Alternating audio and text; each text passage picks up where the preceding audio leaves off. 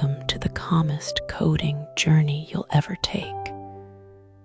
Find a cozy spot, lean back, and let the gentle rhythm of this tutorial start to wash over you. Close your eyes if you like, or just let the words flow softly into your mind. This is your time to relax, to learn, and to unwind. As you settle in, remember to like this video and subscribe for more soothing coding adventures. Let the code lull you into a peaceful state. Ready? Let's begin. Welcome to this session on C++ programming fundamentals. The purpose of today's discussion is to provide a clear understanding of the C++ language and its foundational concepts. We will explore key topics, including the basics of C++, its syntax, essential programming concepts, and practical examples to reinforce learning. By the end of this session, you will be able to understand C++ role in modern software development, learn its core syntax, and develop a strong grasp of programming logic. This foundation will empower you to write efficient and effective code in the C++ language. C++ is a general-purpose programming language designed to offer flexibility and power. It was developed by Bjarne Stroustrup in the 1980s as an extension of the C programming language. What makes C++ unique is its ability to combine high-level features such as object-oriented programming with low-level capabilities like direct memory manipulation. This dual nature allows developers to create both complex applications and systems-level software. C++ supports multiple programming paradigms, including object-oriented, procedural, and generic programming. This versatility makes it a popular choice for a wide range of applications, from game development to operating system design. The importance of C++ in the programming world cannot be overstated. It is widely used in system and software development, where performance and efficiency are critical.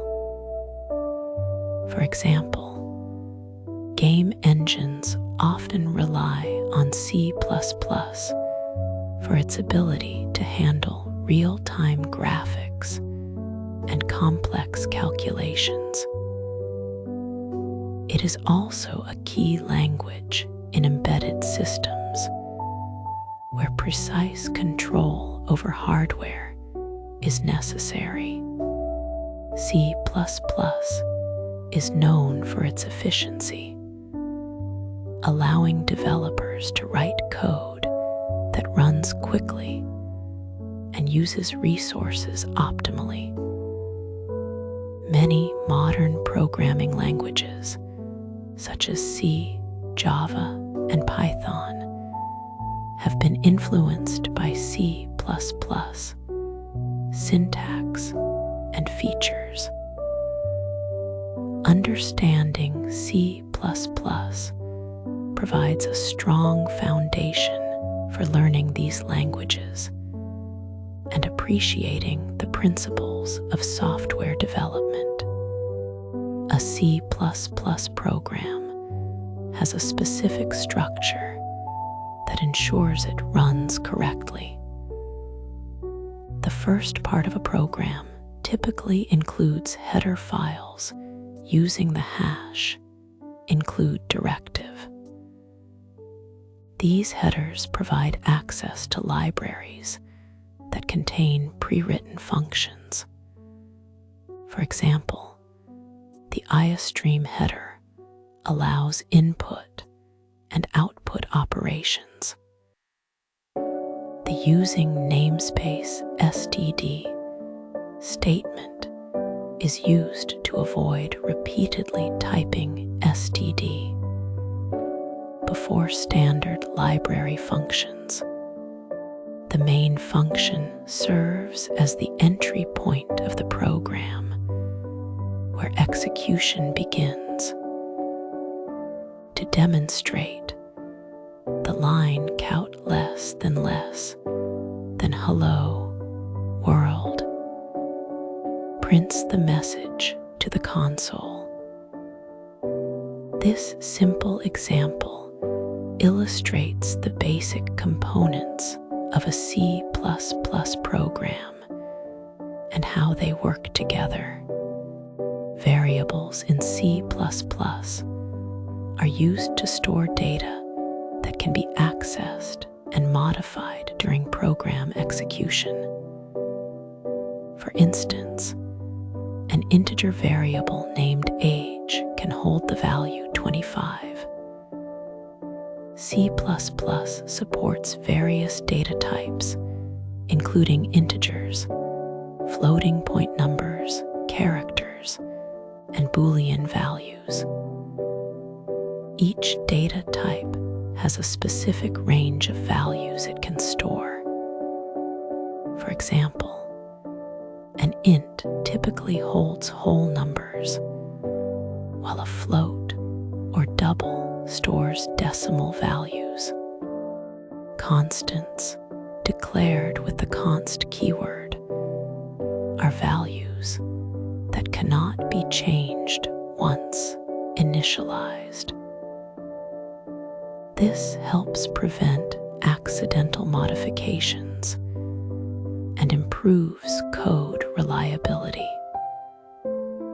Understanding variables and data types is essential for managing information effectively in any program. Control structures in C++ allow programs to make decisions and repeat actions. Conditional statements like if, and else enable the program to execute different code paths based on certain conditions. For example, an if statement checks whether a condition is true before running the associated code. Loops, such as for, while, and do while, allow repeated execution of a block of code. A for loop is useful when the number of iterations is known, while a while loop continues until a condition is met. The switch statement provides an alternative to multiple if-else conditions, making it easier to handle multiple possible values of a variable. These structures are fundamental to creating dynamic and responsive programs. Functions in C++ are reusable blocks of code that perform specific tasks. They help organize code into manageable parts and promote code reuse. The syntax for a function includes a return type, a function name, and parameters. For example, function add takes two integers as parameters and returns their sum. Functions can be called multiple times within a program, reducing redundancy and improving readability.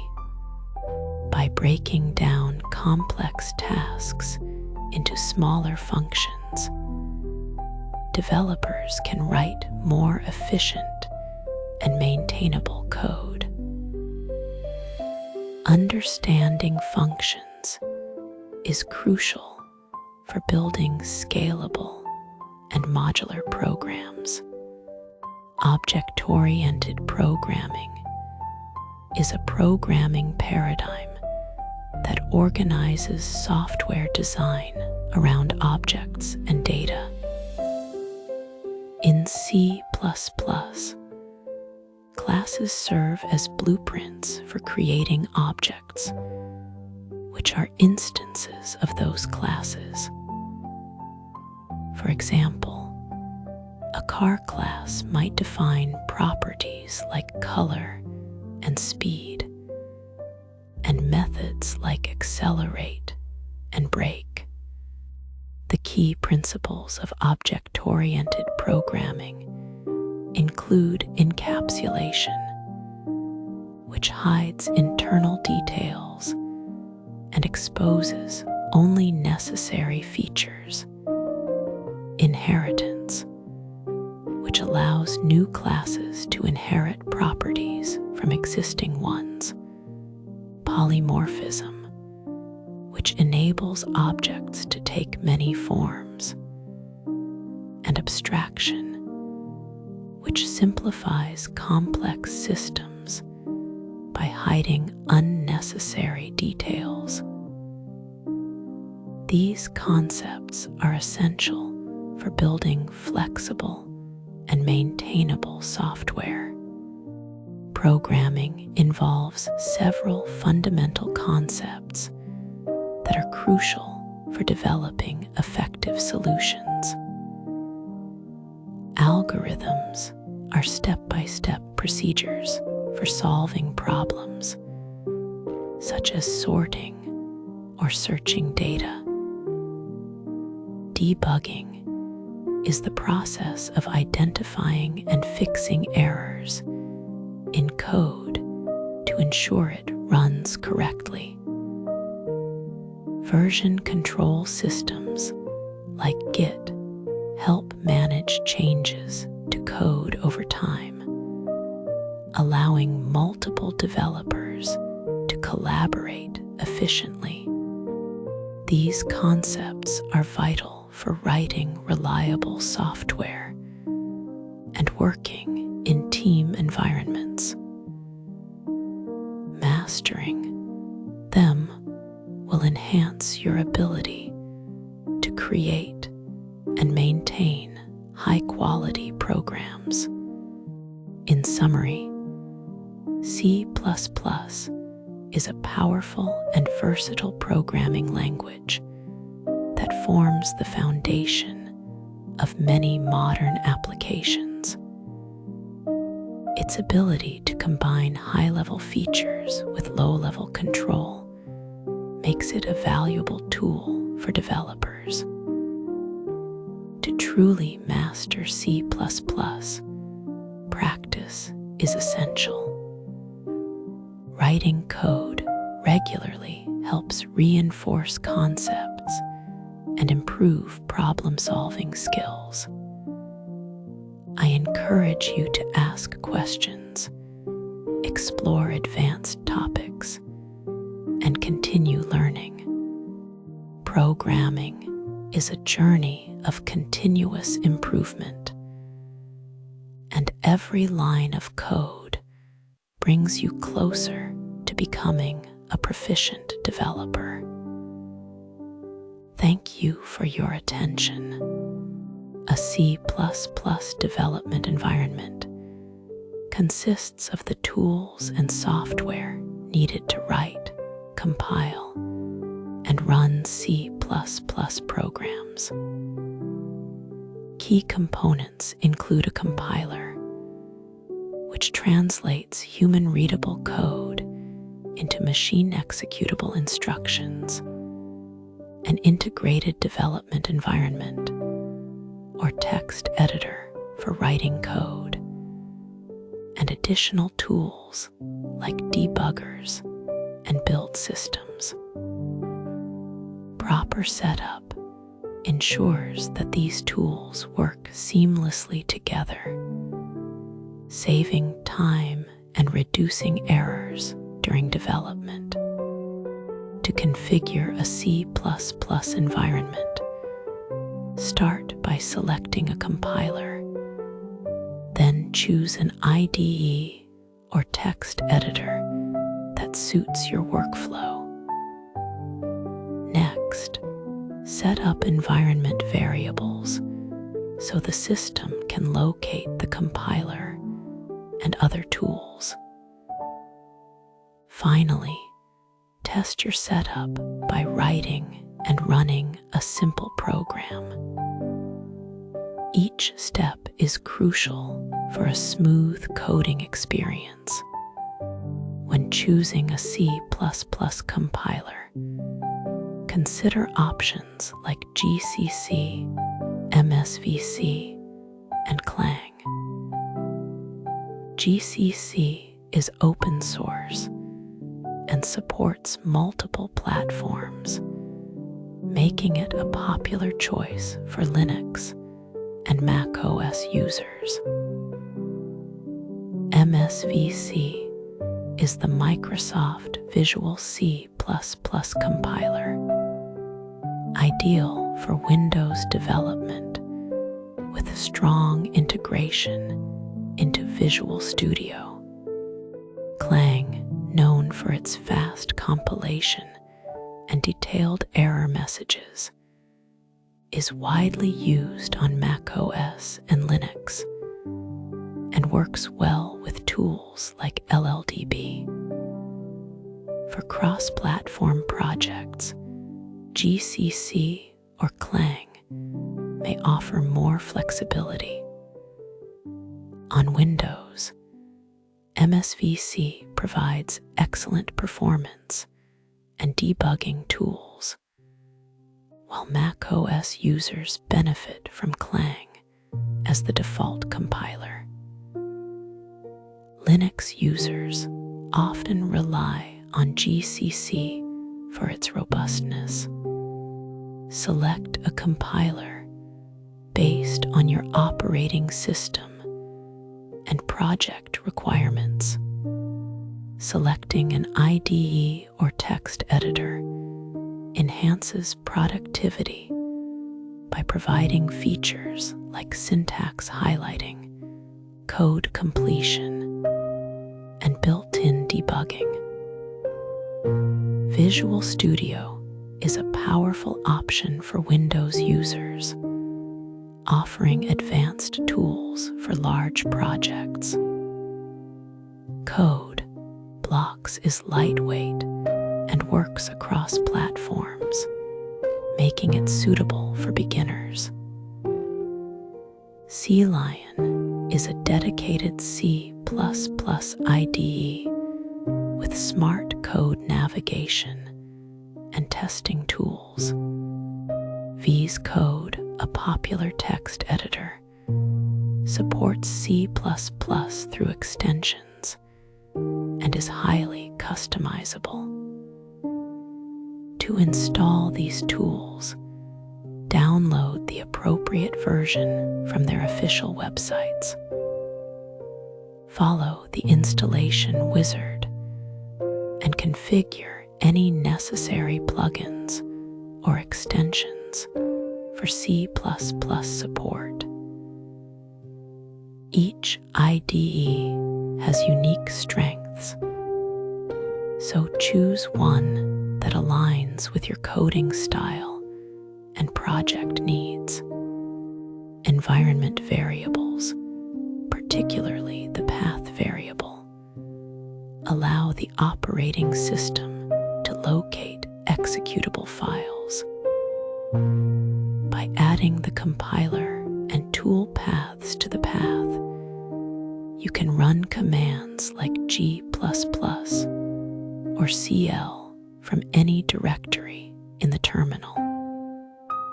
On Windows, this involves accessing system properties and editing the path variable. On Mac OS and Linux, you can modify the bashrc or CSHRC file to include the paths. After setting up, verify the configuration by opening a terminal and typing the compiler command. If the system responds with version information, the setup is successful. If not, double-check the paths and ensure the changes are saved. A properly configured path streamlines the development process. Writing your first C++ program begins with understanding its basic structure. A program typically includes the main function, which serves as the entry point, and the count object from the IOStream library to output text. To create a program, open your IDE or text editor, type the code, and save the file with a CPP extension. Compile the code using the compiler command, such as G++ filename, CPP, O output, which generates an executable. Run the executable to see the output. Common errors include missing semicolons, incorrect function names, or unqualified identifiers. For example, forgetting to include the IOStream header or using std count without the namespace can cause compilation failures. Learning to read and interpret error messages helps resolve these issues efficiently. Troubleshooting setup issues is an essential skill for any developer. If you encounter a command not found error, it likely means the compiler is not in the path. Recheck the environment variable settings and ensure the compiler is installed correctly. Linking errors, such as undefined references, often stem from missing libraries or incorrect linking flags. For example, not linking the standard library or forgetting to include a source file can cause such errors. Missing libraries may require installing additional packages or adjusting the linker settings. When stuck, online resources like Stack Overflow, GitHub repositories, or official documentation provide solutions. Community forums are also valuable for sharing experiences and finding workarounds. Persistence and resourcefulness are key to overcoming these challenges. In summary, setting up a C++ development environment involves selecting a compiler, installing an IDE or text editor, configuring environment variables, and testing the setup with a simple program. A stable environment ensures smooth coding and reduces frustration. Practice by writing and compiling small programs to reinforce your understanding of the tools.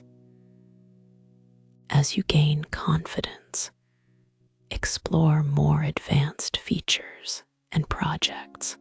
Remember, a well-configured environment is the foundation of efficient programming. Keep experimenting and don't hesitate to seek help from online communities when needed. With consistent practice, you'll become proficient in navigating and troubleshooting your development setup. C++ is a statically typed compiled language, which means that the type of every variable must be declared explicitly, and the code is translated into machine language before execution. Programs are written in source code files that have a .c++ extension. The syntax of the language defines the set of rules that govern how code is structured and written.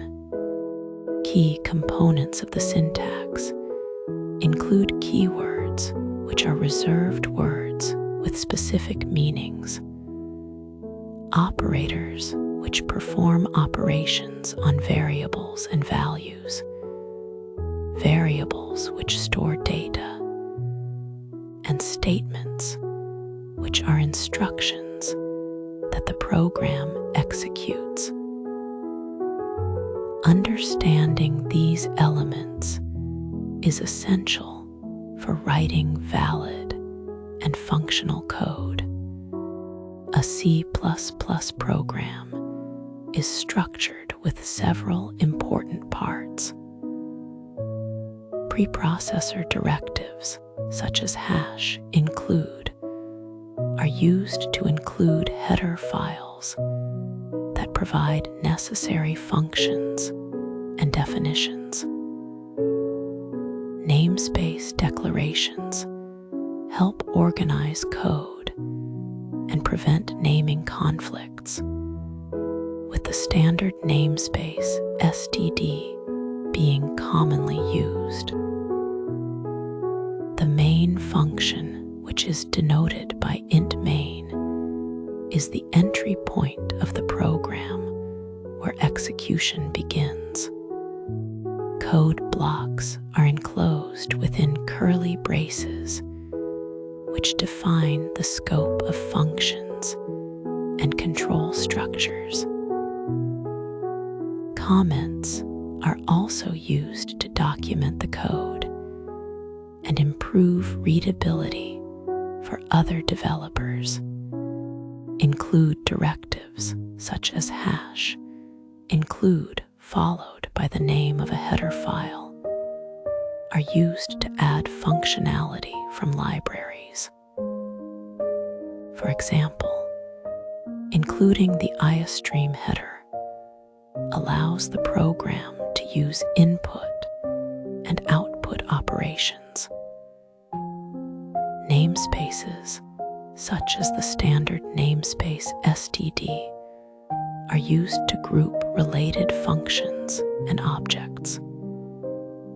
Using the statement using namespace std avoids the need to repeatedly qualify identifiers with the namespace prefix.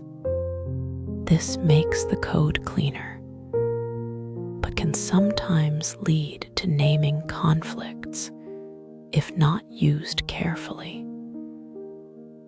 The iostream header is essential for basic input and output operations in C++ programs. The main function is the starting point of any C++ program. When the program runs, execution begins at the main function. The return type int indicates that the function returns an integer value, typically 0, to signify successful completion. The code inside the curly braces is executed in the order it is written. This sequential execution is fundamental to how programs operate. Properly structuring the main function ensures that the program runs as intended and handles any necessary operations before terminating.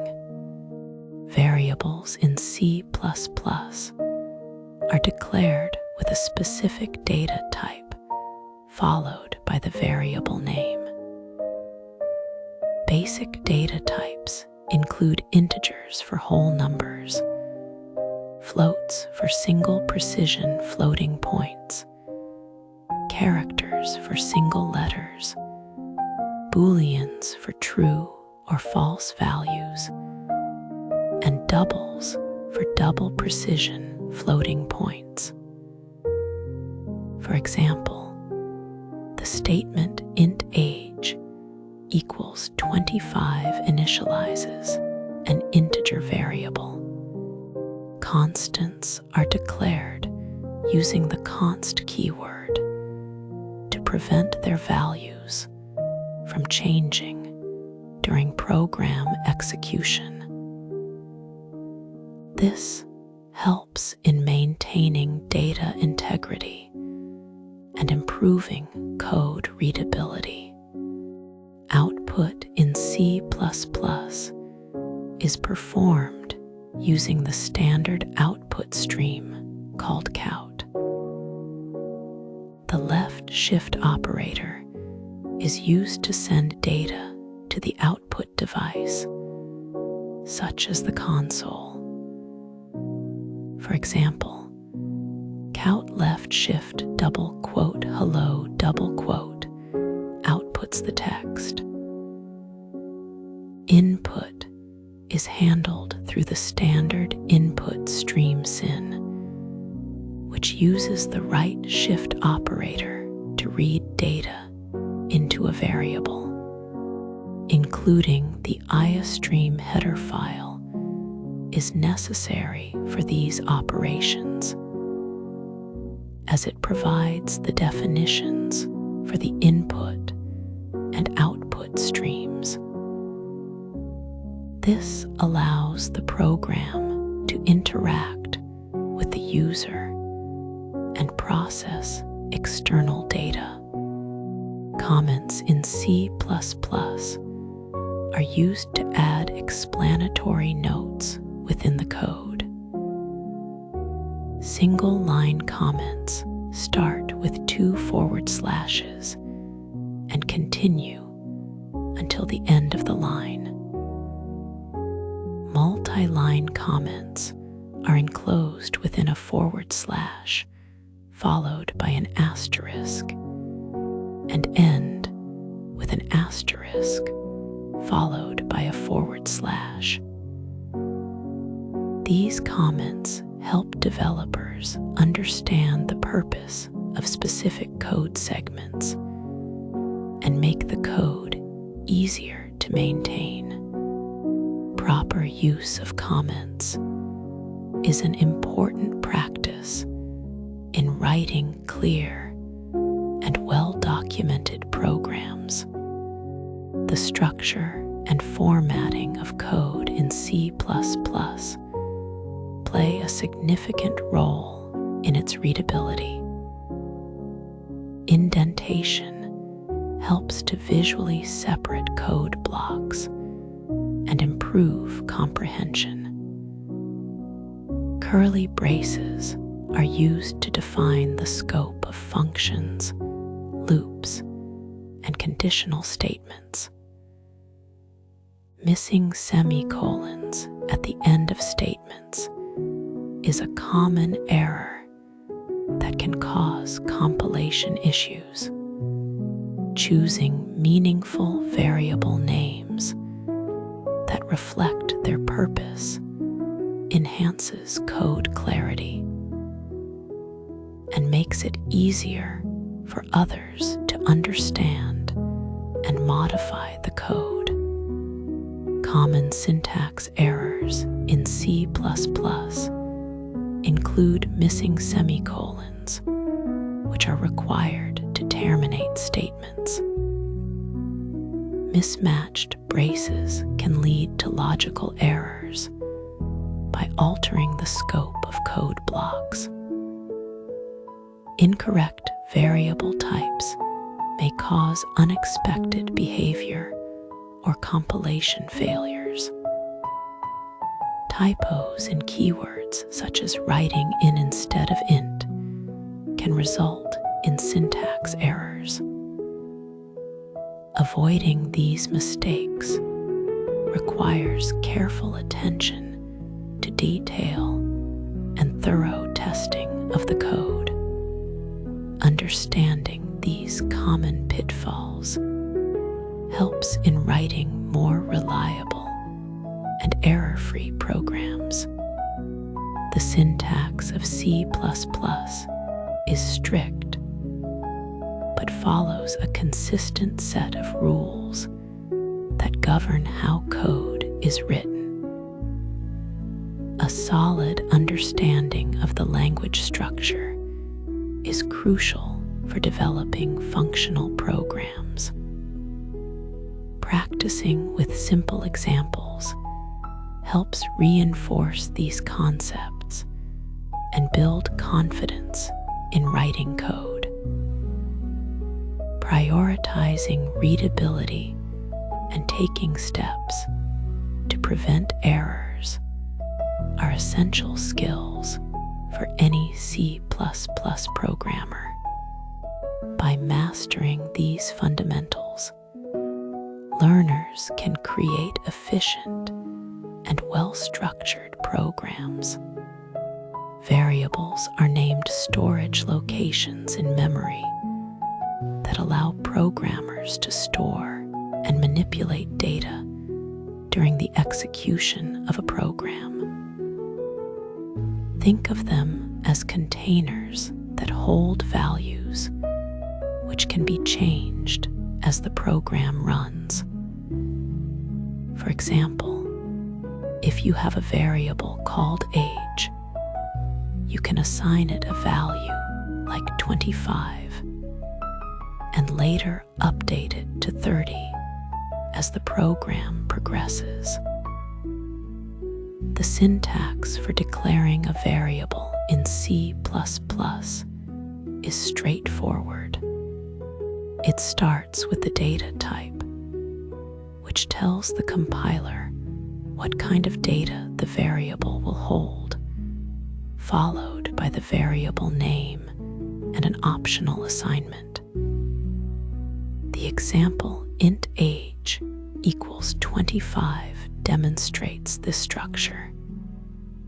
Here, int is the data type, age is the variable name, and 25 is the initial value. Understanding variables is fundamental because they form the building blocks of any program, enabling dynamic data handling and logical operations.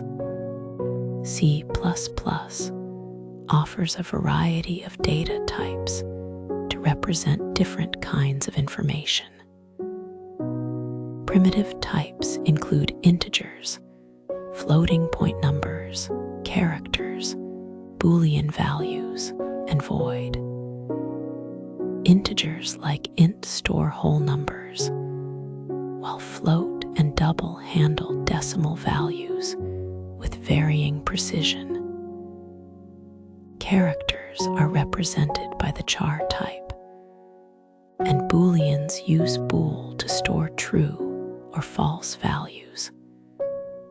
Derived types such as arrays, pointers, and references upon primitive types.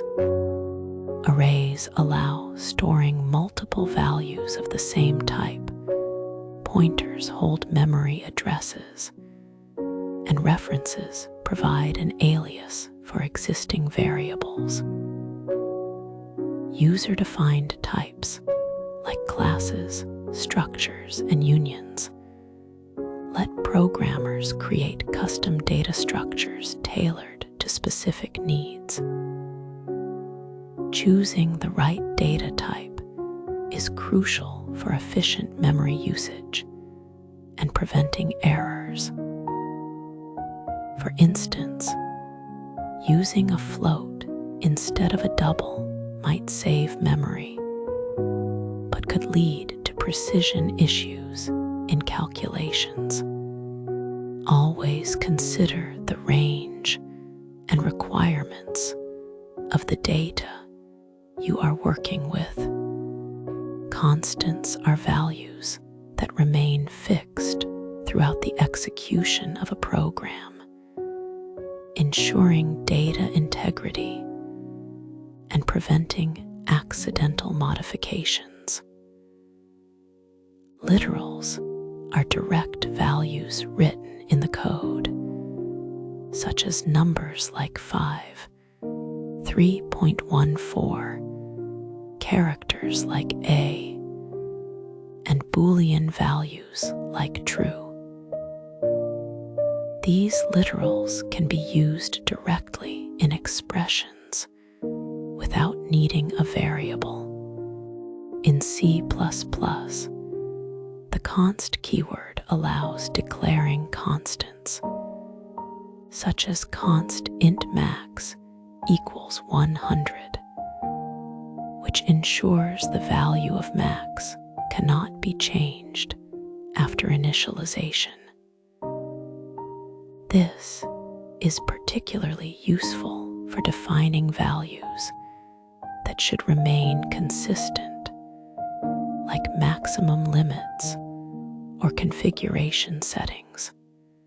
For even more optimization, the constexpr keyword can be used to define constants that are evaluated at compile time, improving performance.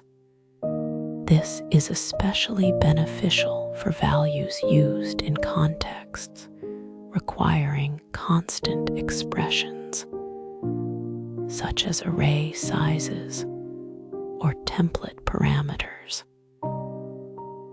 Using constants enhances code readability and reduces the risk of unintended changes.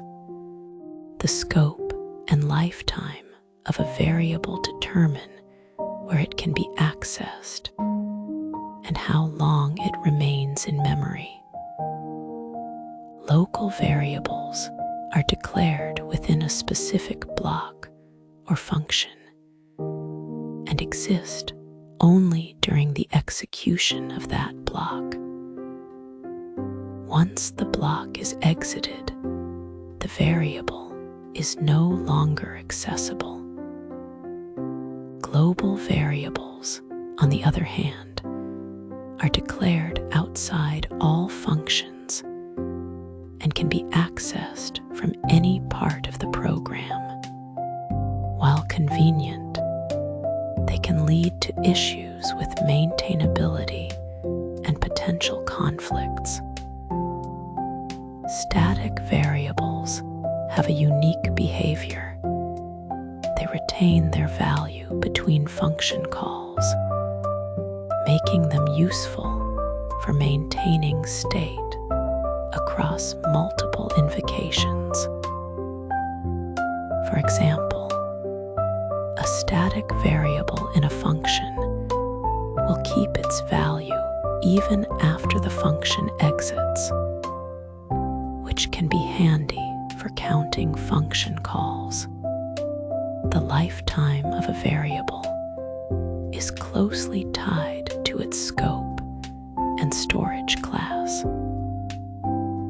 So, understanding these concepts helps in managing memory and avoiding bugs related to variable accessibility.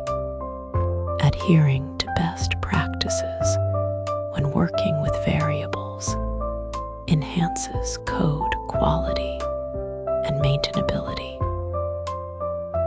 Using meaningful variable names, such as student count instead of SC, makes the code more readable and easier to understand for others.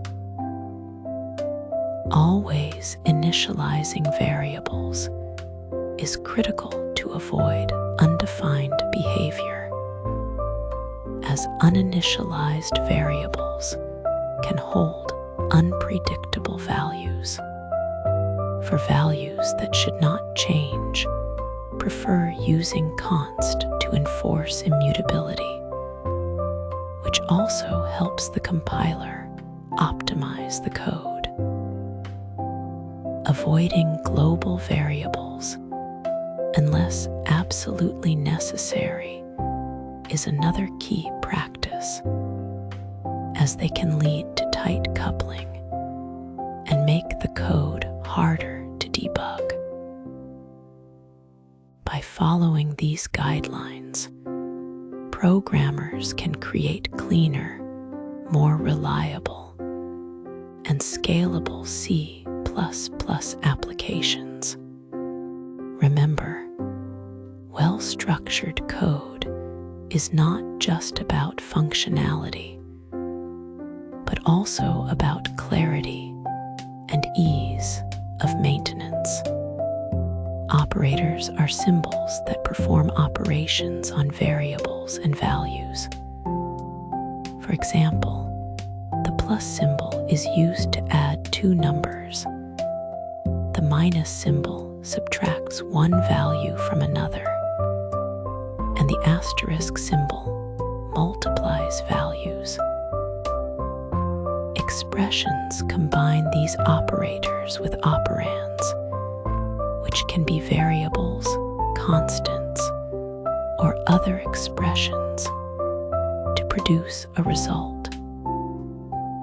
An example of an expression is 5 plus 3, which evaluates to 8. Another example is x multiplied by y, which gives the product of the two variables. A third example is a equal to b, which checks if the values of a and b are the same. These concepts are fundamental to writing code that manipulates data and performs calculations. The arithmetic operators include plus, minus, multiply, divide, and modulus. The plus operator adds two values.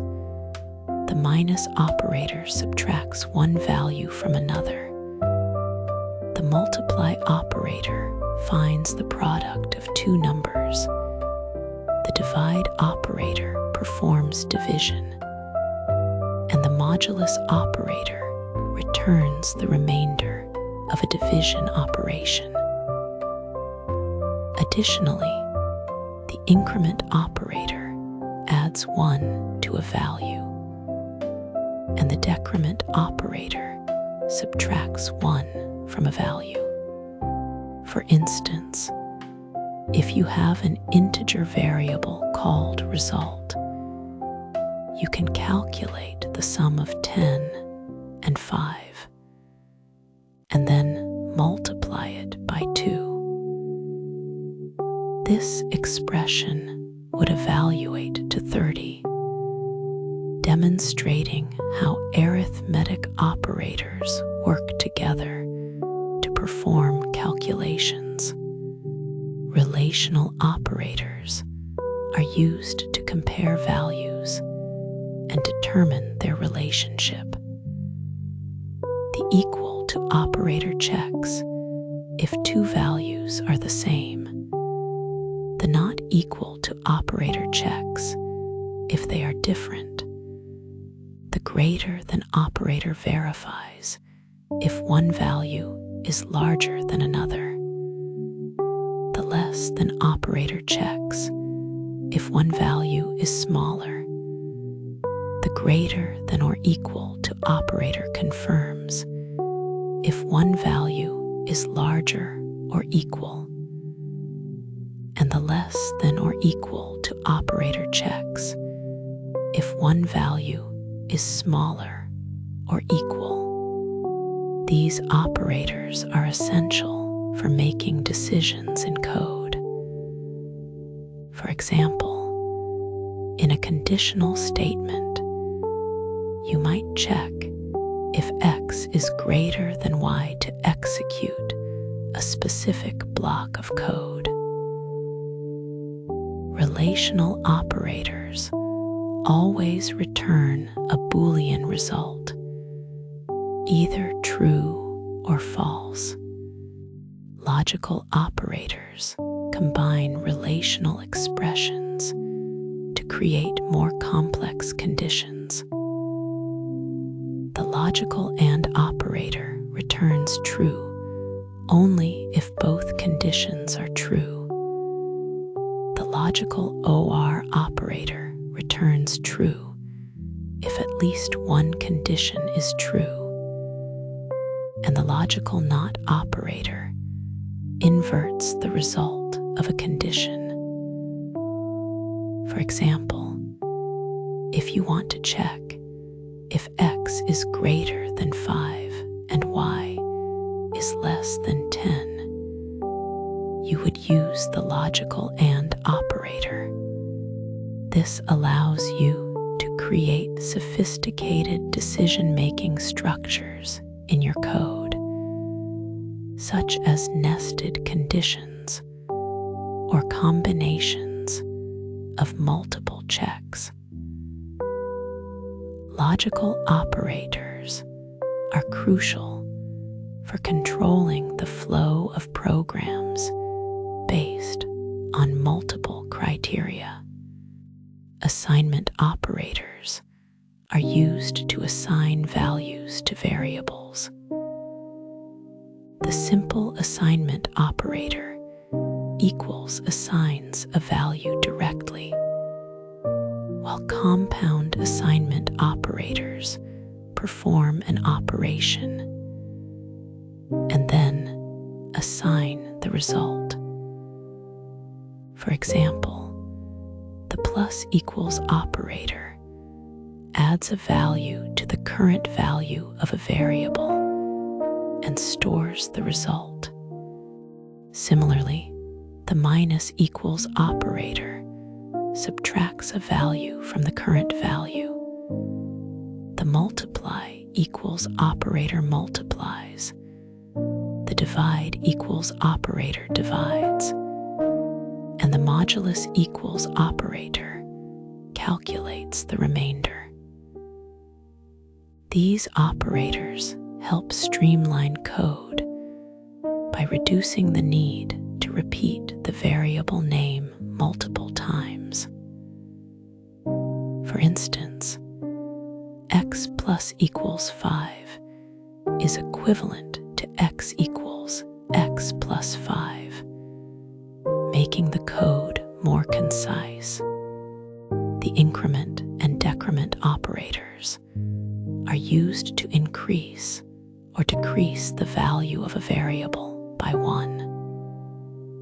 The increment operator is represented by 2 plus symbols, and the decrement operator is represented by 2 minus symbols. However, these operators can be used in 2 ways: pre-increment and post-increment. The pre-increment operator increments the value before it is used in an expression, while the post-increment operator uses the current value first and then increments it. For example, if you have an integer variable x, and assign the result of pre-incrementing x to another variable y, y will receive the updated value. In contrast, if you use post-incrementing x, y will receive the original value before the increment. Understanding this distinction is critical for avoiding unexpected behavior in your code. Operator precedence determines the order in which operations are performed in an expression. When multiple operators are present, the precedence rules dictate which operation is evaluated first.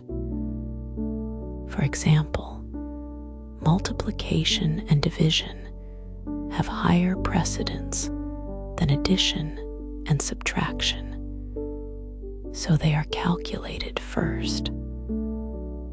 Parentheses can override this order, allowing you to control the evaluation sequence explicitly.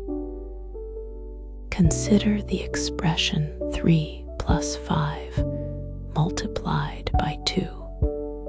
Without parentheses, the multiplication happens first, resulting in 13. However, if you use parentheses to group the addition first, as in 3 plus 5 multiplied by 2, the result becomes 16. Proper use of parentheses ensures that your expressions behave as intended and avoids confusion caused by default precedence rules. Expressions are combinations of variables, constants, and operators that produce a value. They can be arithmetic, logical, or relational, depending on the operators used. An arithmetic expression might involve basic math operations, such as adding two numbers or multiplying variables. A logical expression combines relational operators with logical operators to evaluate conditions. A relational expression compares values using operators like greater than or equal to. For example, the expression a plus b multiplied by the difference between c and d illustrates how multiple operators can work together in a single expression. Expressions are the building blocks of programming, enabling you to perform calculations, make decisions, and manipulate data dynamically. Common mistakes in using operators and expressions include confusing the assignment operator with the equality operator. The assignment operator equals is used to store a value, while the equality operator double equals is used to compare values. Misusing these can lead to logical errors in your code. Another frequent error is misinterpreting operator precedence, which can cause expressions to evaluate in unexpected ways. For example, without parentheses, multiplication might occur before addition, altering the result. Additionally, side effects from increment and decrement operators can be tricky. For instance, using post-increment in an expression might produce a different outcome than using pre-increment, leading to bugs if not carefully managed. These pitfalls highlight the importance of understanding how operators behave and testing your code thoroughly. To write clear and effective code, follow best practices when using operators and expressions. Always use parentheses to explicitly define the order of operations, especially in complex expressions. This makes your intentions clear and reduces the risk of errors. Avoid creating overly nested or complicated expressions, as they can be difficult to read and maintain. Instead, break them into smaller, more manageable parts. Additionally, choose meaningful variable names that reflect their purpose, making your code more understandable for others and yourself. These practices enhance readability, reduce the likelihood of mistakes, and make debugging easier when issues arise. Operators and expressions form the foundation of logic in C++ programming. Understanding their types, precedence, and potential pitfalls is essential for writing correct and efficient code. Whether you are performing calculations, making decisions, or manipulating data, operators and expressions are the tools that enable these tasks. By practicing writing and debugging expressions, you reinforce your knowledge and develop the skills needed to solve real-world problems. Continuous learning and careful application of these concepts will help you become a more proficient and confident C++ programmer. Input-output operations are fundamental to any programming language, allowing programs to communicate with users and external systems. In C++, this capability is built into the language through a set of powerful tools that handle data flow between the program and its environment. This session will explore the core concepts of input and output, including how to manage standard input and output, format data for display, and work with files. Understanding these mechanisms is essential for creating programs that can interact with users, process data, and store information persistently. The standard input and output in C++ are managed through two key objects, sin and count. The sin object is used to read data from the standard input device, typically the keyboard, while the count object is used to send data to the standard output device, which is usually the screen. For example, the statement count, "Hello world," will display the text, "Hello world," on the screen. Similarly, the statement sin variable allows the program to read input from the user and store it in a variable.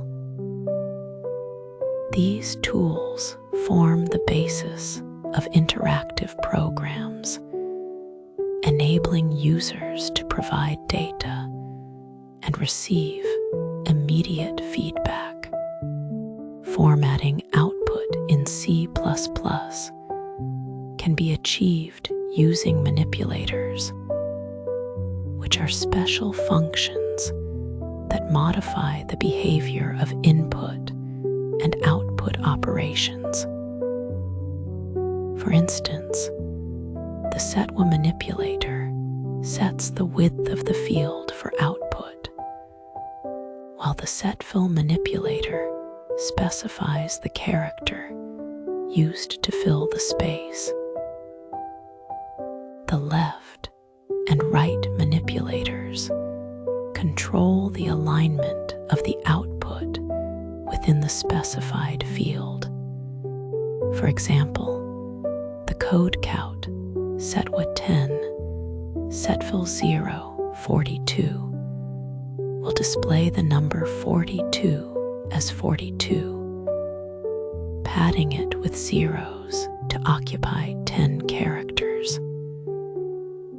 The endl manipulator not only inserts a new line, but also flushes the output buffer, ensuring that the data is immediately displayed. These tools allow for precise control over the appearance of output, making it easier to create readable and well-structured programs. The syn object provides a flexible way to handle input from users, allowing the program to read multiple data types in sequence. For example, a single syn statement can read an integer, a string, and a floating point number in the order they appear. However, when dealing with input, it is important to handle cases where the user might enter unexpected data. The syn ignore function can be used to skip over unwanted characters, such as newline characters, that might interfere with subsequent input operations. Additionally, the syn fail function checks whether the last input operation was successful, helping to detect and handle errors such as invalid data types. These features make it possible to create robust programs that can respond gracefully to user input. For working with files in C++, the language provides two specialized classes, ifstream and offstream. The ifstream class is used to read data from files, while the offstream class is used to write data to files. For example, the statement ifstream file data txt opens a file named data.txt for reading. Once the file is open, data can be read using the extraction operator, similar to how syn is used for standard input. This allows programs to process data stored in files, making it possible to store information persistently and retrieve it later. File I/O is essential for applications that need to handle large datasets, save user preferences, or manage external resources. Error handling is a critical aspect of input and output operations, ensuring that programs can respond to unexpected situations without crashing. When working with files, it is important to check whether the file was successfully opened using the isopen method. For example, if file, isopen ensures that the program proceeds only if the file exists and is accessible. Similarly, the sin, fail function can detect invalid input, such as when a user enters a string where a number is expected. To further enhance reliability, exceptions can be used with try-catch blocks, allowing the program to handle errors gracefully and continue execution even after encountering issues. These practices are essential for creating stable and user-friendly applications. Mastering input and output operations is a key step in becoming proficient in C++ programming. The standard input and output tools, sin and count, provide a straightforward way to interact with users, while file streams enable the program to work with persistent data. Proper formatting of output and careful handling of input ensure that programs produce clear and accurate results. Additionally, validating input and addressing errors effectively prevents unexpected behavior and improves the overall reliability of the software.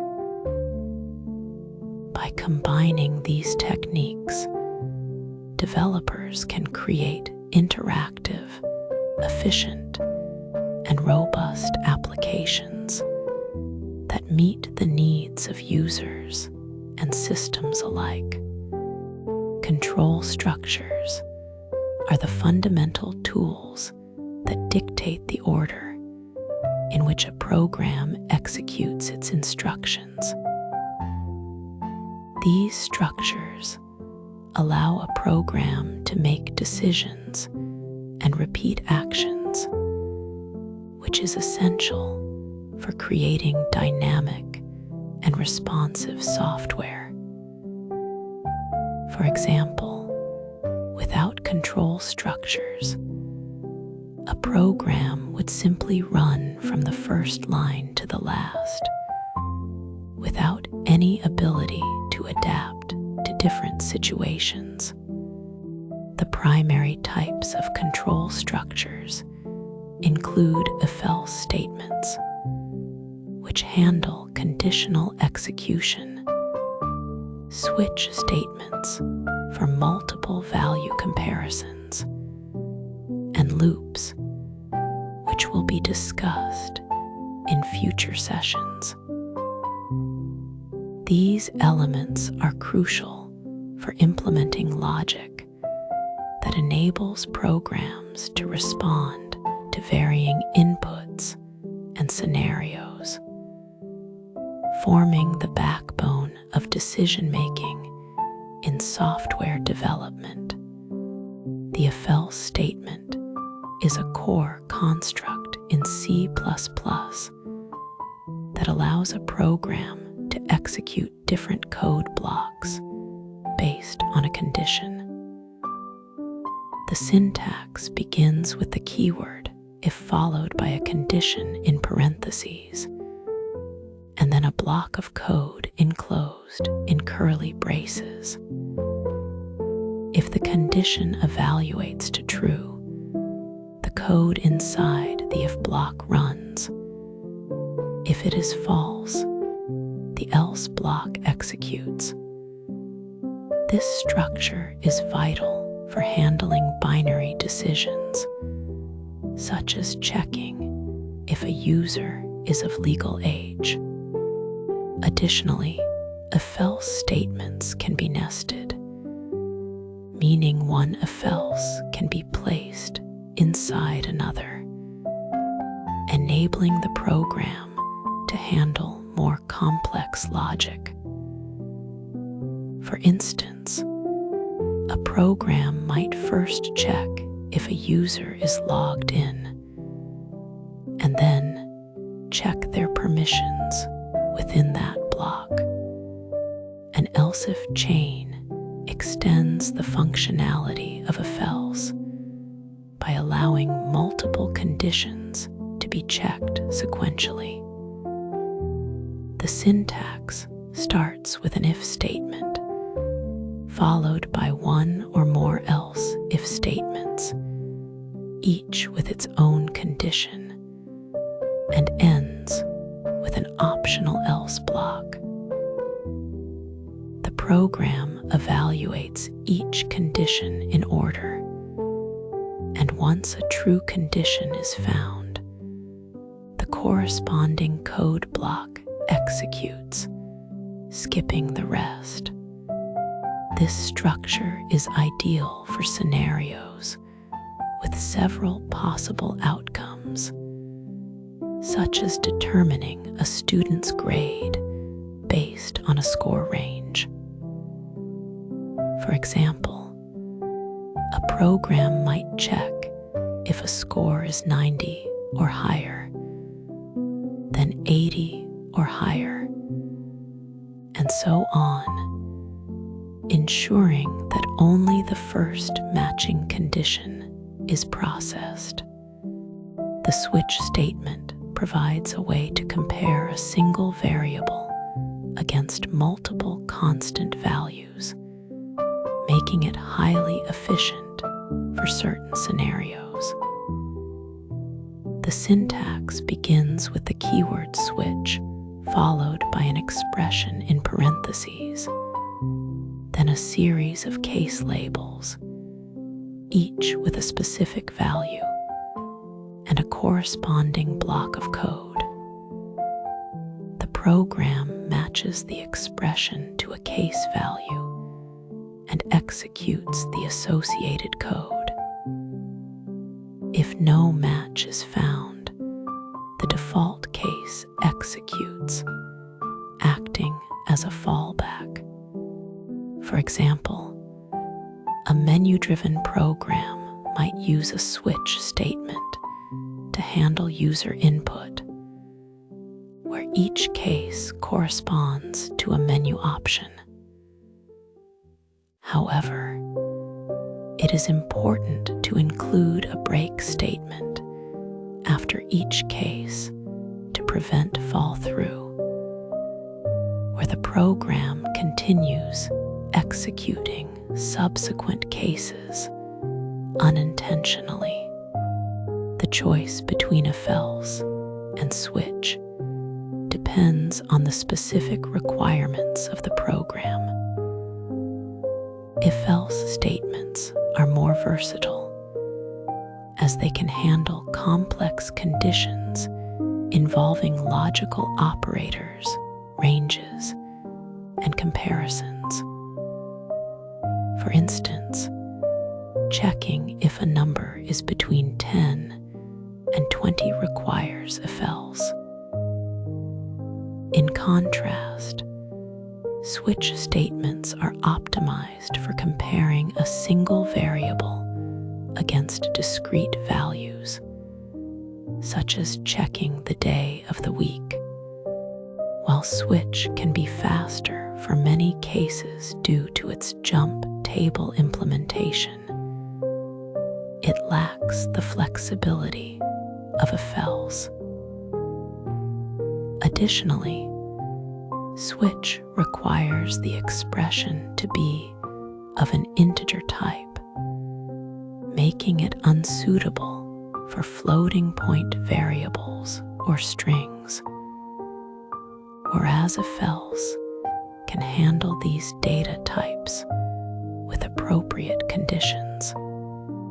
Let me demonstrate how if else and switch statements are used in practice.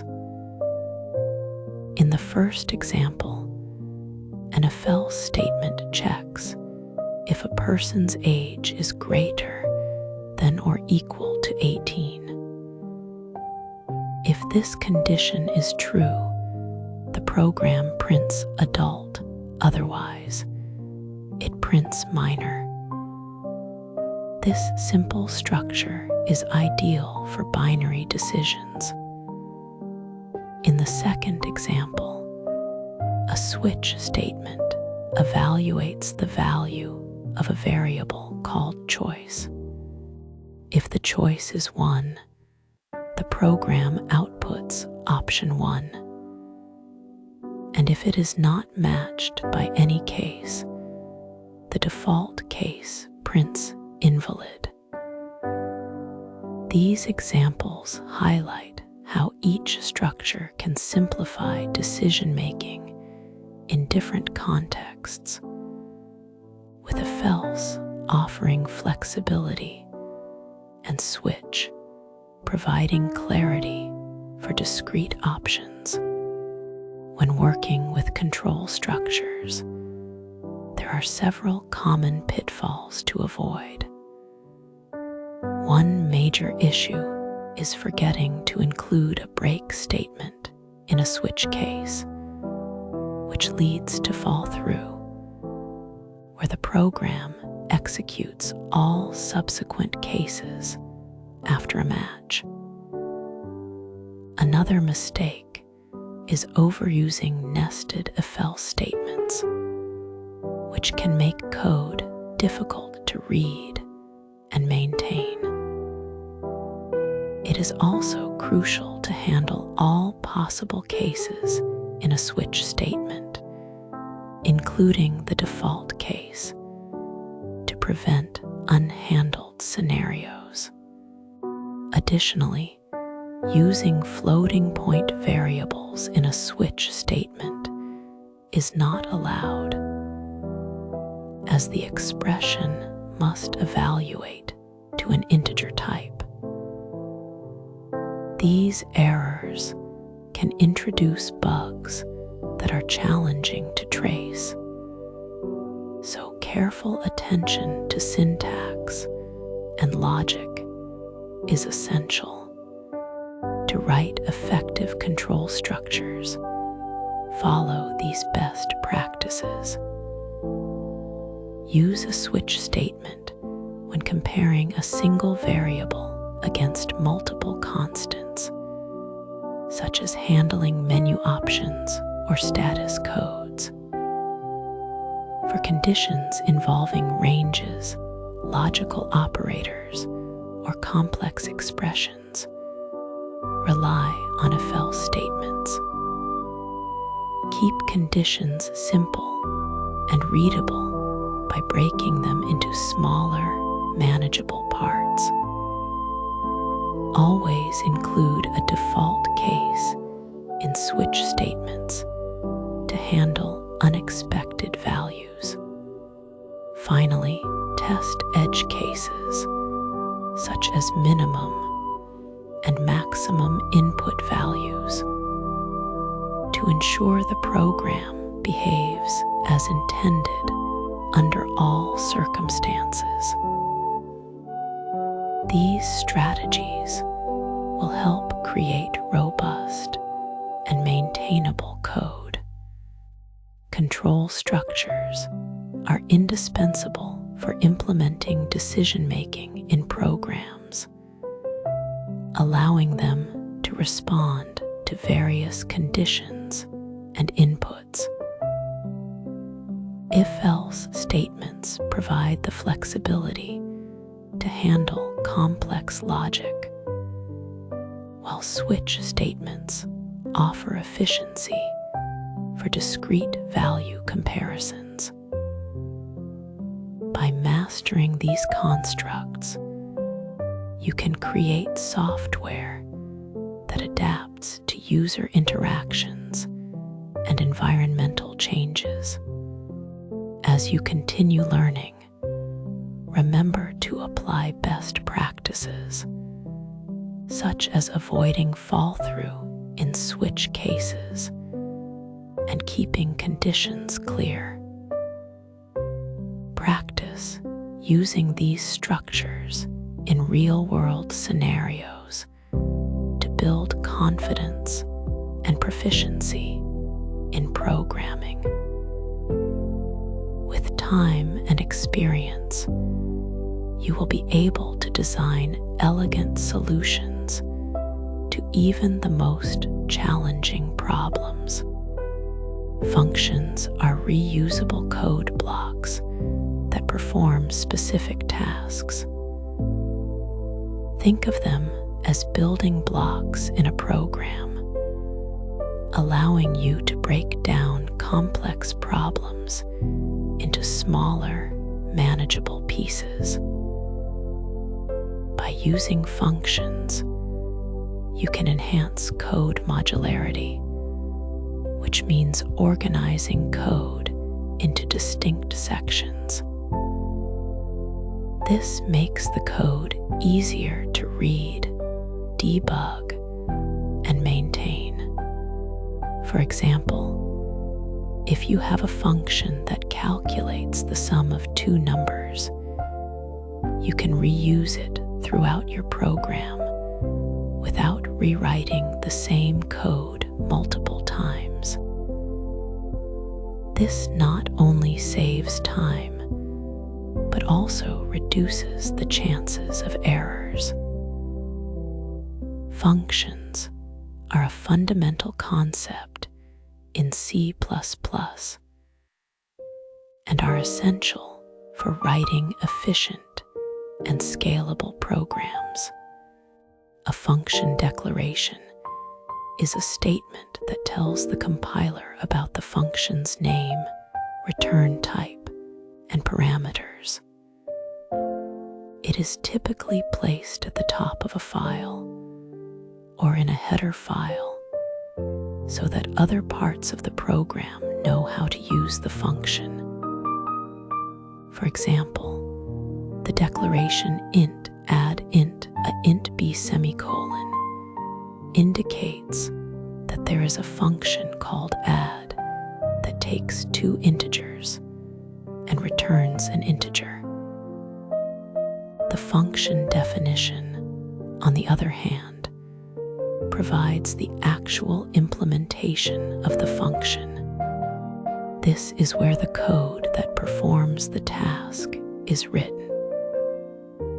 For instance, the definition int add int a int b brace return a plus b semicolon shows how the function adds two numbers. Separating declarations and definitions into header and source files helps manage large projects, as it allows multiple files to share the same function without duplication. Parameters are the variables listed in a function definition, acting as placeholders for the values that will be passed to the function. When a function is called, the actual values provided are called arguments. For example, in the function definition void print int x brace count less than x semicolon, the parameter x is a placeholder. When the function is called as print 5 semicolon, the argument 5 is passed to the parameter x. These parameters behave like local variables within the function, meaning their scope is limited to the function itself. This ensures that changes made to parameters inside the function do not affect the original variables outside the function unless explicitly designed to do so. Pass-by value is a method where a copy of the argument is passed to the function. This means the function works with a duplicate of the original data, and any changes made to the parameter inside the function do not affect the original variable. For example, if you have a function void increment int x brace x plus plus semicolon, and you call it with a variable int, a 10 semicolon, the value of a remains 10 after the function call. This approach is safe because it prevents unintended modifications to the original data. However, it can be less efficient for large data types, as copying the entire data can consume more memory and processing time. Pass by reference allows a function to access the original variable by passing its memory address. This is done using a reference parameter, which acts as an alias for the original variable. For example, the function void increment int and x brace x plus plus semicolon modifies the original variable directly. If you call this function with int, a 10 semicolon, the value of a becomes 11 after the function call. This method is efficient for large objects and allows the function to alter the original data, which can be useful in scenarios where you need to update variables outside the function. However, care must be taken to avoid unintended side effects. Pass by pointer is another way to pass the memory address of a variable to a function using a pointer parameter. Unlike references, pointers can be null or reassigned, offering more flexibility. For example, the function void increment int x brace asterisk x plus plus semicolon dereferences the pointer to modify the original variable. If you pass the address of a variable int, a 10 semicolon to this function, the value of a becomes 11. This method is useful for dynamic memory management, and when you need to modify the original data.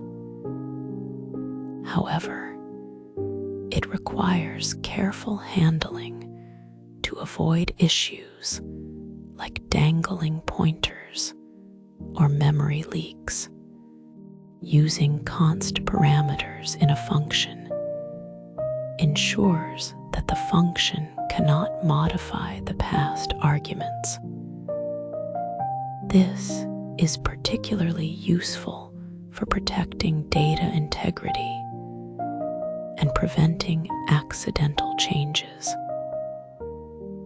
For instance, the function void print const int and x brace count less than x semicolon uses a const reference to access the value of x without allowing it to be altered.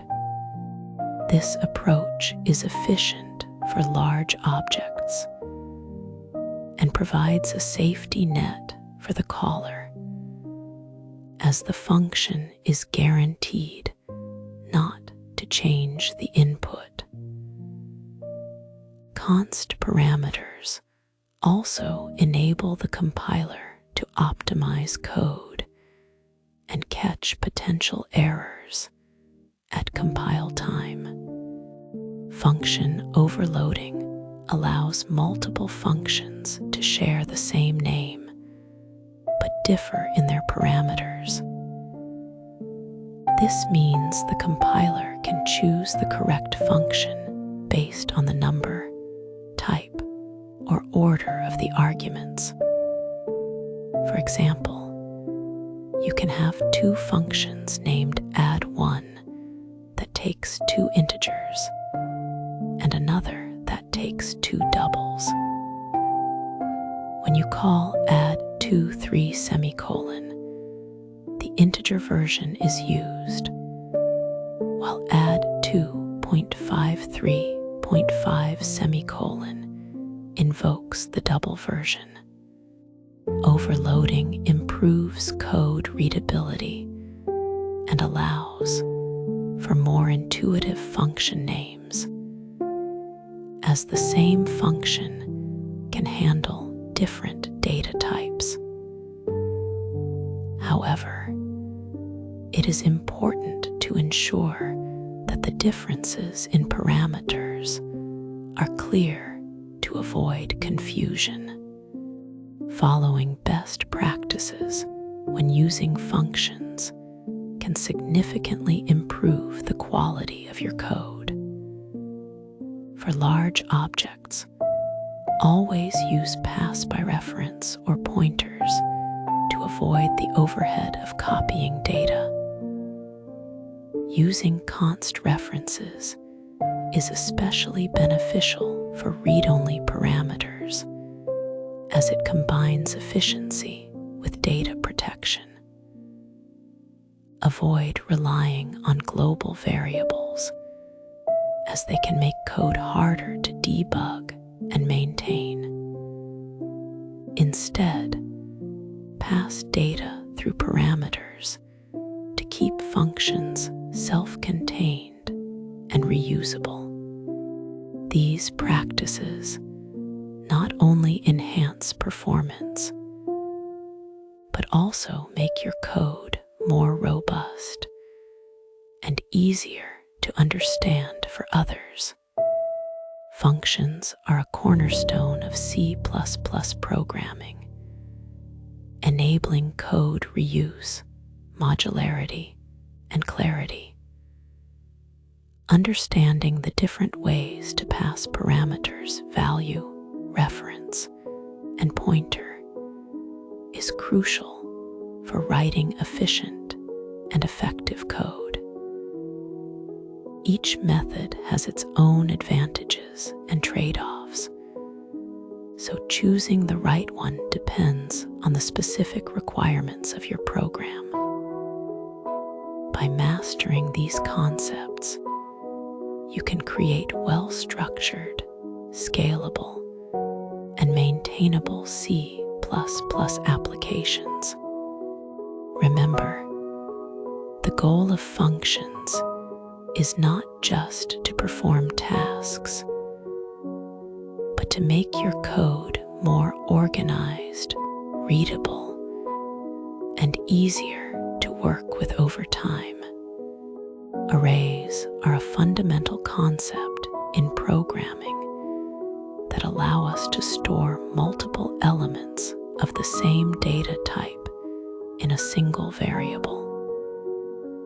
This makes it easier to manage collections of data, such as a list of numbers or a set of characters. Unlike individual variables, arrays provide indexed access, meaning each element can be retrieved using a specific position or index. This index starts at 0, which is a key feature of arrays in C++.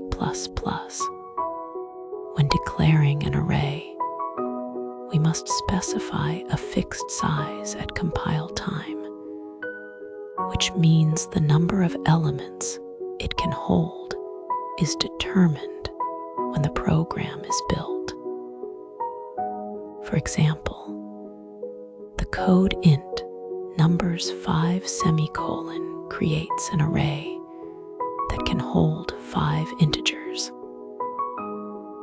This fixed size is a limitation compared to other data structures, but it ensures efficient memory allocation and access. The syntax for declaring an array in C++ is straightforward.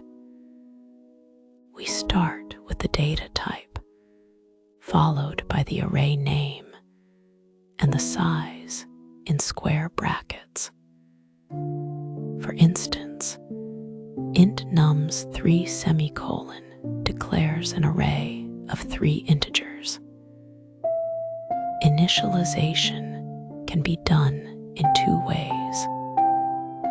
The first method involves explicitly listing the values, like int nums 3 equals curly braces 1, 2, 3 curly braces. The second method allows the compiler to infer the size based on the number of elements provided, as seen in int nums equals curly braces 10, 20, 30 curly braces. It is important to note that if an array is not initialized, its elements will contain garbage values, which are unpredictable and can lead to errors. This is why it is good practice to initialize arrays when they are declared. Accessing elements in an array is done using index notation. The array name followed by the index in square brackets retrieves the value at that position. For example, nums0 accesses the first element of the array. Since indexing starts at 0, the last element of an array with 5 elements will have an index of 4. It is crucial to avoid out-of-bounds access, which occurs when we try to access an index that is outside the array's size. This can lead to undefined behavior, such as program crashes or incorrect results. To prevent this, always ensure that the index used is within the valid range of the array. Iterating through arrays is a common task in programming, and loops are the primary tool for this.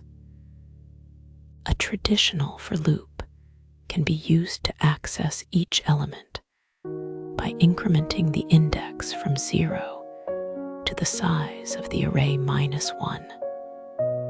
For example, for int I0 semicolon I less than size semicolon I plus plus open curly brace, close curly brace. C++ also provides a range-based for loop, which simplifies the process by automatically iterating over each element. The syntax for this is for int num colon nums open curly brace count less than num less than space close curly brace. This method is particularly useful for avoiding off-by-one errors and improving code readability. multi-dimensional arrays extend the concept of arrays to more than one dimension, allowing us to represent data in a grid-like structure. A two-dimensional array, for instance, can be visualized as a table with rows and columns. The syntax for declaring a two-dimensional array is data type, array name, row size, bracket, column size. For example, int matrix 3 bracket 3 semicolon creates a 3x3 matrix. These arrays are often used in applications such as image processing, game development, and mathematical computations, where data is naturally organized in rows and columns. Accessing elements in a two-dimensional array requires two indices, one for the row and one for the column. The syntax is array name, row, bracket, column. For example, matrix 0 bracket 1 accesses the element in the first row and second column. It is important to understand that multi-dimensional arrays are stored in memory as a single block of contiguous elements, following a row major order. This means that all the elements of a row are stored next to each other, followed by the elements of the next row. This layout affects how data is accessed and can impact performance in certain operations. Arrays are often used to perform basic operations such as summing elements, finding the maximum value, and searching for a specific value. To sum the elements of an array, we can initialize a variable to 0 and then iterate through each element, adding it to the variable. For example, int sum 0 semicolon for int I0 semicolon, I less than size semicolon I plus plus, sum plus equals nums I. Finding the maximum value involves comparing each element to a variable that holds the current maximum. Searching for a value can be done using a loop to check each element, or by using the std find function from the standard template library, which provides a more efficient and readable approach. The memory layout of multidimensional arrays is a critical concept for understanding how data is stored and accessed. Although a two-dimensional array appears as a grid, it is stored in memory as a one-dimensional array. The formula to calculate the position of an element in this linear memory is row multiplied by column size plus column. For example, in a 3x3 matrix, the element at row 1 and column 2 would be located at index 1 multiplied by 3 plus 2, which equals 5. This formula is essential for low-level programming and optimizing memory access patterns, especially in applications that require direct manipulation of memory.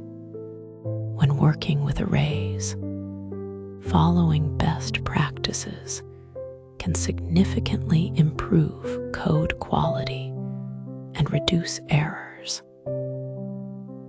One such practice is using the const keyword to declare fixed sizes, which helps avoid magic numbers and makes the code more maintainable. Instead of using fixed size arrays, it is often better to use std vector, which provides dynamic resizing and additional functionality. Validating indices before accessing elements is crucial to prevent out-of-bounds errors, which can be particularly challenging to debug. Additionally, avoiding hard-coded array sizes in functions improves reusability and makes the code more flexible for different scenarios. Arrays are a foundational concept in programming, providing a simple yet powerful way to manage collections of data. They are particularly useful for storing and manipulating data in a structured manner, such as in mathematical operations or data processing tasks. Multi-dimensional arrays extend this capability to handle more complex data structures, such as matrices and grids. Mastering the use of loops and indexing is essential for effectively working with arrays. As you continue your studies, consider exploring advanced topics like dynamic arrays, which offer more flexibility, and the standard template library, which provides a wide range of container classes to simplify programming tasks. Pointers are a fundamental concept in C++ that allow you to work directly with memory addresses. When you declare a pointer, you are essentially creating a variable that stores the location of another variable in memory. This is done using the asterisk symbol in the declaration, such as int ptr. The ampersand operator is used to retrieve the address of a variable. So if you have a variable called x, then and x gives you its memory address. By manipulating these addresses, you can perform operations that are essential for tasks like dynamic memory management, efficient data structures, and low-level system programming. Understanding pointers is crucial because they provide a powerful way to interact with the computer's memory, which is the foundation of many advanced programming techniques. Dereferencing a pointer means accessing the value stored at the memory address it points to. This is done using the asterisk symbol again. So if you have a pointer called ptr, then ptr gives you the value at that address. For example, If you have an integer variable x set to 10 and a pointer ptr that points to x, then printing ptr would output 10. However, it is important to note that if a pointer is not properly initialized or has been freed, dereferencing it can lead to unpredictable results, often referred to as undefined behavior. This is why it is critical to always ensure that a pointer is valid before using it, and to avoid operations that could result in accessing memory that is no longer allocated. Every variable in a program resides at a specific location in memory, and each of these locations has a unique address. These addresses can be printed using the count object in C++ by simply passing the address of a variable with the ampersand operator. For instance, if you have a variable called y, then count and y will display its memory address. These addresses are typically represented in hexadecimal format, which is a base 16 numbering system that uses digits 09 and letters. AF memory is organized as a contiguous block of bytes, meaning that each byte has a sequential address, allowing pointers to navigate through memory efficiently. This structure is what enables pointer arithmetic and other low-level operations. Pointer arithmetic allows you to perform operations like incrementing or decrementing a pointer to move through memory. When you increment a pointer, it moves to the next memory location that corresponds to the size of the data type it points to. For example, if you have an integer pointer and you increment it, it moves by 4 bytes, which is the size of an integer on most systems. This is particularly useful when working with arrays, as you can use a pointer to traverse elements without relying on index-based access. However, it is essential to stay within the bounds of the allocated memory to avoid accessing invalid memory locations, which can cause crashes or security vulnerabilities.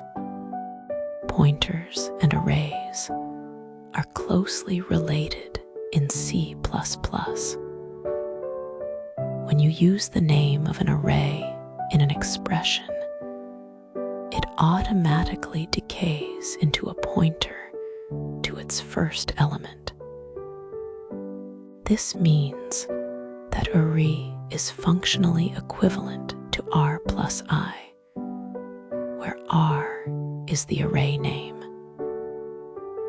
This relationship allows you to use pointers to iterate through arrays efficiently, often leading to more compact and readable code.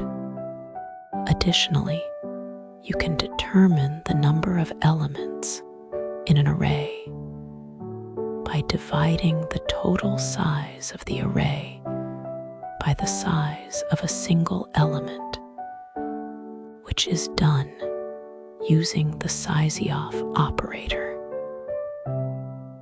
This technique is particularly useful when working with functions that need to process arrays of varying sizes.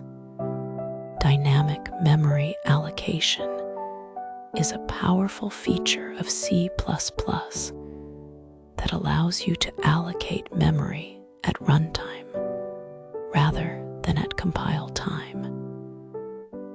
This is done using the new operator, which returns a pointer to the allocated memory. For example, int ptr equals new int allocates memory for a single integer and assigns its address to ptr. When you no longer need this memory, you must explicitly free it using the delete operator, as in delete ptr. For arrays, you use new and delete to ensure that the entire block of memory is properly deallocated. Proper management of dynamically allocated memory is crucial to prevent memory leaks, which occur when memory is allocated but never freed, leading to inefficient use of system resources. Working with pointers requires careful attention to avoid common pitfalls that can lead to bugs and crashes. A dangling pointer occurs when a pointer references memory that has already been deallocated, which can result in unpredictable behavior. To prevent this, always ensure that pointers are valid before dereferencing them. Null pointers, which point to nothing, should be checked using nulpter to avoid accessing invalid memory.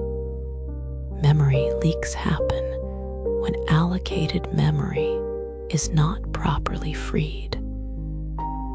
So it is essential to pair every new with a delete and every new with a delete.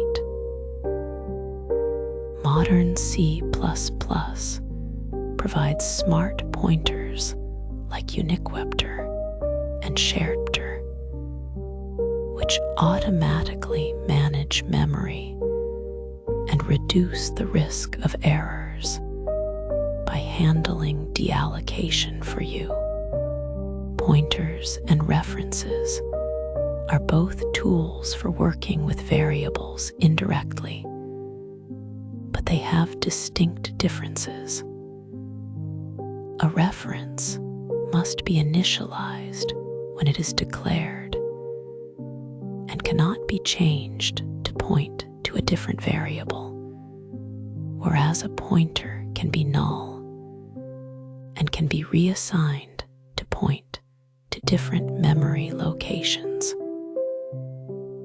References are often used for function parameters to avoid copying large objects, making code more efficient. Pointers, on the other hand, offer greater flexibility, especially when dealing with dynamic data structures or when you need to handle cases where a variable might not exist. Understanding when to use each can help you write safer and more efficient code, depending on the specific requirements of your program. Pointers are a cornerstone of C++ programming, providing the ability to manipulate memory directly and enabling a wide range of advanced features. When used correctly, they can can significantly improve the performance and flexibility of your code, allowing for efficient data handling and complex operations. However, they also require a deep understanding of memory management and careful coding practices to avoid common errors. By practicing with pointers and utilizing tools like smart pointers, you can harness their power while minimizing the risks associated with their use. Mastering pointers is essential for anyone looking to advance their skills in C++ and tackle more sophisticated programming challenges. A reference in the C++ programming language is essentially an alias for an existing variable. This means that when you create a reference, you are not making a copy of the variable, but rather creating another name that points directly to the same memory location. This allows for direct access to the original variable, which can be incredibly efficient because it avoids the overhead of copying data. To declare a reference, you use the ampersand symbol. For example, if you have a variable called var, you can create a reference to it by writing int and ref equals var. It is important to note that references must be initialized when they are declared. Unlike pointers, which can be null or reassigned, a reference is bound to its initial variable and cannot be changed to refer to another variable later. This makes references a safer option in many scenarios. References and pointers in C++ have distinct characteristics that make them suitable for different situations. One key advantage of references is that they are inherently safer because they cannot be null or redefined after initialization. This eliminates the risk of null pointer dereferencing, which is a common source of errors in programs. On the other hand, pointers require explicit dereferencing using the asterisk symbol, which can make the code more complex and prone to mistakes. References simplify the syntax for function parameters and return values, making the code cleaner and easier to read. However, pointers offer more flexibility. For instance, pointers can perform pointer arithmetic, allowing you to navigate through arrays or dynamically allocated memory. This makes pointers more powerful in certain scenarios, but their complexity requires careful handling. The syntax for declaring a reference is straightforward. You start with the data type, followed by an ampersand symbol, and then the reference name, which is assigned to an existing variable. For example, if you have an integer variable x, you can create a reference y by writing int and y equals x. Any changes made to the reference, y, will directly affect the original variable x because they both point to the same memory location. This is particularly useful when you want to modify the original variable without passing it by value. However, it is crucial to avoid creating dangling references, which occur when a reference points to a variable that no longer exists.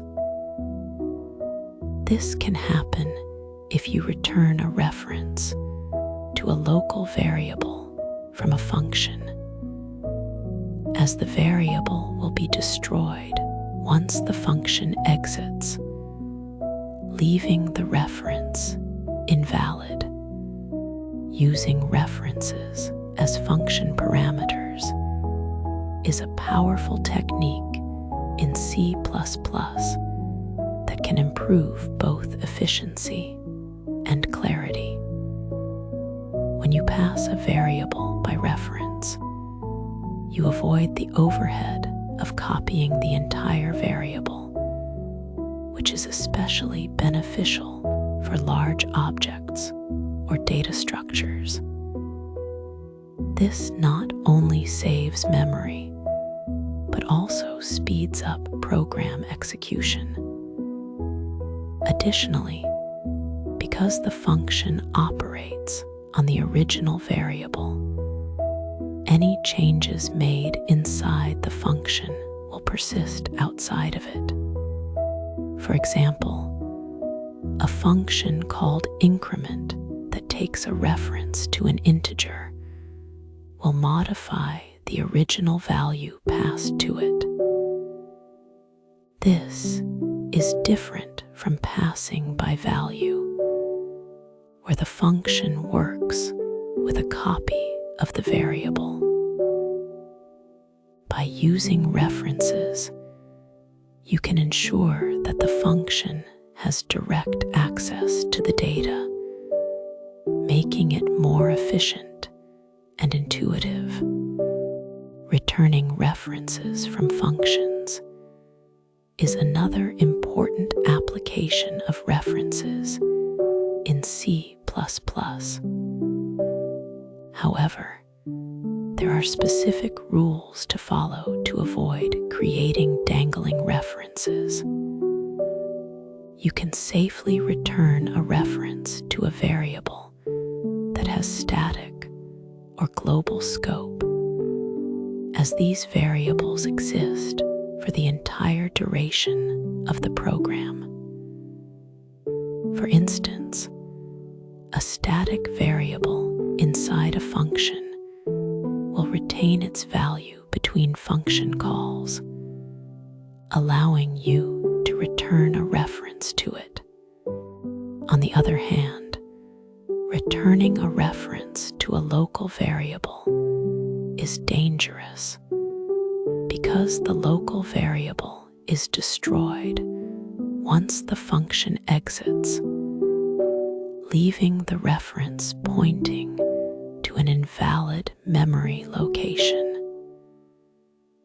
This can lead to undefined behavior, which is difficult to debug. Therefore, it is essential to understand the lifetime of variables when working with references in return statements. Const references are a valuable tool in C++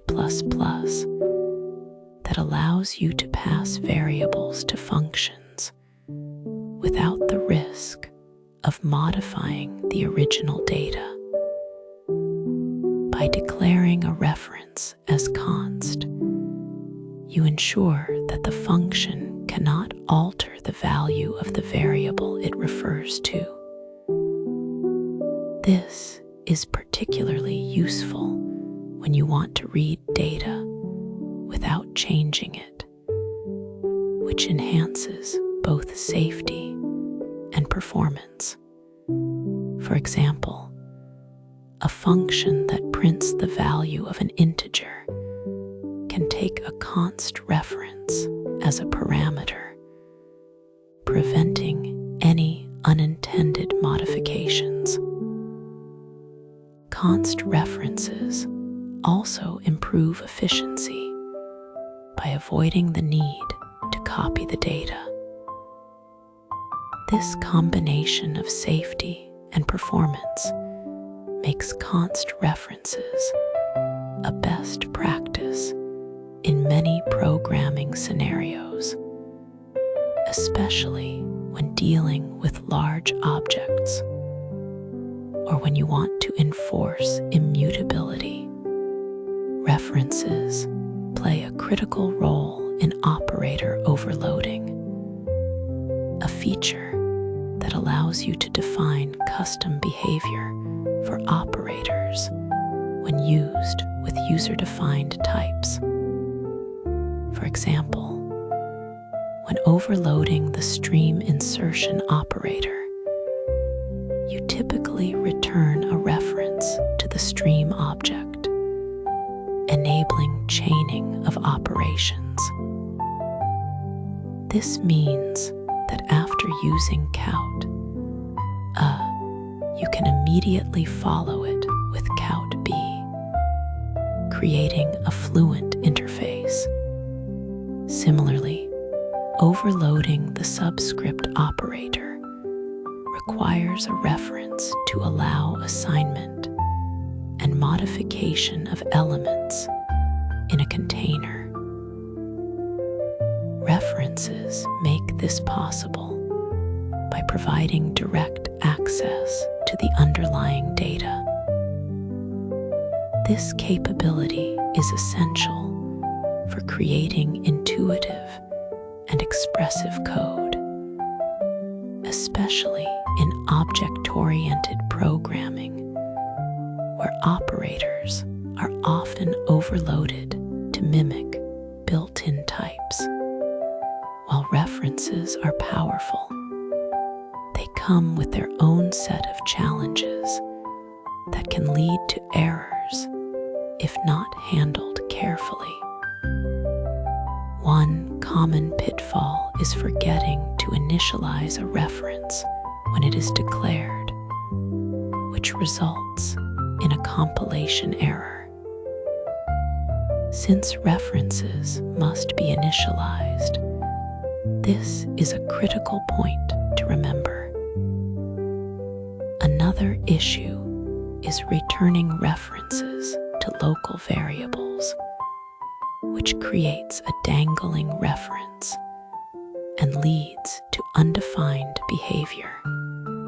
Additionally, misusing references with pointers can introduce complexity and potential bugs, especially when dealing with pointer arithmetic or dynamic memory. Finally, it is easy to confuse references with pointers, as both allow indirect access to variables. However, references are not as flexible as pointers and have different rules, so understanding their differences is essential for writing correct and efficient code. In summary, references in C++ provide an efficient and safe way to access variables without the overhead of copying.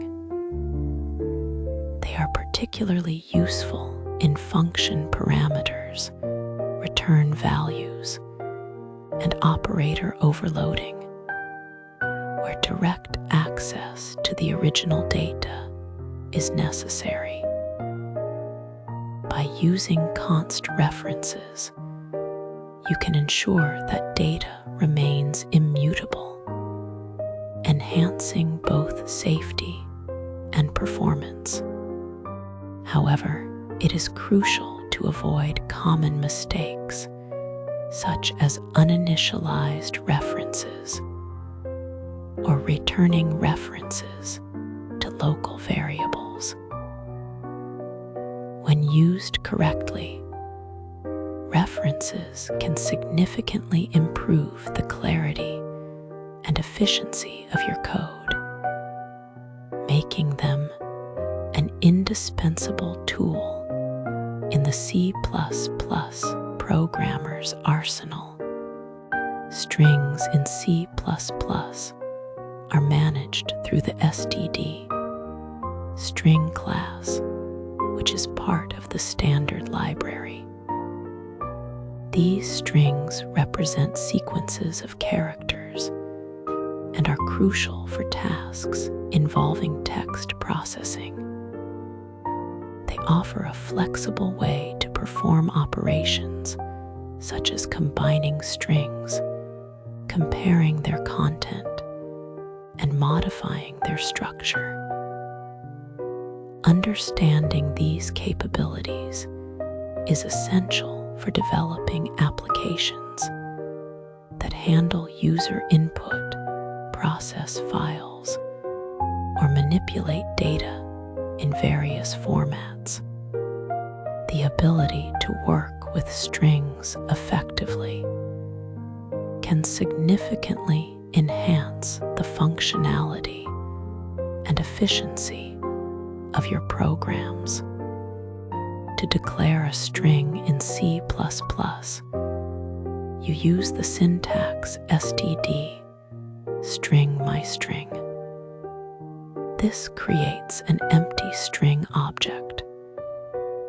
You can initialize a string with a literal by assigning it a sequence of characters enclosed in double quotes, such as std string greeting equals hello world. To copy another string, you can assign it directly.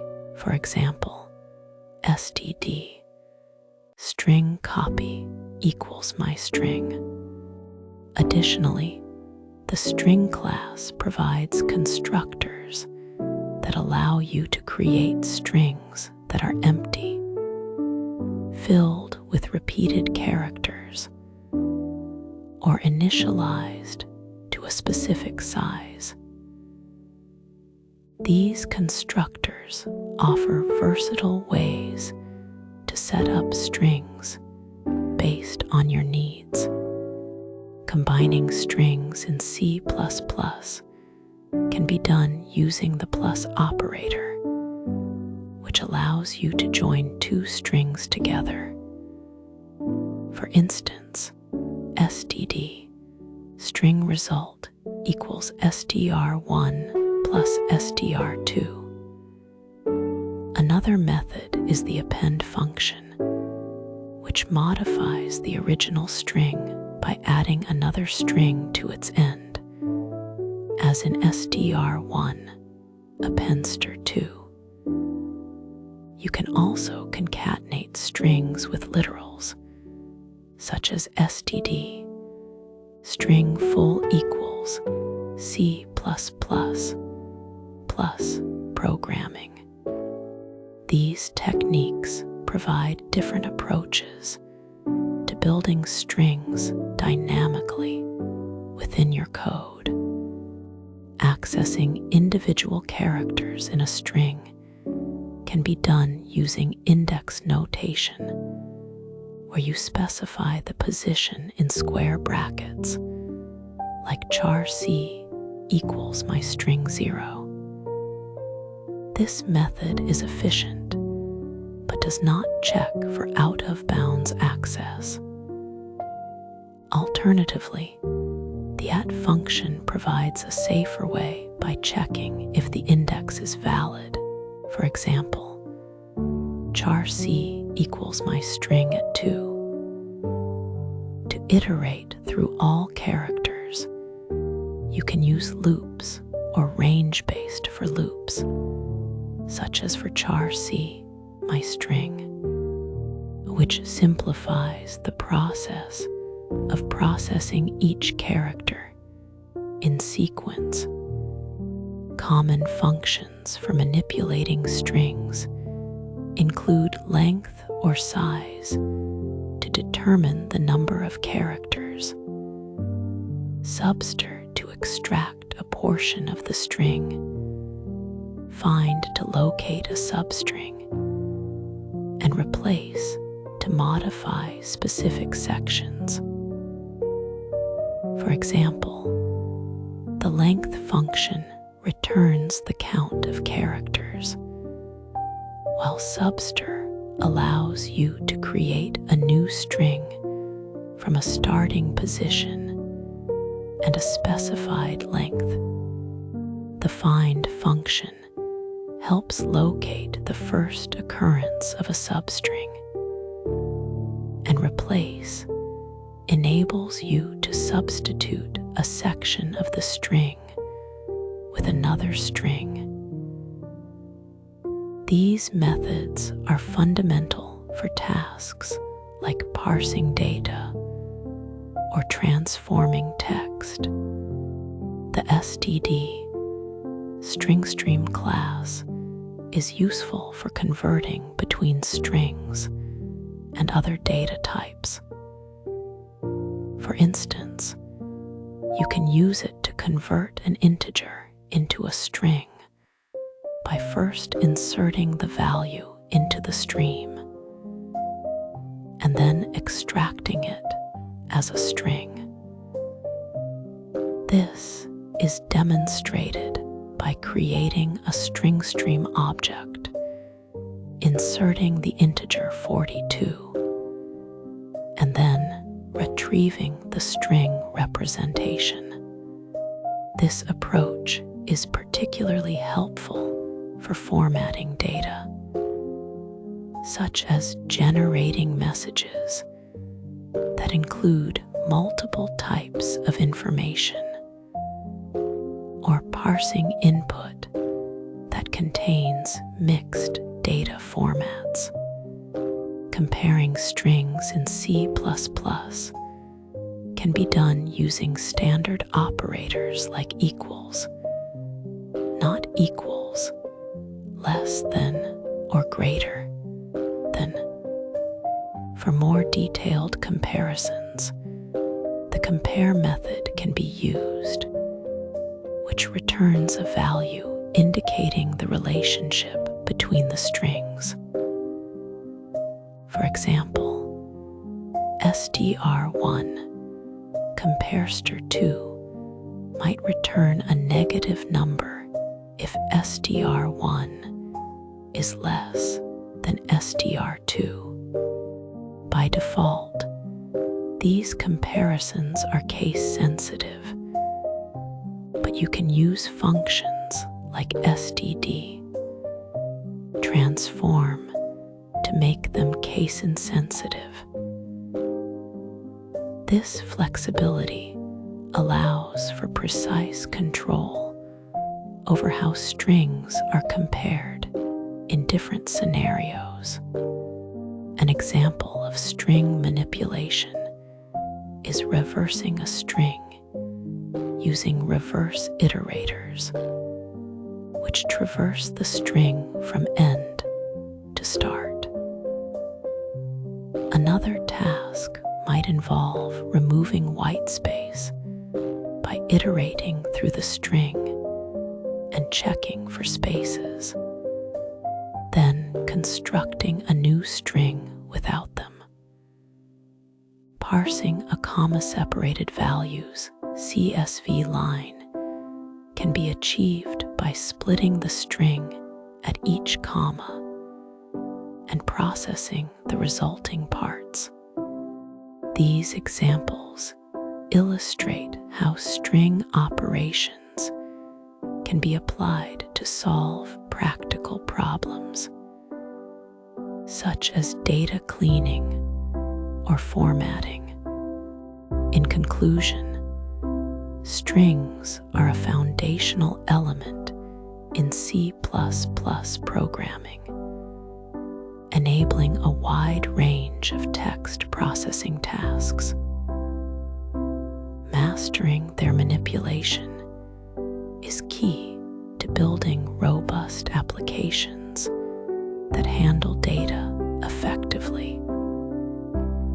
Whether you're working on user interfaces, data analysis, or file processing, understanding how to use strings efficiently will greatly enhance your ability to develop functional and efficient code.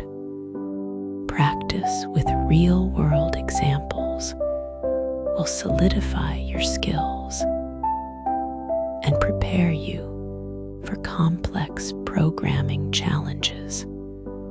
Access modifiers are fundamental tools in C++ that determine the visibility and accessibility of class members, such as data and functions.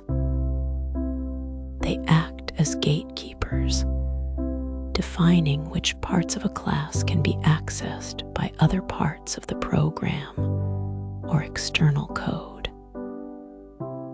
By controlling access, these modifiers help in structuring code in a way that promotes organization, security, and clarity. The three primary access modifiers are public, private, and protected. Public members are accessible from anywhere. Private members are restricted to the class itself, and protected members fall somewhere in between, allowing access to derived classes. These modifiers are essential for implementing encapsulation, a core principle of object-oriented programming that ensures data integrity and abstraction. Understanding and applying access modifiers correctly is crucial for designing robust and maintainable C++ applications. The public access modifier allows class members to be accessed from any part of the program, including outside the class. This makes it ideal for methods that need to interact with the class, such as getters and setters, which provide controlled access to internal data.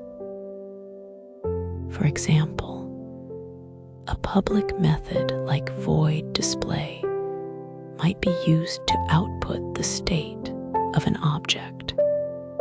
Because public members are accessible globally, they should be used judiciously to avoid exposing internal details that could be modified unintentionally. However, when used appropriately, public methods can serve as a clean interface for interacting with a class, ensuring that the internal workings remain hidden while still allowing necessary functionality. This balance between accessibility and protection is key to effective object-oriented design. The private access modifier restricts access to class members, allowing them to be used only within the class itself. This is particularly useful for data members that should not be directly modified by external code, as it prevents unintended changes that could compromise the integrity of the object. For instance, a private variable like int secret data might store sensitive information that should only be altered through specific methods. By hiding internal implementation details, Private members promote data encapsulation and reduce the risk of errors caused by external interference. This approach ensures that the class maintains full control over its state, making the code more reliable and easier to manage over time. The protected access modifier provides a middle ground between private and public, allowing class members to be accessed within the class itself and by derived classes. This makes it particularly useful in inheritance scenarios where subclasses may need to access certain members of their parent class. For example, a protected method like void helper might be used to perform operations that are shared between the base class and its derived classes. Unlike private members, protected members are not accessible outside the class hierarchy, but they offer more flexibility than private ones. This modifier is essential for creating reusable and extensible code, as it allows derived classes to inherit and build upon the functionality of their parent classes, while maintaining a level of control over access. Encapsulation is the practice of bundling data and the methods that operate on that data into a single unit, typically a class. This approach ensures that the internal state of an object is protected from direct manipulation, forcing interactions to occur through well-defined interfaces. By using access modifiers, encapsulation restricts how data is accessed and modified, which enhances security and reduces the complexity of managing an object state. For example, a class might expose public methods to retrieve or update its data, while keeping the actual data members private. This separation of concerns makes the code more modular, easier to debug, and less prone to errors caused by external modifications. Encapsulation is a cornerstone of object-oriented design, enabling developers to create flexible and maintainable software systems. The benefits of encapsulation are numerous and far-reaching. First, it protects data from unintended modifications, ensuring that the internal state of an object remains consistent and reliable. This is achieved by limiting direct access to data members and requiring all changes to be made through controlled methods. Second, encapsulation improves code maintainability and reusability by hiding implementation details and exposing only necessary functionality. This makes it easier to update or modify the internal workings of a class without affecting other parts of the program. Third, encapsulation supports abstraction, allowing developers to focus on what an object does rather than how it does it. Finally, it simplifies debugging and testing by isolating the logic of an object, making it easier to identify and fix issues. These advantages make encapsulation an indispensable technique in C++ development. To illustrate encapsulation, consider a class called bank account that manages financial transactions. In this class, the balance data member is declared as private, preventing external code from directly modifying it. Instead, public methods like deposit and withdraw are provided, which validate input parameters before updating the balance. For example, a deposit method might check that the amount being added is positive, while a withdraw method might ensure that there are sufficient funds. This approach ensures that the balance is always in a valid state, reducing the risk of errors or fraudulent activity.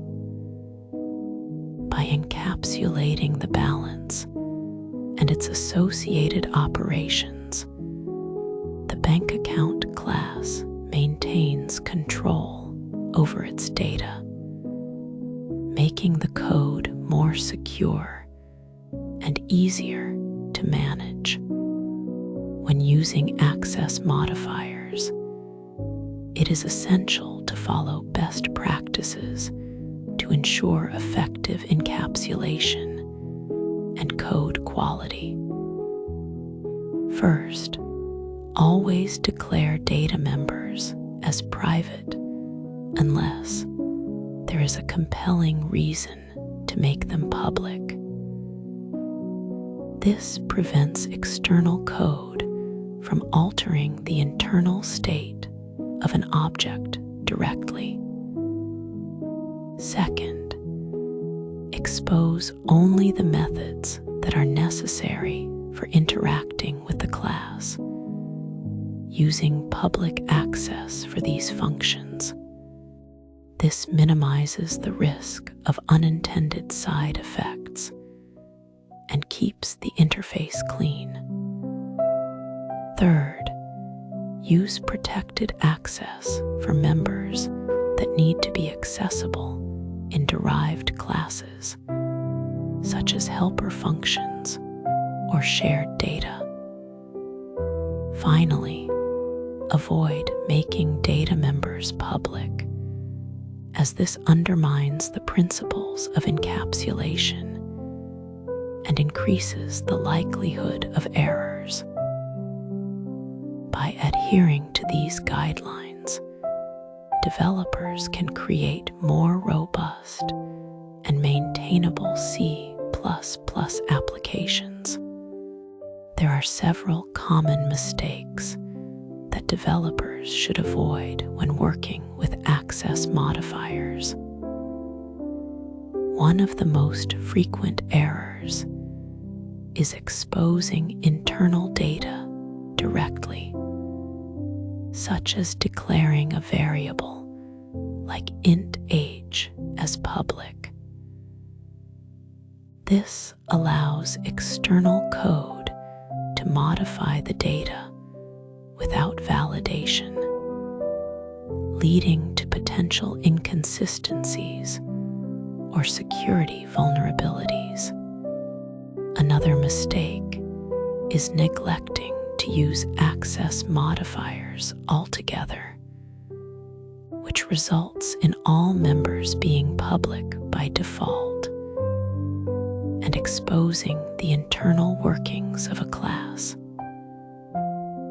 This can make the code harder to maintain and more prone to errors. Additionally, overlooking the importance of encapsulation in design can lead to tightly coupled code that is difficult to modify or extend. Finally, misusing protected access in scenarios where it is not needed can create unnecessary complexity and reduce the clarity of the class hierarchy. Avoiding these pitfalls is crucial for writing clean, secure, and efficient C++ code.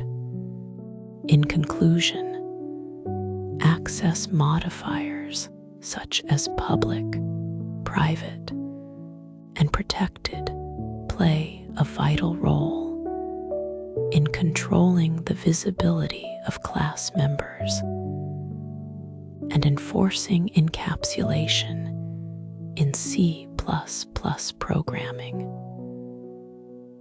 By restricting access to data and methods, these modifiers help protect the integrity of an object's state and promote better code organization. Encapsulation, achieved through the strategic use of access modifiers, enhances data security, improves code maintainability, and supports abstraction, making it easier to manage complex systems.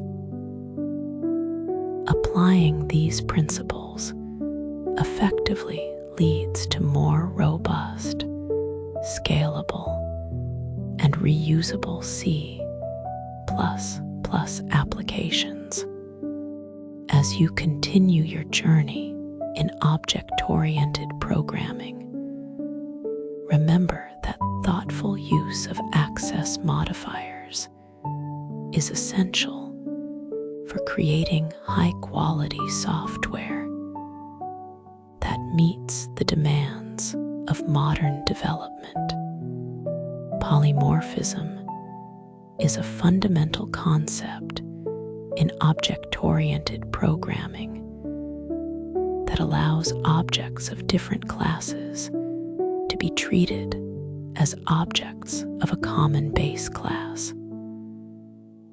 This means you can use a single interface to represent various types of data, making your code more flexible and easier to manage. For example, imagine a base class called shape with derived classes like circle and rectangle. A function that accepts a shape pointer can handle any of these derived types seamlessly. Polymorphism comes in two forms: compile time and runtime. Compile time polymorphism includes features like function overloading and operator overloading, where the correct function is determined at compile time based on the arguments. Runtime polymorphism, on the other hand, relies on virtual functions, which allow the program to decide which function to call during execution, enabling dynamic behavior. Runtime polymorphism is achieved through virtual functions, which are functions in a base class that can be overridden by derived classes. This mechanism allows for dynamic binding, also known as late binding, where the specific function to execute is determined at runtime rather than at compile time. This is particularly useful when you have a base class pointer or reference points to an object of a derived class. For instance, if you have a base class pointer pointing to a derived class object, calling a virtual function will invoke the derived class's version of the function. This dynamic behavior is essential for creating flexible and extensible software, as it allows the same method call to behave differently depending on the actual object type. To implement virtual functions, you must first declare a function as virtual in the base class.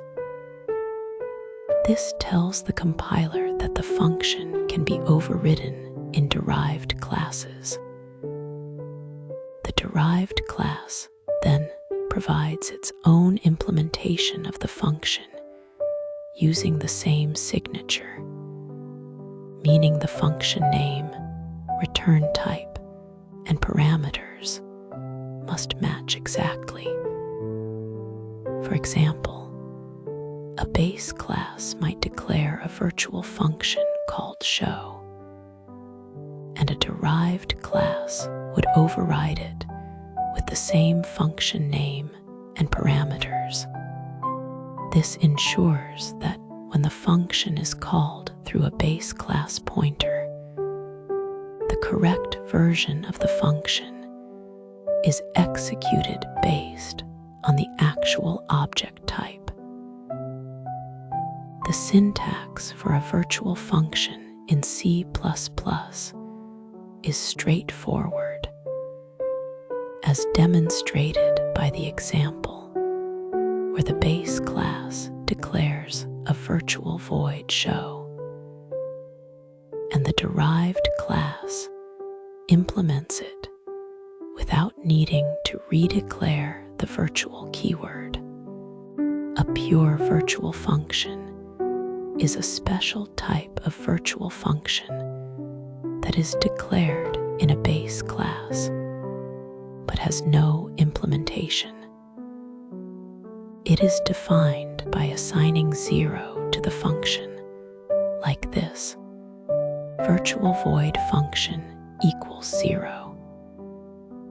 A class that contains at least one pure virtual function is called an abstract class, which cannot be instantiated directly.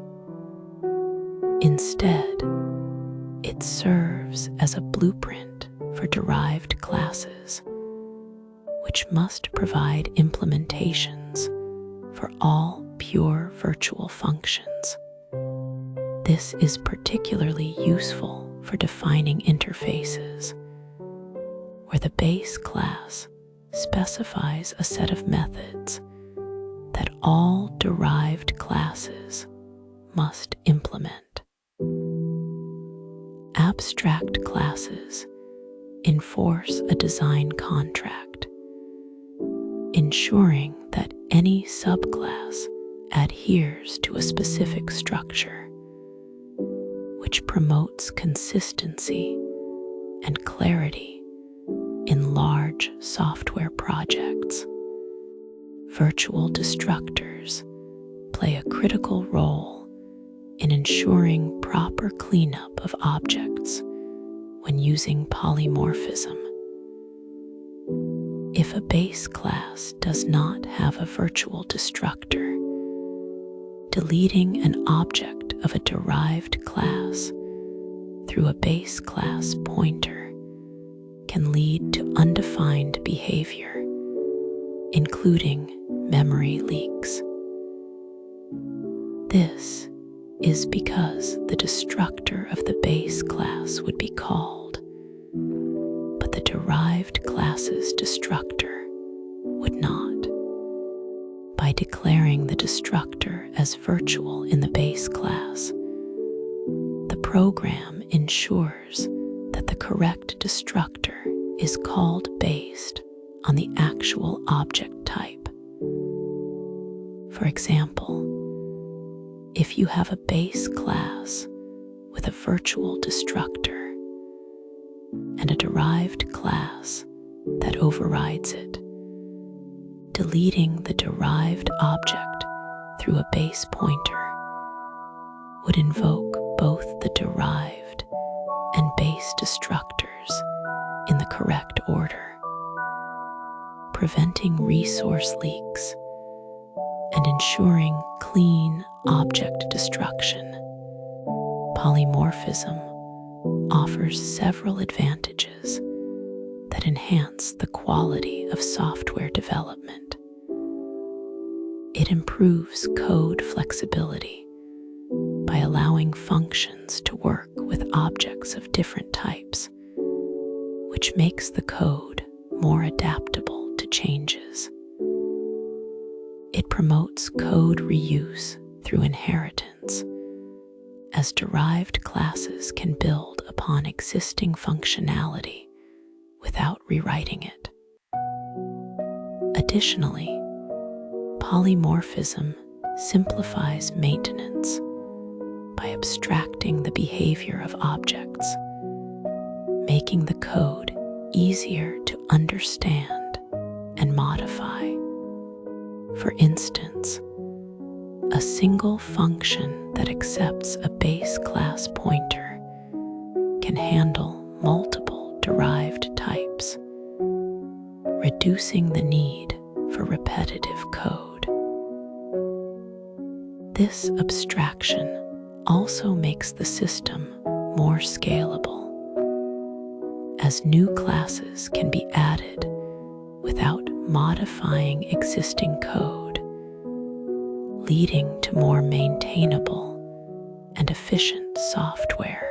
While polymorphism is powerful, there are common pitfalls to avoid.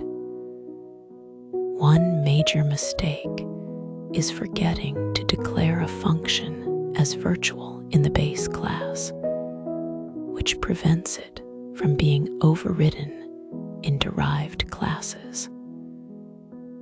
This can lead to unexpected behavior, as the base class's version of the function would be called instead of the derived classes.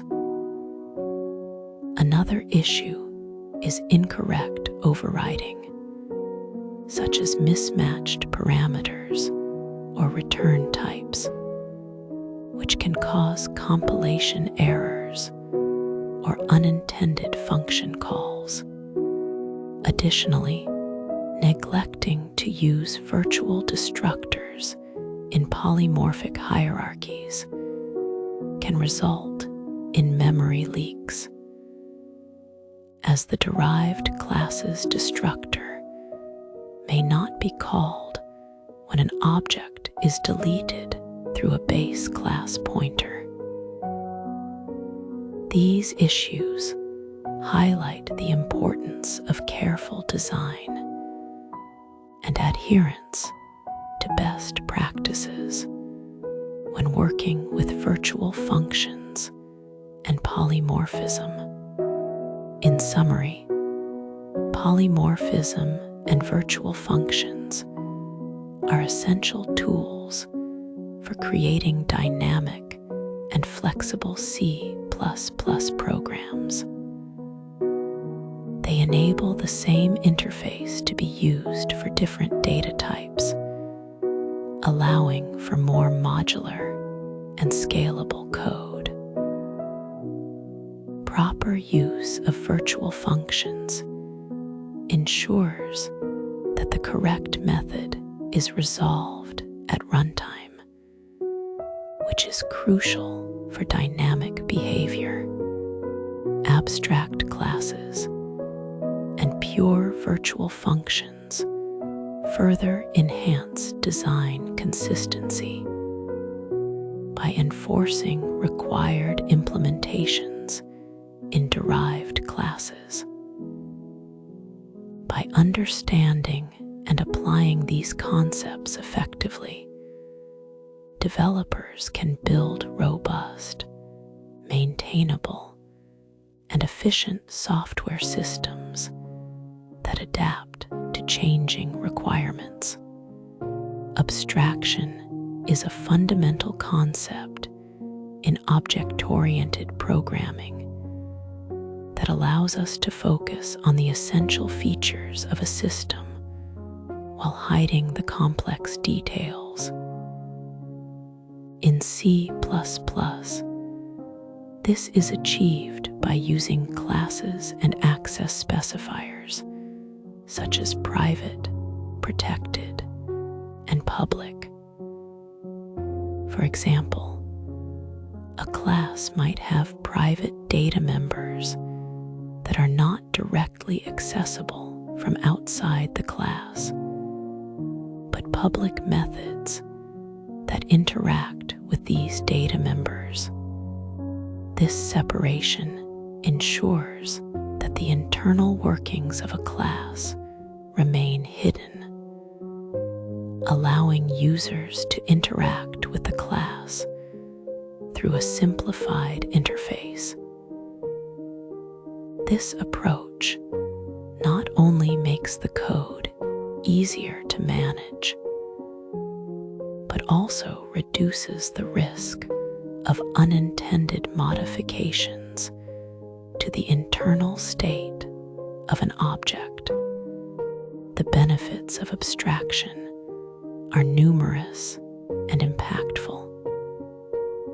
By simplifying complex systems, abstraction allows developers to focus on high-level functionality without getting bogged down by intricate implementation details.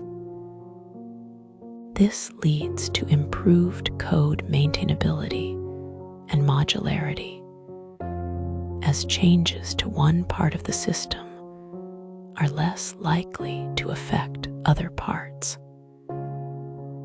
Abstraction also reduces dependencies between components, making the code base more flexible and easier to scale. Additionally, it facilitates debugging and testing by isolating the logic of individual components, which can be tested independently. These advantages make abstraction a cornerstone of efficient and scalable software design. An interface in C++ serves as a contract that defines what a class can do without specifying how it does it. This is implemented using abstract classes, which contain one or more pure virtual functions. These functions have no implementation in the abstract class and must be defined by derived classes. Interfaces are crucial for ensuring that multiple classes adhere to a common structure, enabling consistent interactions across different parts of a program. For instance, a logging interface might define a log method, which can be implemented differently by a file logger or a console logger. This promotes code reusability and allows for interchangeable components within a system. Abstract classes in C++ are classes that cannot be instantiated directly. Instead, they act as base classes for other classes, providing a blueprint for derived classes to follow. These classes must contain at least one pure virtual function, which is a function declared with equals 0 in the class definition. For example, a shape class might have a pure virtual draw function, requiring any derived class like circle or rectangle to implement this method. This ensures that all derived classes adhere to a specific interface while allowing them to define their own behavior. Abstract classes are essential for creating flexible and extensible code structures. Pure virtual functions are a key feature of C++ that enforce the implementation of specific methods in derived classes. Declared using the equals 0 syntax, these functions have no definition in the base class and must be overridden by any non-abstract derived class. For instance, a virtual void calculate area equals 0. Declaration in a base class would require all subclasses to provide their own version of this method. This mechanism ensures that derived classes are responsible for defining the behavior of the interface, promoting consistency, and preventing incomplete implementations. Pure virtual functions are the foundation of interfaces in C++ and are critical for achieving polymorphic behavior.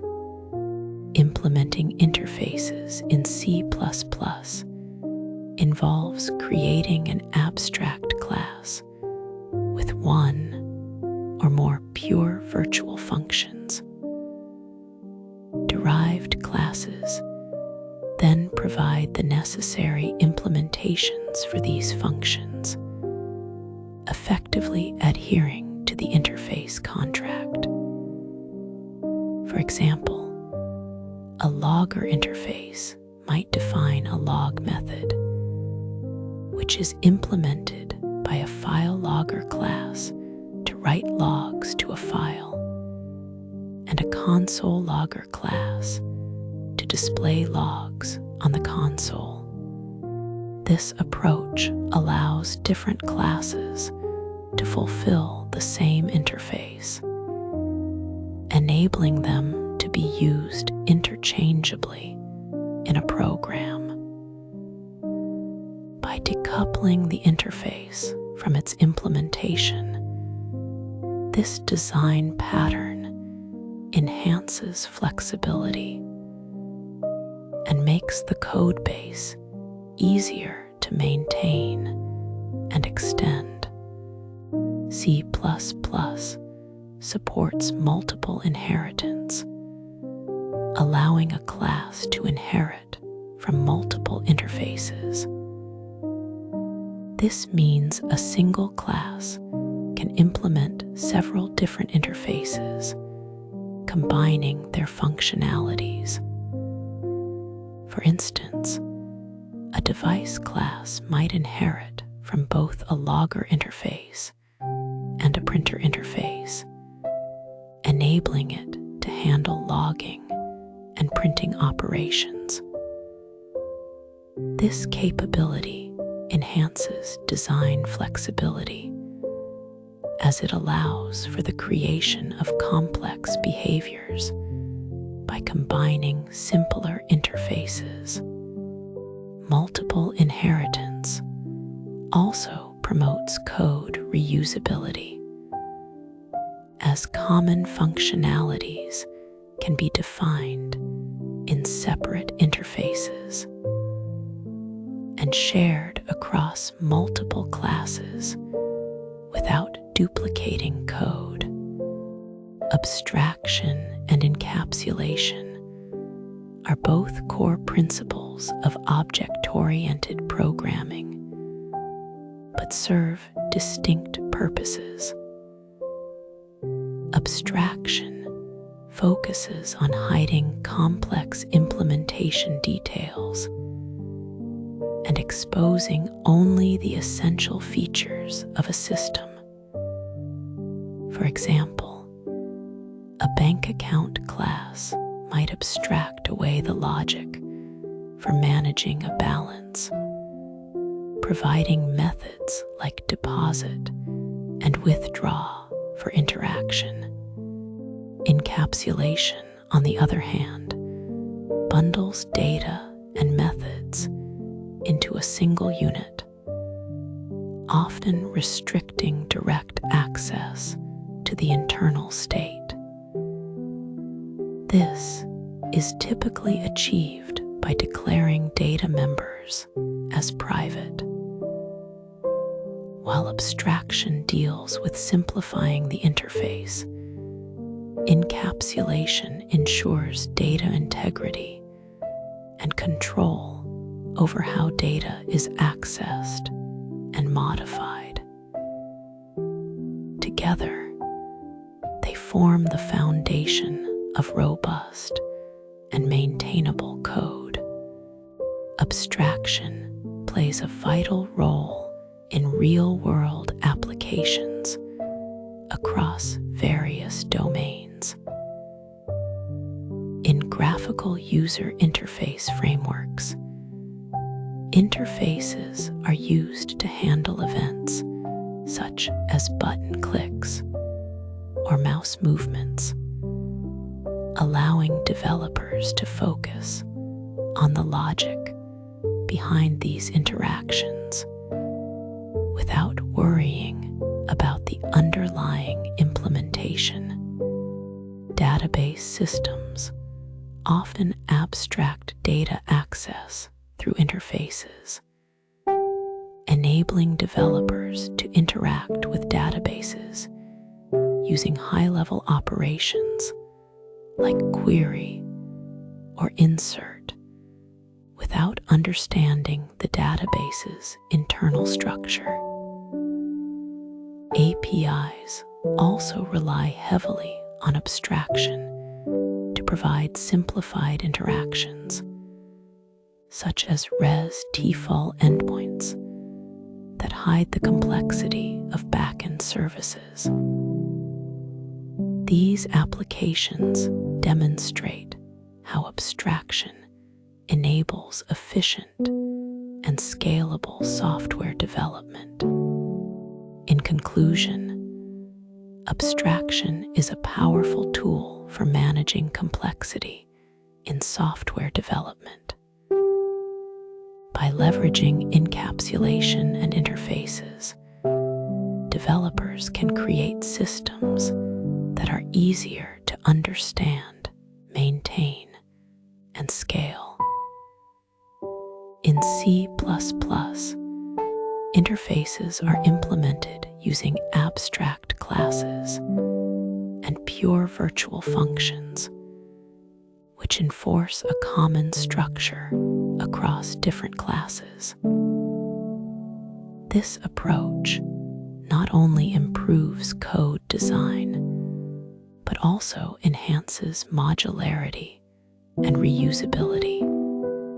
As a result, abstraction is essential for building robust and flexible software solutions that can adapt to changing requirements and grow over time. The Standard Template Library, or STL, is a fundamental part of the C++ programming language that provides a rich set of tools for developers. It is designed to offer reusable components that help manage collections of data, perform operations on them, and navigate through them efficiently. This library is not just a collection of functions, but a well-structured framework that includes containers, algorithms, iterators, and function objects. These components work together to make C++ code more efficient, easier to read, and simpler to maintain. By using STL, programmers can avoid writing repetitive code for common tasks like sorting or searching, which saves time and reduces errors. The library is also highly optimized, making it a go-to resource for modern C++ development. The key components of STL are containers, algorithms, iterators, and function objects. Containers are the building blocks that store data, such as vectors, lists, and maps. These structures allow you to manage groups of elements in different ways, depending on your needs. Algorithms are generic functions that perform operations like sorting, searching, or modifying data. They are designed to work with any container that supports the required iterators. Iterators act as generalized pointers that let you traverse through the elements of a container without exposing its internal structure. Function objects, also known as functors, are objects that can be called like functions, providing flexibility and efficiency in operations. Together, these components create a powerful ecosystem that simplifies complex programming tasks. Common STL containers include vectors, lists, maps, sets, queues, and stacks. A vector is a dynamic array that allows random access to elements, making it ideal for scenarios where you need fast lookups. A list is a doubly linked list that excels at insertions and deletions, especially in large datasets. Maps are associative containers that store key-value pairs, sorted by their keys, which makes them perfect for lookups based on unique identifiers. Sets are similar to maps, but store unique elements in a sorted order, ensuring no duplicates. Queues and stacks are container adapters that follow FIFO first in first out and LIFO last in first out principles, respectively. Each container has its own strengths, and choosing the right one depends on the specific requirements of your program. STL algorithms are a collection of functions that perform operations on data stored in containers. Sorting algorithms like sort, stable sort, and partial sort allow you to arrange elements in a specific order, with stable sort preserving the relative order of equal elements.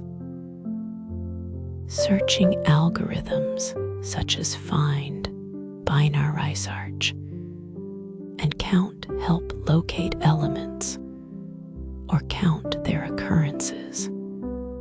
Modifying algorithms like transform, fill, and replace alter the elements in a container, while non-modifying algorithms like forEach accumulate, and equal perform operations without changing the data. These algorithms are designed to work with iterators, which act as intermediaries between the algorithms and the containers. This abstraction allows algorithms to be generic and applicable to various container types.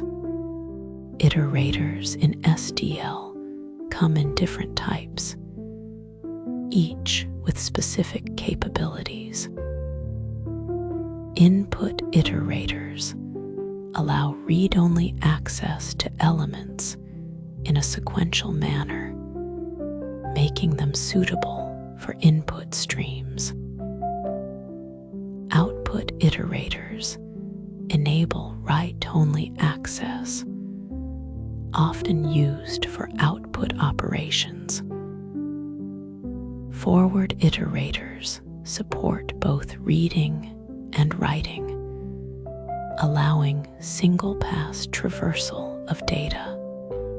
Bidirectional iterators extend this functionality by allowing movement in both forward and backward directions, which is useful for data structures like linked lists. Random access iterators provide the most flexibility, allowing direct access to any element as seen in vectors. The type of iterator you use depends on the container and the operations you need to perform, ensuring optimal performance and functionality. Let me demonstrate some practical examples of SDL in action. For vectors, you can create a dynamic array and sort its elements using the sort function. For instance, a vector of integers can be initialized and then sorted to arrange the values in ascending order. Maps are useful for storing key-value pairs, such as a dictionary of names and ages. You can access elements using their keys, making lookups efficient. Another example is the transform algorithm, which applies a function to each element in a range. Using a lambda function, you can double each value in a vector, showcasing how SDL simplifies data manipulation. These examples highlight how SDL can streamline complex operations and make code more concise and readable. In conclusion, the standard template library is an indispensable tool for any C++ programmer. It provides a robust set of components that enhance code quality, reduce development time, and improve maintainability. By mastering containers, algorithms, and iterators, you can write more efficient and elegant code. Practical experience with SDL is crucial, as it allows you to leverage its full potential in real-world applications. Always remember to consult the official documentation for detailed information on advanced features and edge cases, ensuring that you use SDL effectively and responsibly. The Standard Template Library, or SDL, is a powerful collection of templates in C++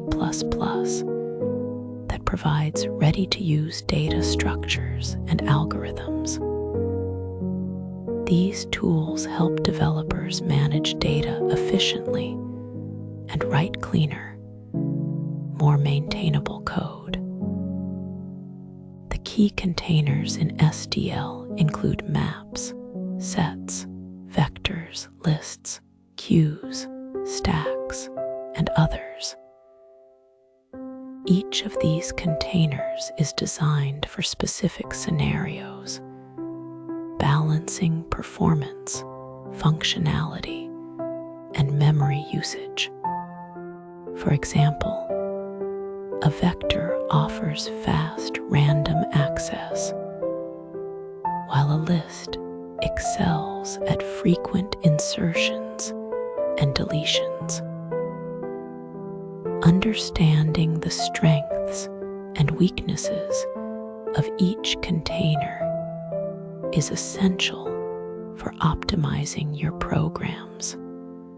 A map is a container that stores elements as key value pairs, where each key is unique and automatically sorted. This sorting is achieved through a red-black tree, a type of self-balancing binary search tree. The keys in a map are always in ascending order, which allows for efficient lookups, insertions, and deletions. Common operations include inserting new elements, finding existing ones using a key, erasing entries, and accessing values via the square bracket operator. For instance, a phone book can be represented as a map where names are keys and phone numbers are values. This structure ensures that you can quickly retrieve information based on a unique identifier. A set is similar to a map, but stores only unique elements without associated values. Like maps, sets are automatically sorted, which makes them ideal for scenarios where you need to maintain a collection of distinct items. Operations such as inserting, finding, and erasing elements are straightforward, and checking for membership is highly efficient. For example, a set can be used to track unique user IDs in an application, ensuring no duplicates are present. The sorted nature of sets also allows for binary search-like operations, which can be faster than checking each element manually. When duplicates are allowed, multi-maps and multi-sets come into play. A multi-map is similar to a map, but permits multiple entries with the same key, making it useful for situations where a single key can have multiple associated values. For example, a multi-map could store a list of names associated with a single phone number. A multi-set, on the other hand, allows duplicate elements while maintaining sorted order, which is helpful when you need to track counts or occurrences. These containers provide flexibility in scenarios where uniqueness is not a strict requirement, offering more versatility than their single-entry counterparts. Beyond maps and sets, SDL includes several other containers tailored for specific tasks. A vector is a dynamic array that allows for efficient random access and resizing, making it suitable for general-purpose storage. A list is a doubly linked list, which is efficient for inserting and deleting elements at any position. Queues and stacks follow FIFO first in, first out, and LIFO last in, first out principles, respectively, and are often used in task scheduling or algorithm implementations. A priority queue orders elements based on priority, ensuring the highest priority item is always at the front.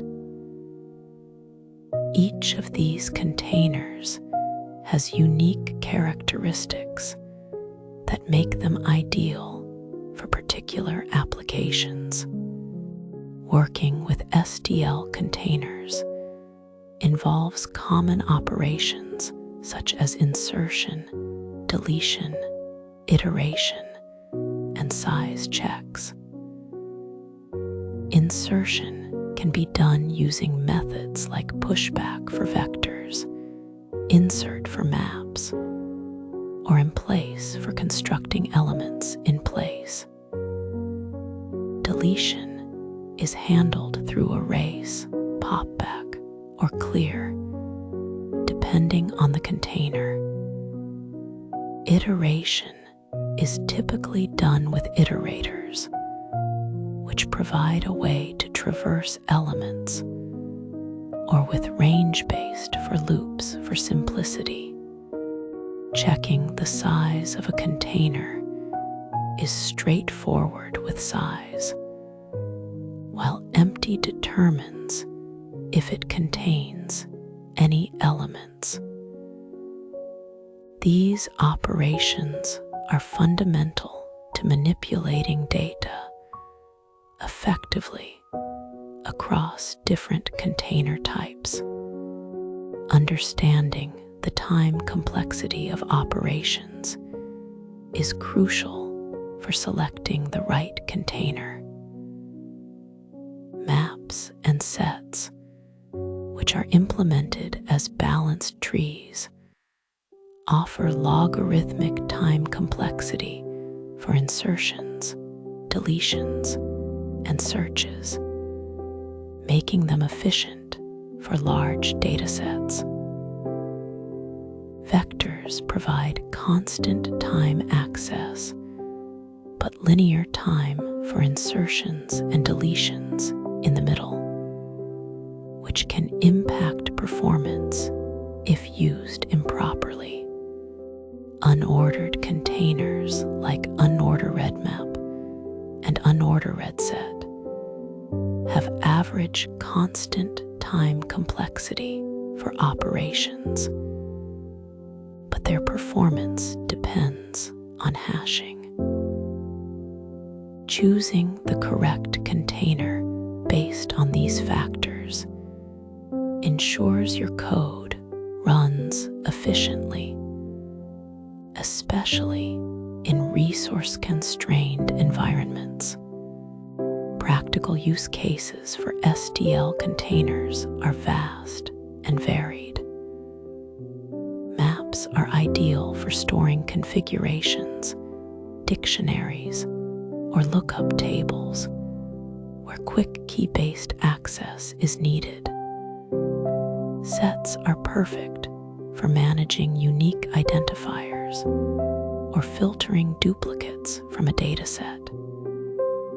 Vectors are commonly used for dynamic arrays, such as storing a list of user inputs. Queues and stacks are essential for task scheduling, such as managing print jobs or implementing undo-redo functionality. Priority queues are useful in scenarios like scheduling algorithms, where certain tasks need to be processed first. Each container's design aligns with specific real-world requirements, making them indispensable tools for C++ developers. In summary, STL containers provide a robust framework for managing data in C++ programs. By selecting the appropriate container based on your needs, whether it's speed, uniqueness, or ordered access, you can significantly enhance your code's efficiency and readability. Mastering these tools allows you to write more concise and maintainable code, while practical implementation in real-world scenarios solidifies your understanding. As you continue to explore C++, experimenting with different containers will help you develop a deeper appreciation for their capabilities and limitations. Algorithms play a crucial role in the C++ programming language by providing a set of tools for manipulating data efficiently. They are designed to perform operations such as sorting, searching, and transforming data structures, which are fundamental in any application.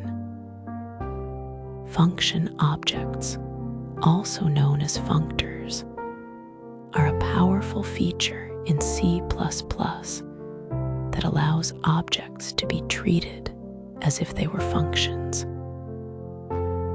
These are instances of classes that define the operator method, making them callable.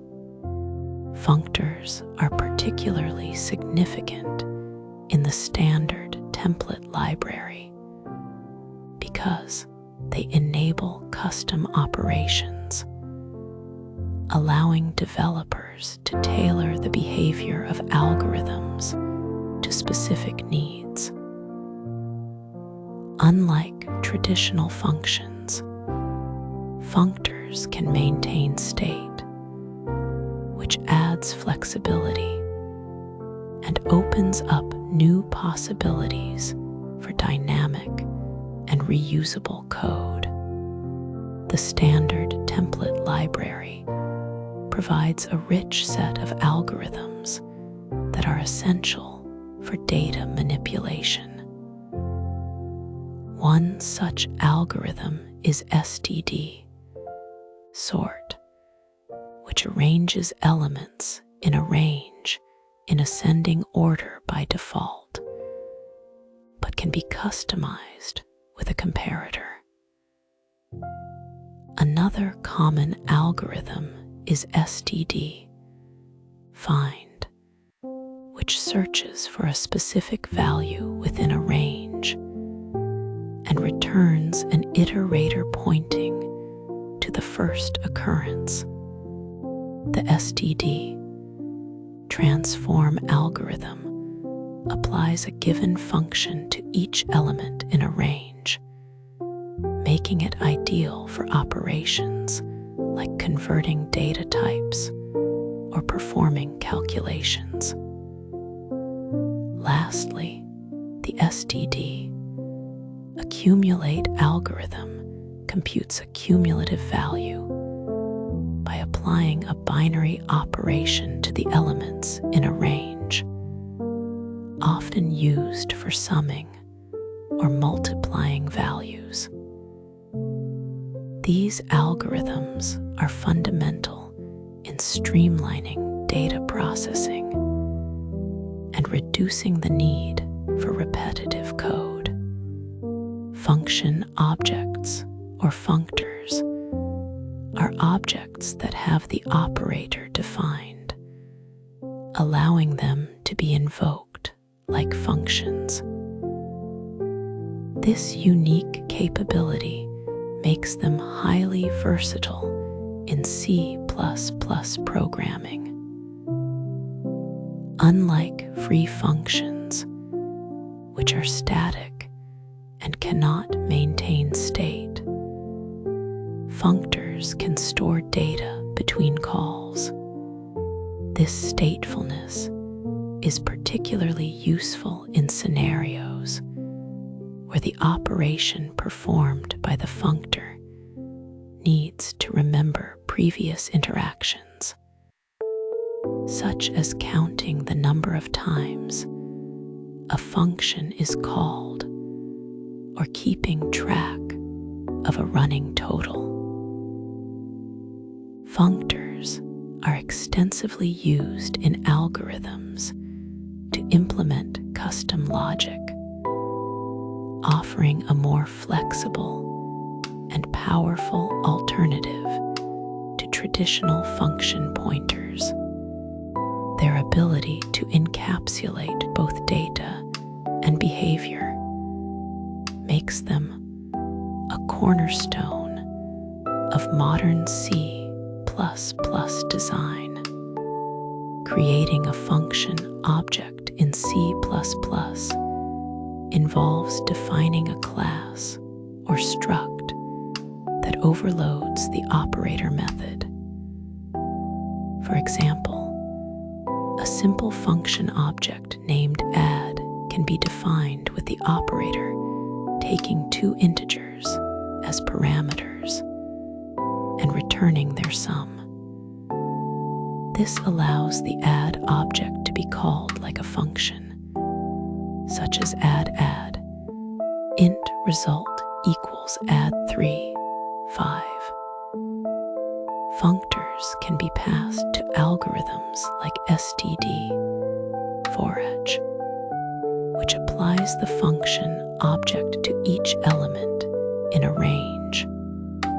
This approach not only enhances code readability, but also enables the encapsulation of complex operations within a single, reusable entity.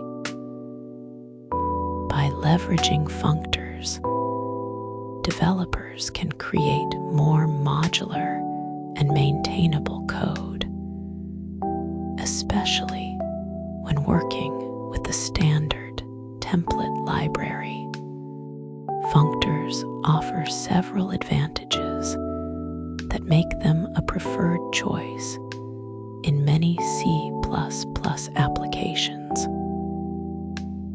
One of the primary benefits is their ability to maintain state between function calls, which is not possible with traditional functions.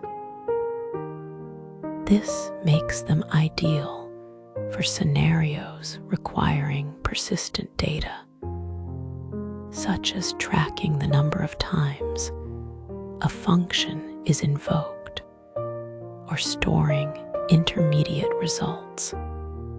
Additionally, functors are more flexible than function pointers because they can carry additional data and behavior.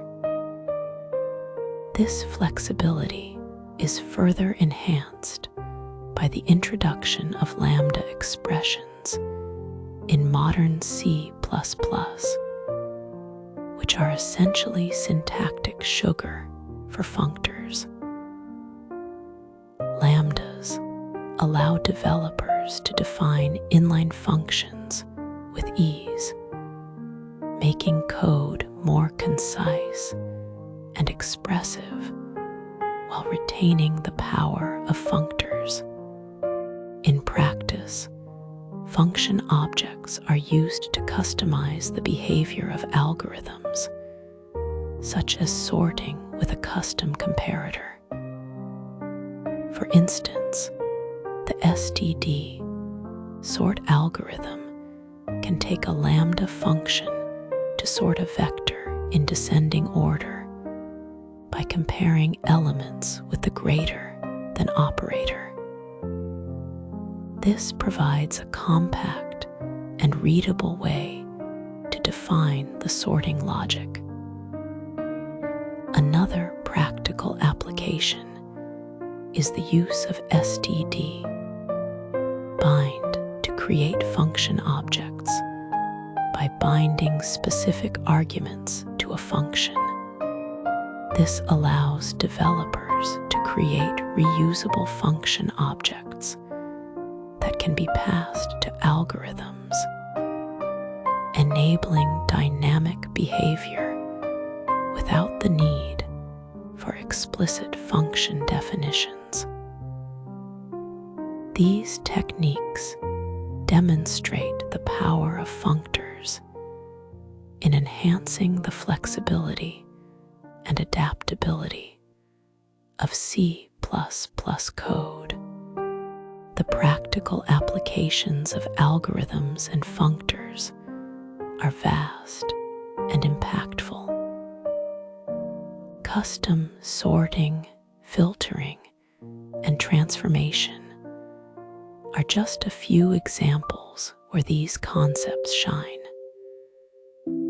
For instance, a custom comparator can be used to sort complex data structures based on specific criteria, while a functor can filter elements in a container according to a defined condition.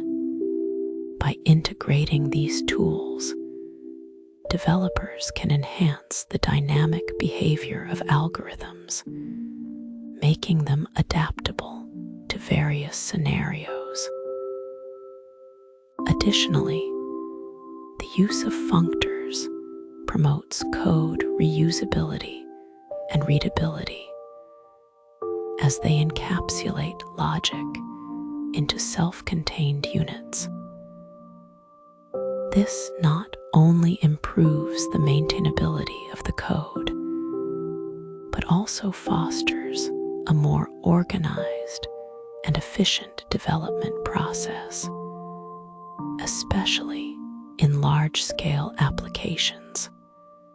In conclusion, algorithms and function objects are indispensable components of C++ programming, offering a robust framework for data manipulation and custom behavior. Algorithms provide a standardized way to perform common operations, while functors add the flexibility needed for complex and dynamic tasks. The ability of functors to maintain state and encapsulate behavior makes them a powerful tool for developers. By mastering these concepts, programmers can enhance their problem-solving capabilities and create more efficient, scalable, and maintainable code. Whether working on simple tasks or complex systems, the synergy between algorithms and functors is a key factor in leveraging the full potential of the C++ language.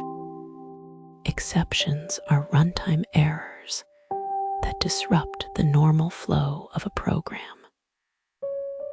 When a program encounters an unexpected situation, such as invalid input, memory allocation failure, or logical errors, it can throw an exception to signal the problem. In C++, handling these errors gracefully is essential for creating robust and reliable applications. The language provides a structured way to manage these issues through mechanisms like try, catch, throw, and standard exceptions. These components allow developers to separate the core logic of their code from the error handling process, making the code cleaner and easier to maintain. By using exceptions, we can ensure that errors are addressed appropriately without abruptly terminating the program. The try-catch block is a fundamental structure in C++ for handling exceptions. The try block contains the code that might throw an exception, such as operations that could fail due to external factors or invalid states. When an exception is thrown, the program immediately exits the try block and searches for a matching catch block to handle it. Catch blocks are designed to catch specific types of exceptions or a general category of errors. For example, a catch block can be written to handle a STD, invalid argument exception, or use a catch-all clause to handle any type of exception. This structure prevents the program from crashing and allows developers to respond to errors in a controlled manner. The syntax for a try-catch block is straightforward, with the try keyword followed by the code in curly braces, and the catch block specifying the type of exception it can handle. Throwing exceptions is the process of explicitly signaling an error condition in the code. Developers can use the throw keyword to raise exceptions, which can be primitive data types like strings or integers, or more complex objects such as instances of user-defined classes. For example, throwing a string like throw, error message, is a quick way to indicate a problem, but using standard exception classes like STD, run-to-mirror provides more context and flexibility. Throwing exceptions allows the program to propagate errors up the call stack, ensuring that the appropriate level of the code can handle the issue. This mechanism is particularly useful for separating the detection of an error from its resolution, making the code more modular and easier to debug. By throwing exceptions, developers can create a clear pathway for error handling that aligns with the program's logic. Catching exceptions involves writing catch blocks that handle the specific types of errors that might be thrown. A catch block can be designed to catch a specific exception type, such as STD, invalid argument, or use a catch-all clause with ellipsis to handle any type of exception.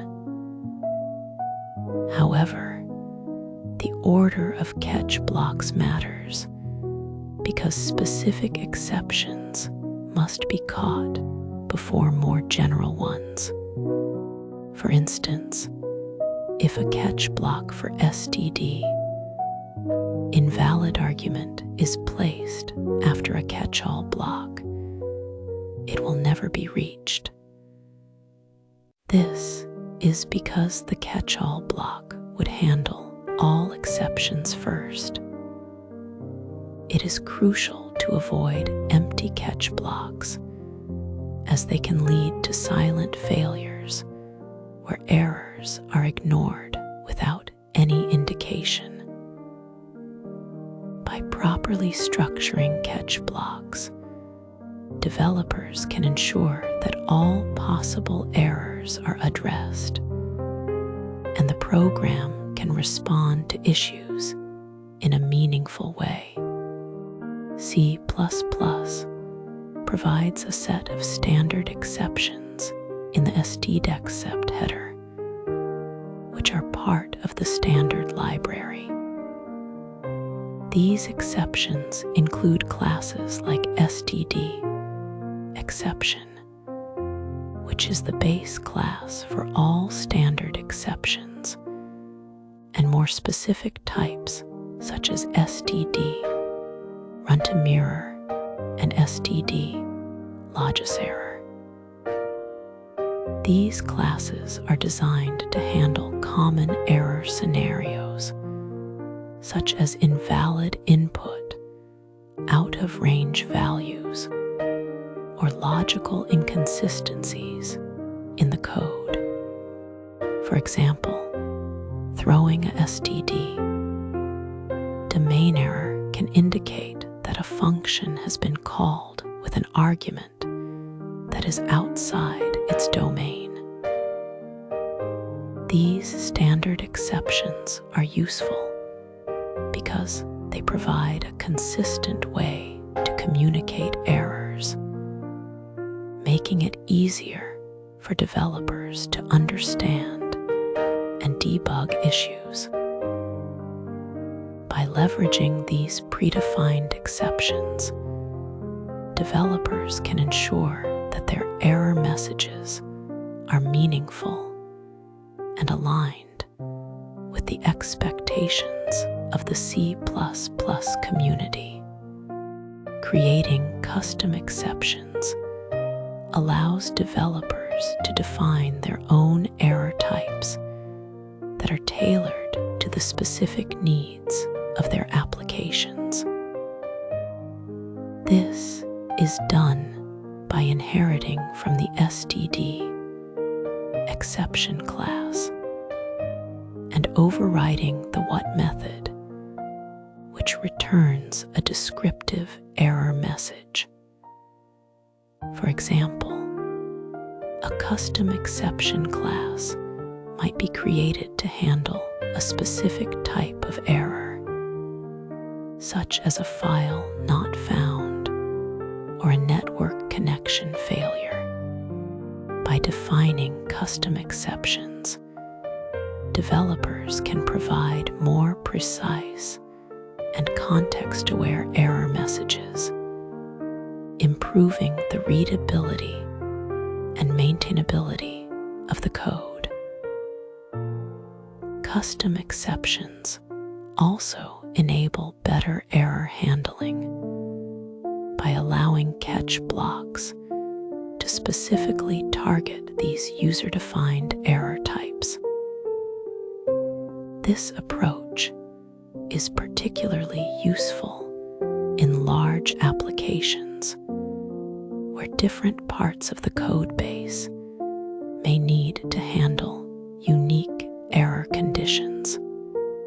Exception propagation refers to the process by which exceptions travel up the call stack until they are caught by an appropriate catch block. When an exception is thrown, the program unwinds the stack, searching for a matching catch block. If no catch block is found, the program terminates abruptly. Functions can be declared with the noexcept specifier to indicate that they do not throw exceptions, which helps in optimizing performance and ensuring that certain functions are safe to call without error handling. However, if a function marked as noexcept throws an exception, it results in undefined behavior. Proper exception propagation ensures that errors are handled at the most appropriate level of the program, allowing for centralized error management and reducing the risk of unhandled exceptions. Following best practices in exception handling is crucial for writing clean and maintainable C++ code. One key practice is to catch specific exceptions rather than using a catch-all clause, as this allows for more precise error handling and avoids masking unexpected issues.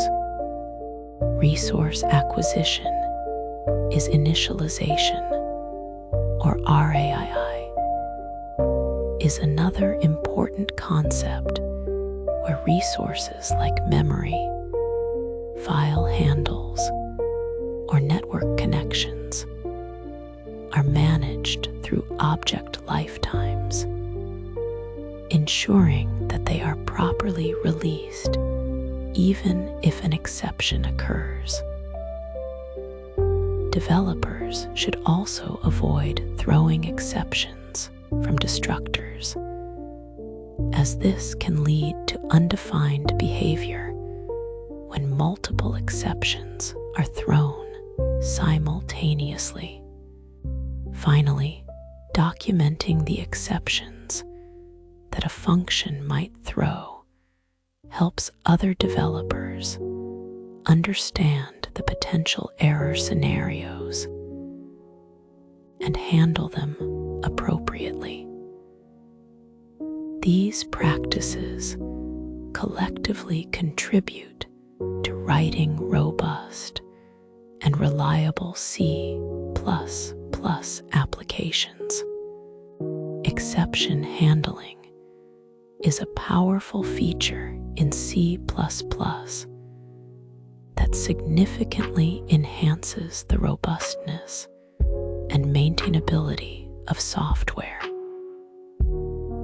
By using try-catch blocks, throwing exceptions, catching them, and leveraging both standard and custom exceptions, developers can create programs that gracefully handle errors and recover from unexpected situations. The key concepts include separating error handling from normal code logic, propagating exceptions through the call stack, and following best practices to avoid common pitfalls. Mastering these techniques enables developers to build more reliable applications that are easier to debug and maintain. As with any advanced programming concept, proper understanding and disciplined implementation are essential to fully harness the benefits of exception handling in C++. File input and output in C++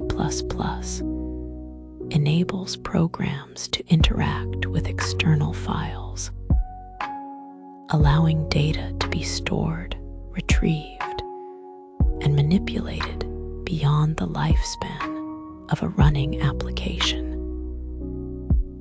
This capability is essential for tasks such as saving user preferences, logging events, or loading configuration settings. C++, the process of transferring data between a program and a file is managed through streams, which act as conduits for data flow. Streams can be thought of as sequences of characters that can be read from or written to, much like a pipeline. The key components of file I/O include streams themselves, which define the direction of data flow, file modes that specify how a file is accessed, and stream operations that govern the actual reading and writing processes. Understanding these elements is fundamental to working with files in C++. To perform file operations in C++, the standard library provides the fstream header, which contains the necessary classes for stream-based file handling. The primary classes include ifstream, which is designed for reading data from files, offstream for writing data to files, and fstream, which combines both functionalities. Each of these classes is derived from the iostream class, extending its capabilities to handle file streams. For instance, ifstream is typically used when a program needs to read data such as text files or configuration files, while offstream is employed when data needs to be saved persistently. The fstream class is particularly useful when a program requires both reading and writing operations, such as modifying existing data or creating new files. These classes form the backbone of file I/O in C++ and are essential for any application that interacts with external data sources. Opening a file in C++ involves using either the open method or the constructor of the stream class. The choice of method depends on the specific needs of the program, but both approaches serve the same purpose of establishing a connection between the program and the file. When opening a file, it is crucial to specify the appropriate mode, which dictates how the file will be accessed. The iOS in mode allows the file to be read, while iOS out enables writing. The iOS app mode is used for appending data to the end of an existing file, ensuring that existing content is not overwritten. Additionally, the iOS binary mode is employed for handling binary files, which are not text-based and require precise byte-level manipulation. Choosing the correct mode ensures that the file is accessed in a way that aligns with the program's requirements, preventing data loss or corruption. Reading data from a file in C++ involves a series of steps that ensure the data is retrieved accurately. The first step is to create an ifstream object, which is specifically designed for reading. This object is then used to open the file using either the open method or the constructor, specifying the file name and mode. Once the file is open, data can be read using operators such as which extracts data from the stream, or getLine, which reads an entire line of text.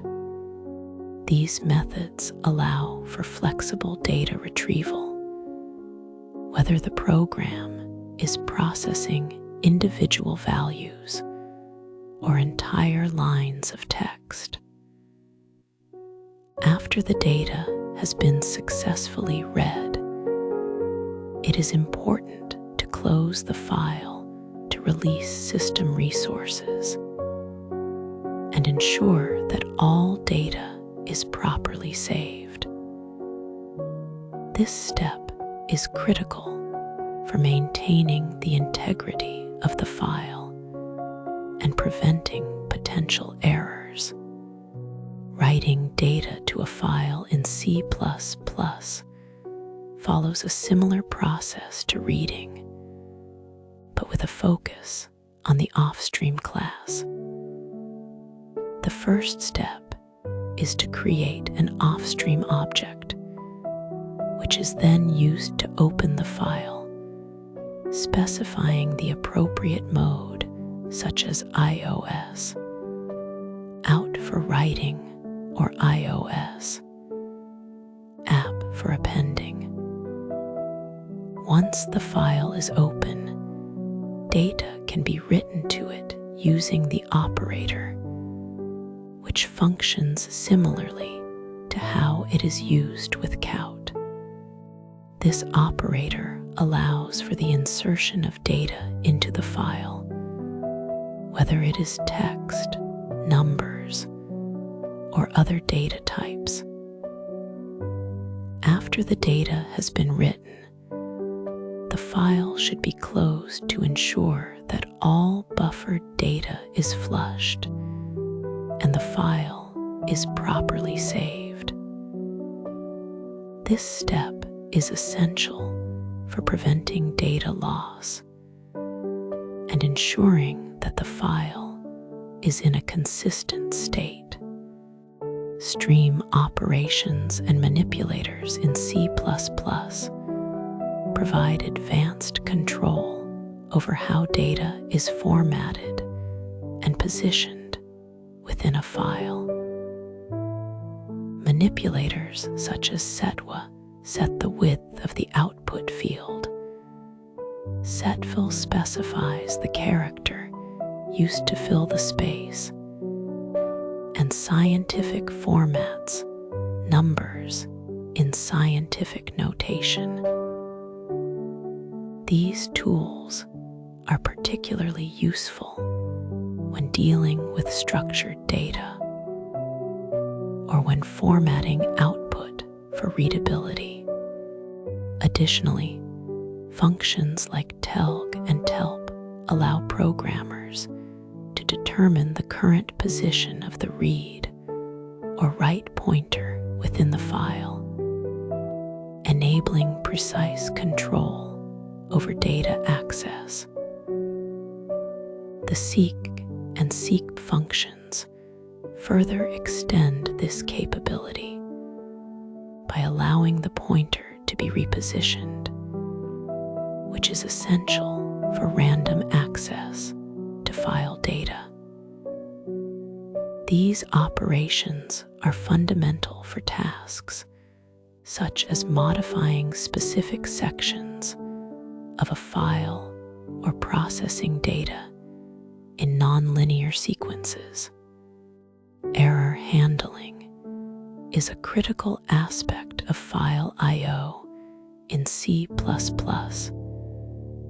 to ensure that programs can gracefully handle unexpected situations.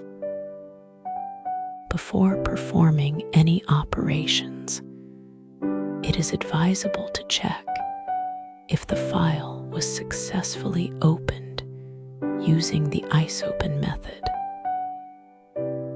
This helps prevent errors that could arise from attempting to read from or write to a non-existent or inaccessible file. Additionally, stream state functions such as good, fail, and bad can be used to detect and respond to errors during file operations. For example, fail indicates that an operation has failed, while bad suggests a severe error, such as a hardware failure. Implementing these checks ensures that the program can handle errors effectively, providing meaningful feedback or taking corrective actions. Furthermore, best practices recommend using RAII resource acquisition is initialization by relying on the automatic destruction of stream objects, which ensures that files are closed properly, even if an exception occurs. In conclusion, file I/O is a cornerstone of data persistence in C++ applications, enabling programs to store and retrieve data across multiple sessions. Streams provide a flexible and powerful mechanism for reading from and writing to files, with a wide range of operations and manipulators to customize data handling. Proper error handling is essential to ensure that file operations are robust and reliable, preventing data loss and improving user experience. By practicing with if-stream, off-stream, and stream manipulators, developers can gain the skills necessary to handle complex file operations efficiently. Mastering these concepts allows for the creation of applications that can interact with external data sources effectively, making file I/O an indispensable tool in the C++ programming toolkit. Memory management in C++ is a fundamental aspect of programming that involves controlling how programs allocate and release memory. This process is crucial for ensuring that applications run efficiently and remain stable. One of the key concepts in memory management is the distinction between the stack and the heap. The stack is used for static memory allocation, where memory is automatically managed by the compiler. It's typically used for local variables and function calls. In contrast, the heap is used for dynamic memory allocation, which allows programs to request memory at runtime. This flexibility is essential when dealing with data structures whose size is not known at compile time. Efficient memory usage is vital because improper management can lead to performance issues and instability. For instance, if a program allocates too much memory without releasing it, it can cause the system to slow down or even crash. C++ provides developers with manual control over memory, which is a core feature of the language. This level of control allows for precise optimization, but also requires careful handling to avoid common pitfalls such as memory leaks and dangling pointers. Static allocation refers to memory that is reserved at compile time, such as local variables within a function or global variables declared outside of any function. This type of allocation is managed automatically by the compiler, making it fast and efficient for fixed-size data. However, static allocation has limitations because the size of the memory must be known at compile time, which restricts flexibility. On the other hand, dynamic allocation allows memory to be managed at runtime using the new and delete operators. This approach is particularly useful for handling variable-sized data, such as arrays whose size is determined during program execution. For example, if a program needs to store a list of user inputs, dynamic allocation enables the program to request exactly the amount of memory required. This flexibility comes with the responsibility of manually managing memory, which requires careful use of new and delete to prevent issues like memory leaks. The new operator is used to allocate memory on the heap, which is essential for dynamic memory management. When you use new, the program requests a block of memory from the heap and returns a pointer to that location. For example, the syntax int ptr equals new int allocates memory for a single integer and assigns the address to the pointer ptr. Similarly, the syntax int r equals new int 10 allocates memory for an array of 10 integers. This operator is crucial for scenarios where the size of the data is not known at compile time. However, it is important to note that new can throw an exception called STD, bad luck, if the allocation fails due to insufficient memory. This exception handling mechanism ensures that the program can respond to memory allocation failures gracefully.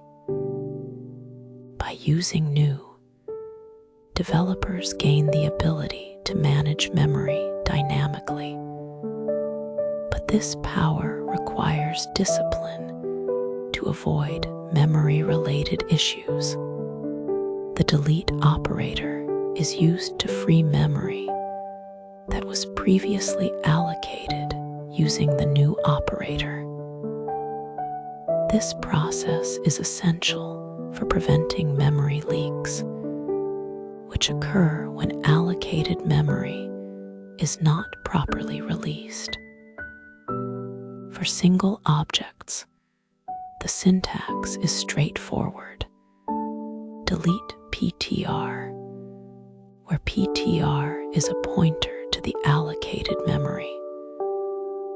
For arrays, the correct syntax is delete R, which ensures that the entire array is deallocated properly. Failing to use delete or delete can lead to significant problems, as the memory remains occupied even after it is no longer needed. This can cause the program to consume more memory than necessary, potentially leading to performance degradation or crashes. The delete operator works by returning the memory block to the heap, making it available for future allocations. It is crucial to match each new with a corresponding delete, and each new with a delete to maintain the integrity of the program's memory management. A memory leak occurs when a program allocates memory but fails to release it, leading to a gradual increase in memory usage over time. This issue can arise from various scenarios, such as forgetting to call delete or losing the pointer to the allocated memory. For instance, if a function allocates memory for an object but does not store the pointer correctly, the memory becomes inaccessible and cannot be reclaimed. The consequences of memory leaks can be severe, including excessive memory consumption, which may cause the program to slow down or even crash. In some cases, the operating system may terminate the program if it uses too much memory. To detect memory leaks, developers can use tools like Valgrind, which analyzes the program's memory usage and identifies unreleased blocks. By addressing memory leaks proactively, developers can ensure their programs remain efficient and stable, especially in long-running applications. Smart pointers are a powerful feature in C++ that automate memory management, reducing the risk of memory leaks and other errors. These pointers are part of the standard library and include types such as std, uniquevector, std, sharedvector, and std, weakvector. The std uniquevector ensures exclusive ownership of the allocated memory, meaning only one pointer can reference the resource at a time. This makes it ideal for scenarios where ownership is clearly defined. The std sharedvector, on the other hand, allows multiple pointers to share ownership of the same resource, using reference counting to track how many pointers are referencing the memory. When the last sharedvector goes out of scope, the memory is automatically deallocated. The std weakvector is used to break circular references that can occur with shared pointers, preventing memory leaks in complex object graphs.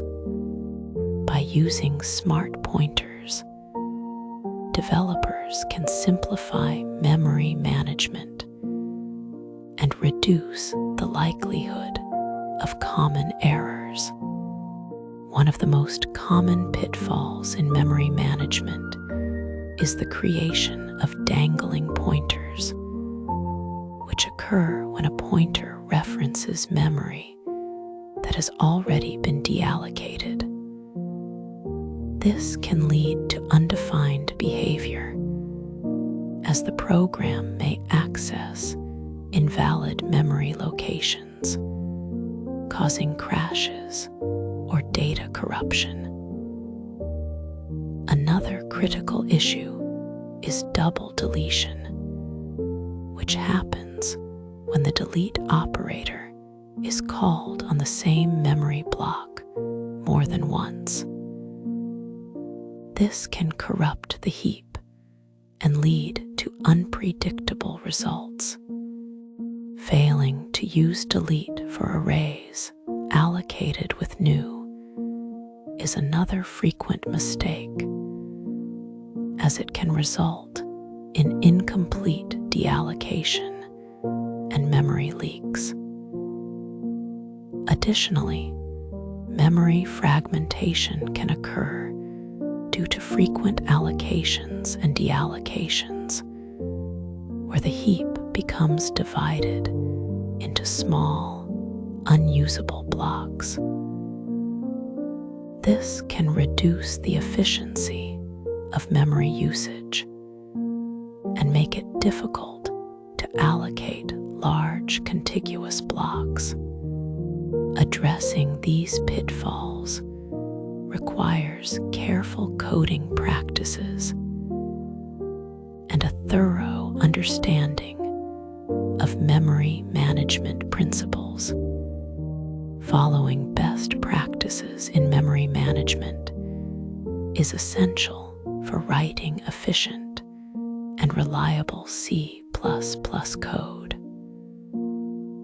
One of the most important principles is to use smart pointers instead of raw pointers whenever possible, as they automate the deallocation process and reduce the risk of memory leaks. Developers should also ensure that every new is matched with a corresponding delete, and every new is matched with a delete, maintaining consistency in memory management. Another key practice is to implement the resource acquisition is initialization RAII pattern, where resources are acquired during object construction and released during destruction. This ensures that resources are properly managed even in the presence of exceptions. Additionally, developers should avoid manual memory management for complex data structures, relying instead on containers like std, vector, or std, map, which handle memory allocation and deallocation internally. By adhering to these best practices, developers can create more robust and maintainable code. In summary, memory management in C++ is a critical aspect of software development that requires careful attention to avoid common pitfalls. The stack and heap provide different mechanisms for memory allocation, with the stack offering automatic management and the heap allowing for dynamic control. The new and delete operators enable developers to allocate and deallocate memory manually. But this process demands discipline to prevent issues like memory leaks and dangling pointers. Smart pointers such as uniquepter, sharedter, and weakter, provide safer alternatives by automating memory management and reducing the risk of errors. By following best practices such as RAI and using standard library containers, developers can create efficient and reliable applications. Understanding these concepts is essential for writing high-performance code that runs smoothly and avoids common memory-related issues. Mastering memory management in C++ is a vital skill for any developer, as it directly impacts the performance and stability of applications. The language's manual control over memory offers powerful capabilities, but also requires a deep understanding of its intricacies. By leveraging tools like smart pointers and adhering to best practices, developers can minimize the risk of errors and create more efficient code. Practicing with real-world examples and analyzing memory usage with tools like Valgrind can further enhance proficiency in this area. Ultimately, careful attention to memory management ensures that programs run smoothly, avoid resource leaks, and maintain optimal performance. As developers continue to refine their skills, they will be better equipped to handle complex scenarios and build robust applications that meet the demands of modern software development. Smart pointers are C++ objects designed to manage dynamic memory automatically. Unlike raw pointers, which require manual allocation and deallocation, smart pointers handle this process seamlessly. This automation helps prevent common issues like memory leaks, where resources are not properly released, and ensures that resources are cleaned up correctly even if an exception occurs. The three main types of smart pointers in C++ are uniquepter, sharedter, and weakter. Each of these serves a specific purpose in managing ownership and lifetime of dynamically allocated objects. Using smart pointers offers significant advantages in C++ programming. They automate memory management, which reduces the risk of errors that come from manually calling new and delete. For example, forgetting to delete a dynamically allocated object can lead to memory leaks. But smart pointers ensure that resources are released when they are no longer needed. This not only improves code safety, but also enhances maintainability, as developers can focus on logic rather than tracking memory allocations.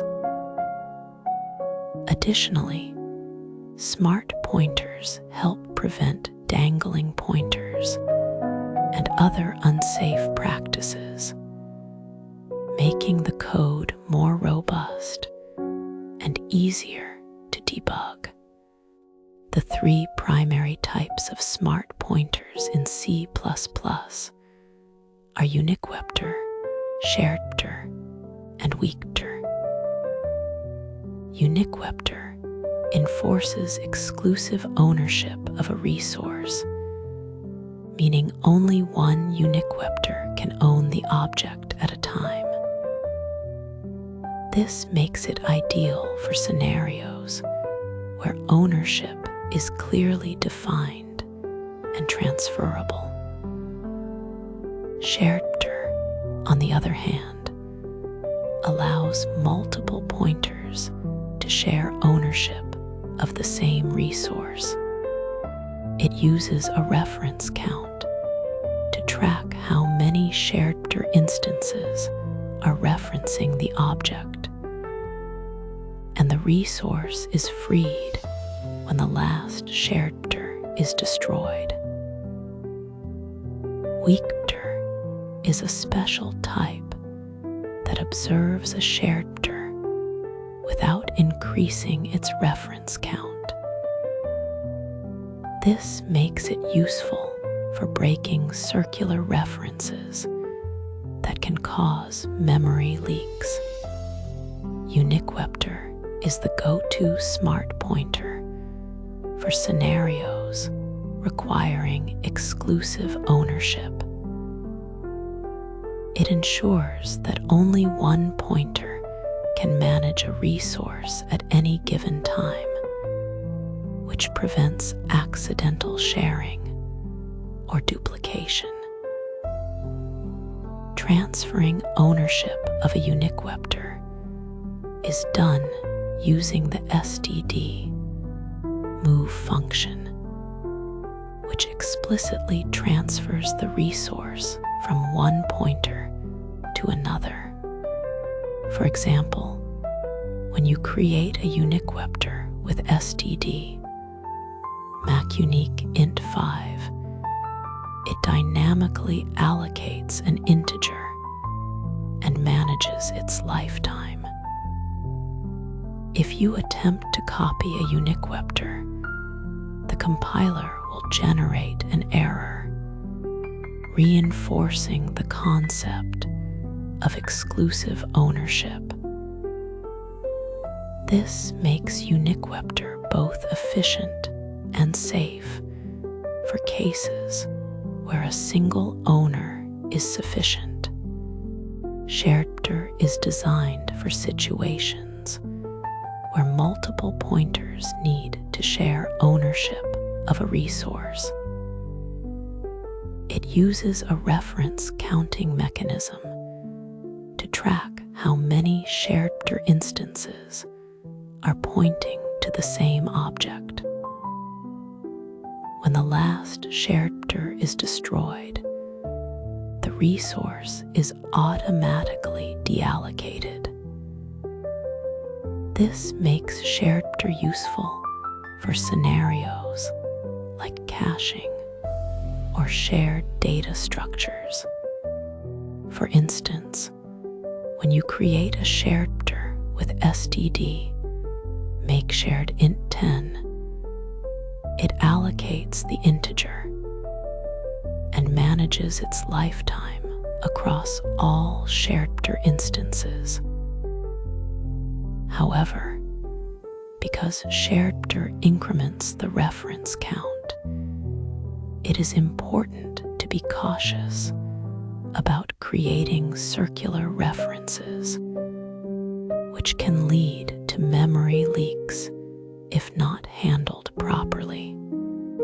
Weakpter is specifically designed to avoid the pitfalls of circular references in sharedpter chains. It does not increase the reference count of a sharedpter, allowing it to observe the resource without affecting its lifetime.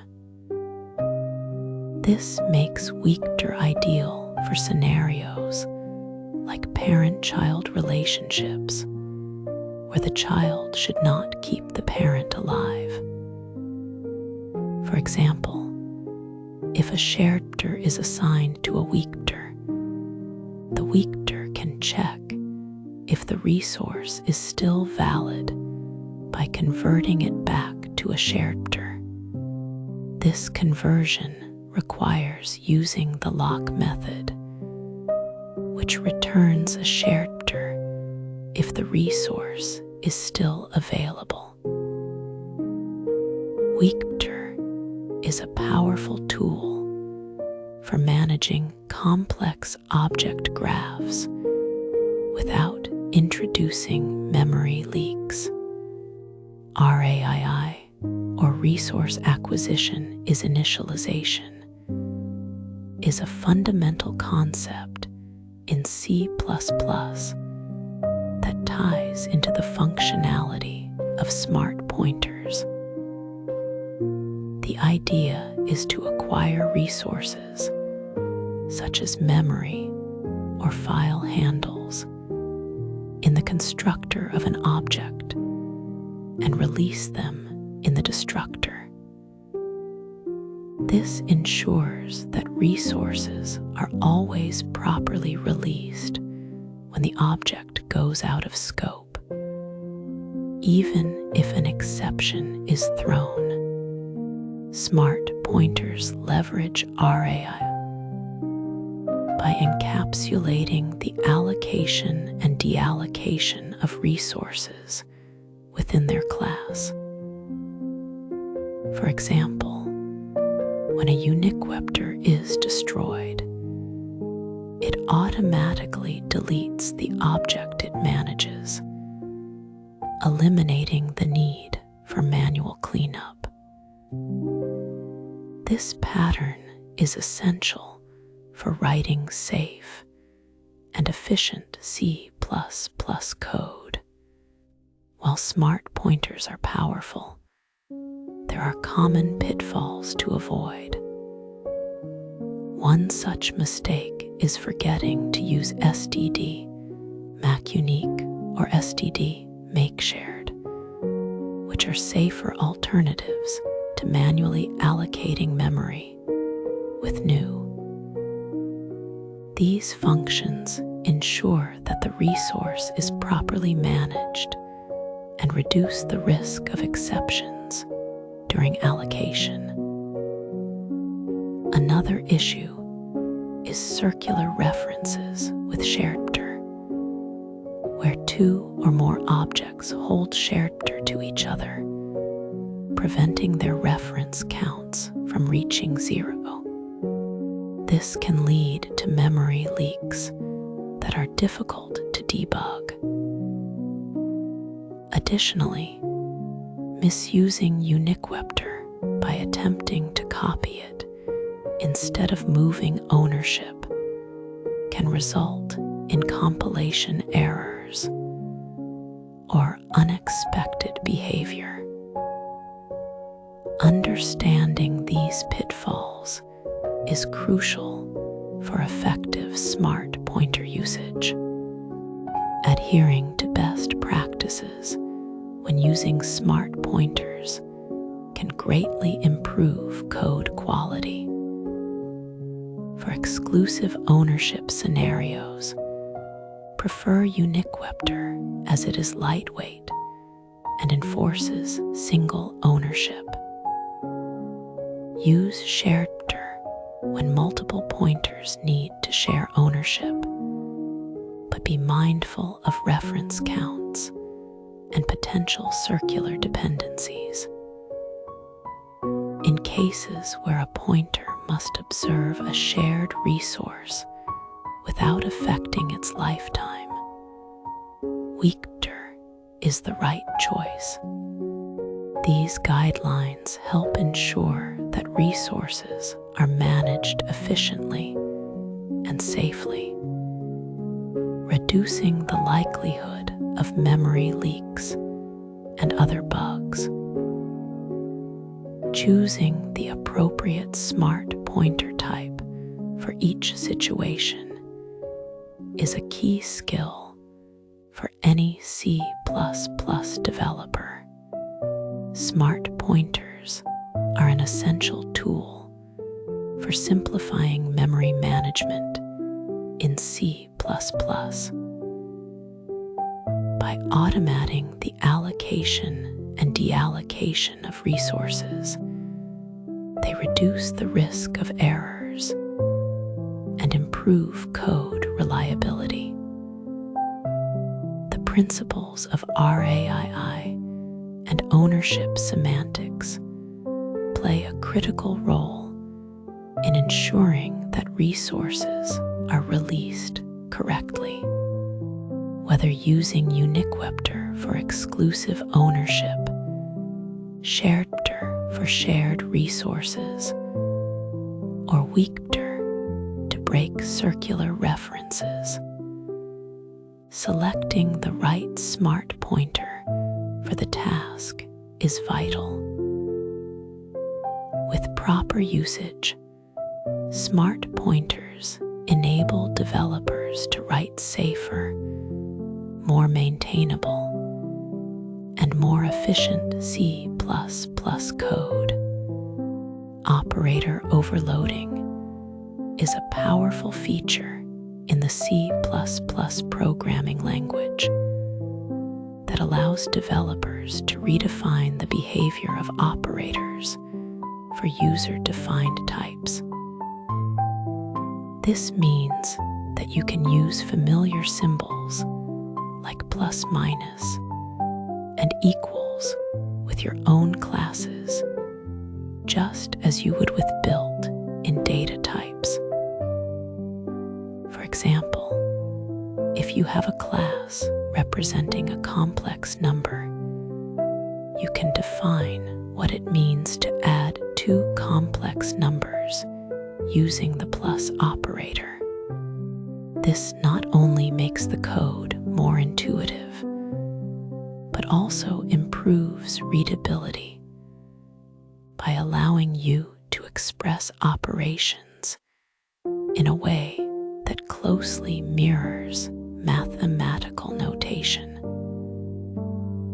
By overloading operators, you can create a more natural and expressive programming experience that aligns with the expectations of developers who are accustomed to working with standard types. There are several compelling reasons to overload operators in C++. One of the primary benefits is that it enables user-defined types to behave similarly to built-in types, which makes the code more consistent and easier to understand. For instance, if you have a class for handling large integers, you can overload the plus operator to allow adding two instances of that class as if they were regular integers. This enhances code clarity by reducing the need for verbose method calls and makes the logic behind operations more transparent. Additionally, operator overloading allows you to implement custom logic for operations that may not have a direct equivalent in the built-in types. This flexibility is particularly useful when creating domain-specific languages or specialized data structures where the operations need to reflect the unique characteristics of the data. When overloading unary operators, such as negation or increment, you can choose to implement them as member functions or friend functions. Unary operators operate on a single operand, which is typically the object itself. For example, the minus operator can be used to negate the value of an object.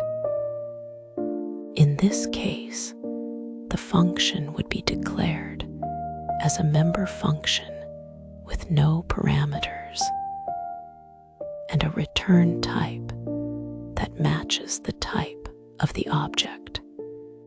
It is important to ensure that the function is marked as const to indicate that it does not modify the object's state. This approach allows the operator to access the object's members directly while maintaining the integrity of the data. However, when the operator needs to access private members of the class, it may be necessary to use a friend function instead. Binary operators such as addition or subtraction require two operands and are typically implemented as member functions or non-member functions.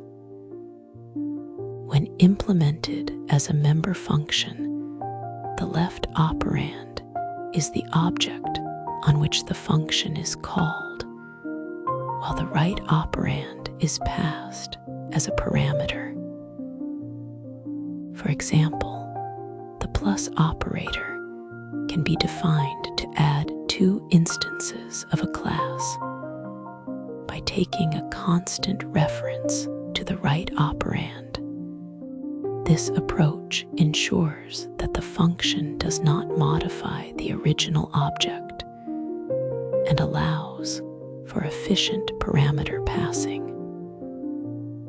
However, in some cases, it may be more appropriate to define the operator as a non-member function, especially when the left operand is not an instance of the class.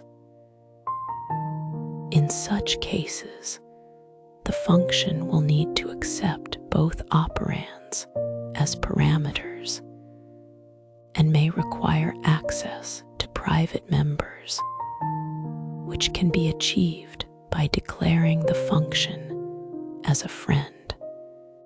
Comparison operators such as equals, not equals, less than, greater than, and their variants are frequently overloaded to enable meaningful comparisons between objects. These operators must be implemented with consistent logic to ensure that their behavior aligns with the expectations of the programmer. For example, the equals operator should return true only when all relevant members of the objects being compared are equal. It is important to maintain this consistency across all comparison operators to avoid unexpected behavior. For instance, if you overload the less than operator, you should also ensure that the greater than operator behaves in a complementary manner. This consistency is crucial for maintaining the correctness of algorithms that rely on these comparisons, such as sorting routines.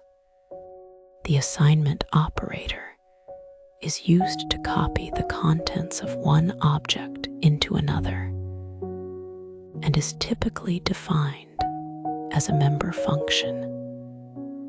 When overloading the assignment operator, you must handle cases where the object is assigned to itself to prevent issues such as self-assignment. This is particularly important when the class manages resources like dynamically allocated memory. The function should also ensure that any existing resources are properly released before copying the new values. The return type of the assignment operator is usually a reference to the current object to allow for chained assignments. For example, my class and operator equals const my class and other. This design allows for expressions like a equals B equals C to work correctly. Stream operators such as the insertion operator and the extraction operator are commonly overloaded to facilitate input and output operations for user-defined types.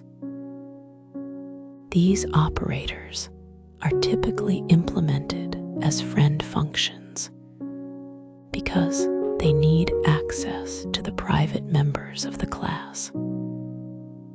For example, the insertion operator can be overloaded to print the contents of an object to an output stream. This allows you to use the standard syntax like count obj to display the object's data. Similarly, the extraction operator can be overloaded to read data from an input stream into the object's members.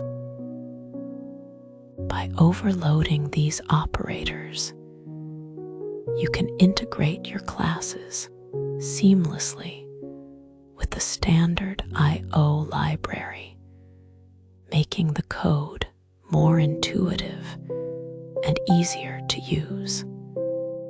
Friend functions provide a way to overload operators without making them member functions of the class.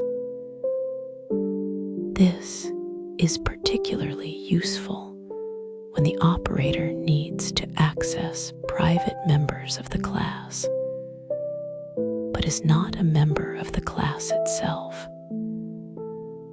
For example, if you want to overload the plus operator to add two instances of a class, you might define a friend function that takes two objects as parameters and returns a new object. Since the friend function is not a member of the class, it does not have access to the this pointer, but can still access the private members of the class. This flexibility allows you to create operators that behave like built-in operators while maintaining the encapsulation of the class's data. When overloading operators, it is essential to follow best practices to avoid creating confusing or inconsistent behavior. One of the key principles is to avoid overloading operators in a way that deviates from their conventional meanings. For example, using the plus operator to perform subtraction would be highly misleading and could lead to errors. It is also important to maintain consistency with the semantics of the built-in operators to ensure that the code remains intuitive. For unary operators, it is generally recommended to use member functions, while for binary operators that involve two operands, it may be more appropriate to use non-member functions. Additionally, you should always consider the implications of self-assignment and resource management when overloading the assignment operator. Operator overloading is a valuable tool in the C++ programming language that enhances flexibility and readability by allowing custom classes to behave like built-in types. This feature enables developers to create more expressive and intuitive code that aligns with the expectations of the programming community. However, it requires careful design to avoid ambiguity and ensure that the operators behave in a consistent and predictable manner. By practicing the implementation of custom operators in real-world scenarios, you can gain a deeper understanding of how to effectively use this feature to improve the quality and maintainability of your code. Welcome to session 31, where we delve into advanced class features in C++ programming. Today's focus is on static members and friend functions or classes. These features are essential for enhancing the functionality of your classes while maintaining precise control over data access. Static members allow you to create variables and functions that belong to the class itself rather than individual objects, enabling shared data across all instances. Friend functions and classes, on the other hand, provide a way to grant specific external entities access to private or protected members of a class. Together, these tools empower you to design more efficient and flexible C++ classes. Static members are a powerful aspect of C++ that belong to the class rather than any specific object. This means they are shared across all instances of the class, making them ideal for scenarios where data needs to be consistent across multiple objects. For example, a static variable could track the number of objects created.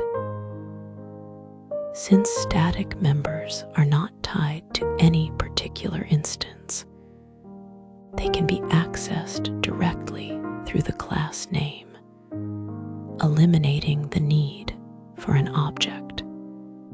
This feature is particularly useful for constants, counters, or any data that should remain uniform across all class instances. Static member variables are declared within the class definition using the static keyword. However, they must be initialized outside the class definition, typically in a source file. For instance, if you have a class called counter with a static int count, you would declare it inside the class and then define it as int counter, count equals 0, in the implementation file. This separation ensures that the static variable is properly allocated in memory. Accessing static member variables does not require an object. Instead, you use the class name followed by the scope resolution operator, such as counter, count. This approach promotes cleaner and more efficient code. Static member functions are similar to static variables in that they belong to the class rather than any specific object. These functions cannot access non-static members of the class because they do not have this pointer. Instead, they can only interact with static members. This makes them ideal for utility functions that perform operations on shared data. For example, a static function might display the current count of objects created by a class. Since they are not bound to any instance, static member functions are often used for tasks that do not require object-specific data, such as logging or configuration management. Friends in C++ are a unique feature that allows external functions or classes to access the private and protected members of a class without being members themselves. This is declared using the friend keyword within the class definition. Friends are particularly useful when you need to provide controlled access to internal data while maintaining encapsulation. For instance, a friend function might be used to overload an operator, enabling custom behavior for your class. However, it is important to use friends judiciously, as they can undermine the principles of encapsulation if overused. Friend functions are external functions that can access the private members of a class. They are declared inside the class definition with the friend keyword. For example, a friend function called printData could take a const reference to an object of the class and display its private data. This is commonly used in scenarios like operator overloading, where you need to define functions outside the class, but still require access to its internal state. Friend functions offer flexibility, but should be used carefully to avoid compromising data security. Friend classes extend the concept of friends to entire classes, granting them access to all private and protected members of another class. This is particularly useful in cases where two classes are closely related and need to share internal data. For example, a logger class might be a friend of a my class, allowing it to access my class's internal state for debugging purposes. While this can simplify complex interactions, it should be used sparingly to maintain the integrity of encapsulation. Friend classes are often employed in scenarios where tight coupling is necessary, such as in certain design patterns or debugging tools, When working with static members and friends, it is crucial to follow best practices to avoid common pitfalls. Static members are excellent for shared data like counters or configuration settings, but they must be initialized outside the class definition.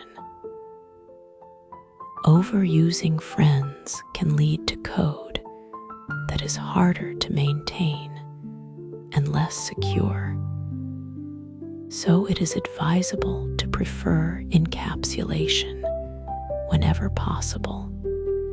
Additionally, friends can break the principles of encapsulation, so they should be used only when necessary. Always remember that static members require explicit initialization, and friends should be granted access only to the extent required for the task at hand. In conclusion, static members and friend functions or classes are powerful tools in C++ that enhance the functionality and flexibility of your classes. Static members allow for shared data and functions across all instances, while friends provide controlled access to private members. By mastering these features, you can create more efficient and maintainable code.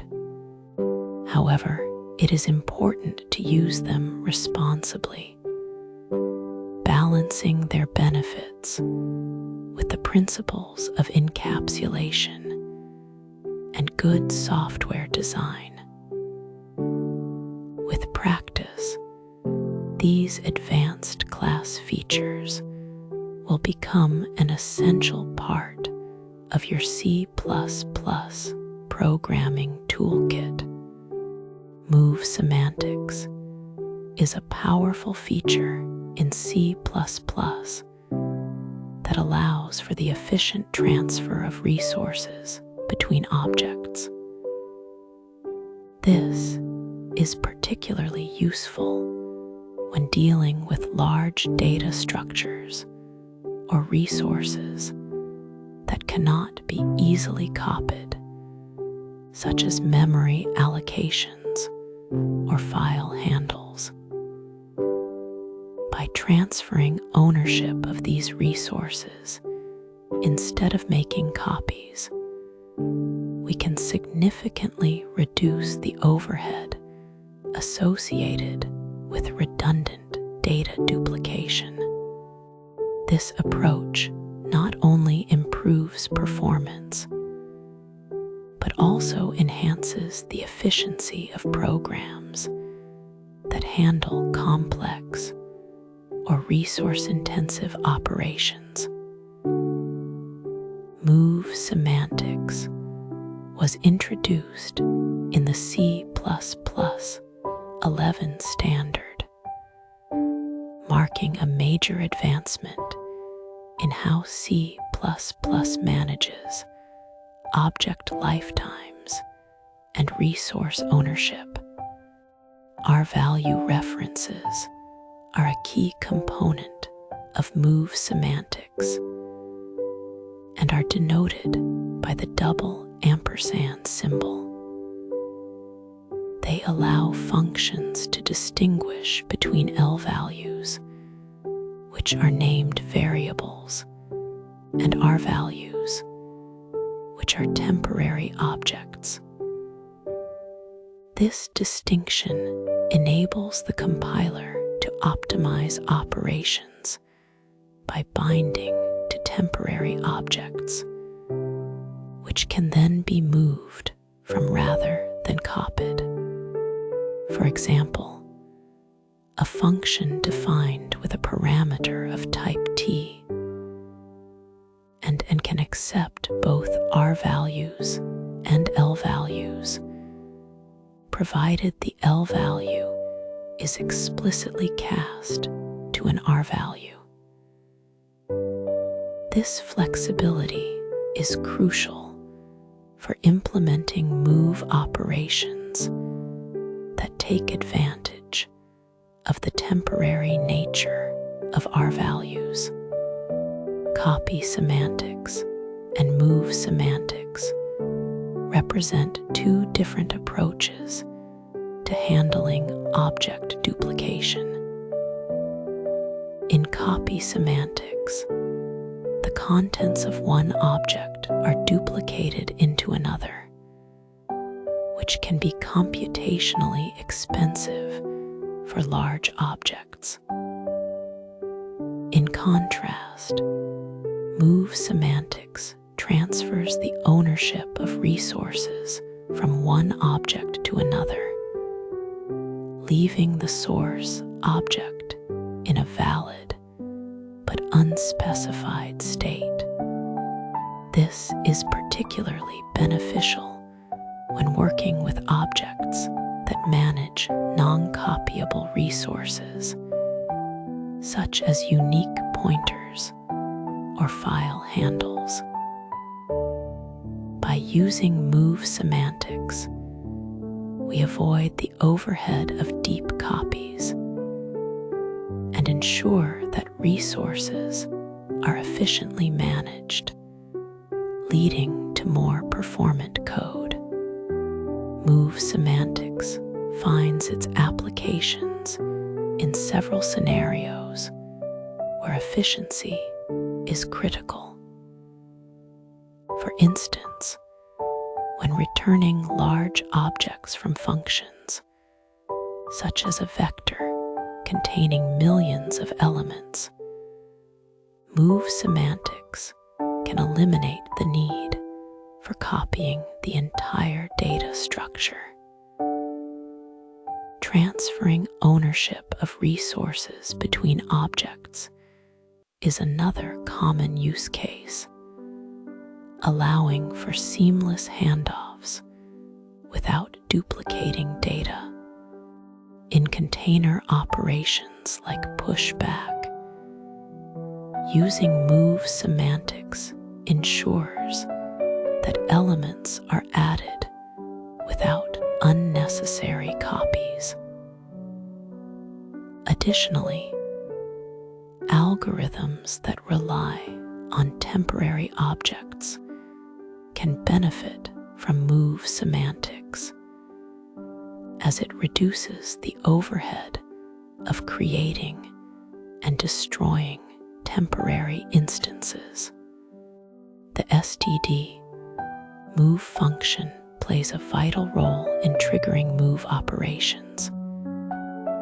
It is used to convert an L value into an R value reference, effectively signaling that the object can be moved from. This is essential for invoking move constructors and move assignment operators, which are responsible for transferring resources between objects. A move constructor is defined as my class, and other, where the double ampersand indicates that the parameter is an R value reference. Similarly, the move assignment operator is defined as my class and operator equals my class and other. These functions must be explicitly defined or defaulted in C++11 and later standards to ensure proper resource management. In conclusion, move semantics is a fundamental concept in modern C++ that enhances performance by minimizing unnecessary data copies. The The introduction of R-value references has enabled the distinction between L values and R values, allowing for optimized resource transfers. By using std move, developers can explicitly trigger move operations, ensuring that resources are efficiently managed. These features are essential for writing high-performance code, particularly when dealing with large data structures or non-copyable resources. As C++ continues to evolve, move semantics remains a cornerstone of effective resource management and optimization. Threads are the fundamental building blocks of concurrent execution within a program. They allow multiple tasks to run simultaneously, sharing the same memory space and resources of a single process. This makes them more efficient than processes, which require separate memory allocations. Threads are particularly useful for tasks that can be divided into independent parts, such as processing data in parallel or handling multiple I/O operations at once. The C++ 11 standard introduced the thread library, which provides a standardized way to manage threads in C++ code. This addition marked a significant step forward in making multi-threaded programming more accessible and portable across different platforms. By leveraging threads, developers can improve application responsiveness, especially in scenarios where the main thread might otherwise be blocked by long-running operations. To create a new thread in C++, you use the std thread class, which is part of the thread header. The basic syntax involves passing a callable object, such as a function, lambda, or functor, along with any required arguments. For example, std thread tfunction arguments spawns a new thread that executes the specified function. It is essential to ensure that the callable does not outlive the thread, as this can lead to undefined behavior. Once a thread is created, you must manage its life cycle. The join method allows the main thread to wait for the spawned thread to complete its execution, ensuring that all tasks are properly synchronized. On the other hand, detach allows the thread to run independently in the background, which is useful for long-running tasks that do not need to be explicitly waited upon. However, detaching a thread requires careful handling to avoid resource leaks or unexpected program behavior. One of the most common challenges in multi-threaded programming is the race condition. A race condition occurs when two or more threads access shared data concurrently, leading to unpredictable and incorrect results. For instance, if two threads attempt to increment a shared variable at the same time, the final value may not reflect the expected sum due to overlapping memory operations. This can result in undefined behavior, making it extremely difficult to debug. Race conditions are particularly insidious because they often depend on the timing of thread execution, which can vary between runs. To prevent such issues, it is crucial to implement proper synchronization mechanisms that ensure only one thread can modify shared data at any given time.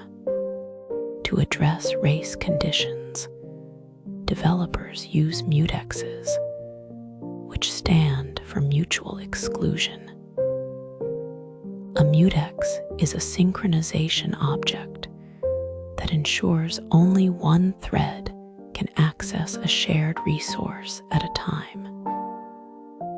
The STD mutex class is the primary tool for this purpose in C++. When a thread wants to access a shared resource, it must first lock the mutex. Once locked, other threads attempting to access the same resource will be blocked until the mutex is released. After the thread finishes its critical section, it must unlock the mutex to allow other threads to proceed.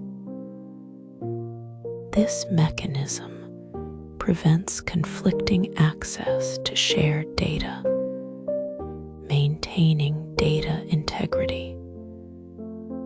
However, improper use of mutexes, such as forgetting to unlock them, can lead to deadlocks or resource starvation.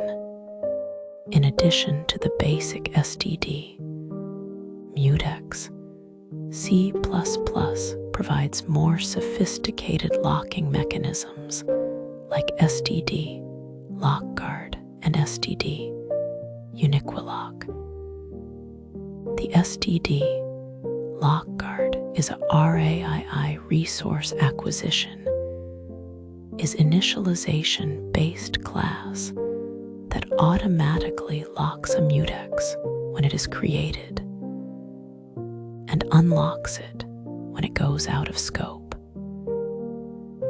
This ensures that the mutex is always properly released, even if an exception occurs. On the other hand, STD, uniquilock, offers more flexibility, allowing manual control over when the lock is acquired and released. It is particularly useful in scenarios where you need to conditionally lock a mutex or transfer ownership between threads.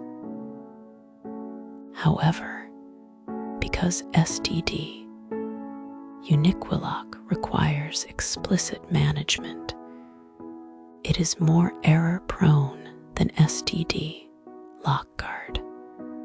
For simple, short critical sections, STD, lockguard is generally the preferred choice due to its safety and ease of use. Deadlocks are a critical issue in multi-threaded programming that can cause a program to freeze indefinitely. A deadlock occurs when two or more threads are waiting for each other to release resources, creating a circular dependency.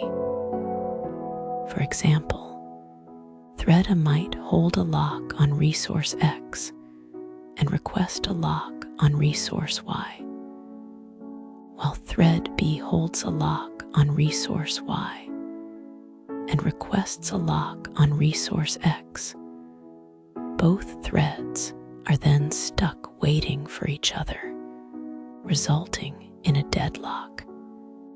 To prevent this, developers should follow best practices, such as using a consistent lock ordering strategy, where all threads acquire locks in the same sequence.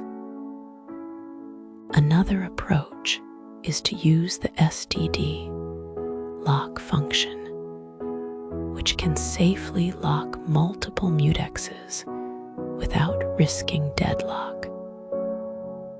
Additionally, it is important to avoid holding locks while performing operations that might block, such as waiting for user input or I/O beyond mutexes. C++ offers several advanced synchronization techniques to manage thread interactions. The std condition variable class allows threads to wait for a specific condition to become true before proceeding. This is particularly useful in scenarios like producer-consumer patterns, where a thread must wait for data to be available. The std barrier class enables threads to synchronize at a specific point in their execution, ensuring that no thread proceeds past the barrier until all have reached it. For asynchronous communication, std future and std promise provide a way to share results between threads, allowing one thread to wait for the outcome of another. Finally, std atomic types offer a way to perform operations on shared variables without requiring locks, making them ideal for simple, low-overhead synchronization. Each of these tools has its own use cases and trade-offs, and choosing the right one depends on the specific requirements of the program. To write robust, multi-threaded code, it is essential to follow best practices that minimize the risk of errors. One key principle is to keep the scope of locked sections as small as possible, reducing the chances of contention and improving performance. Avoiding nested locks, where a thread holds multiple locks at once, is also crucial, as this can increase the likelihood of deadlocks.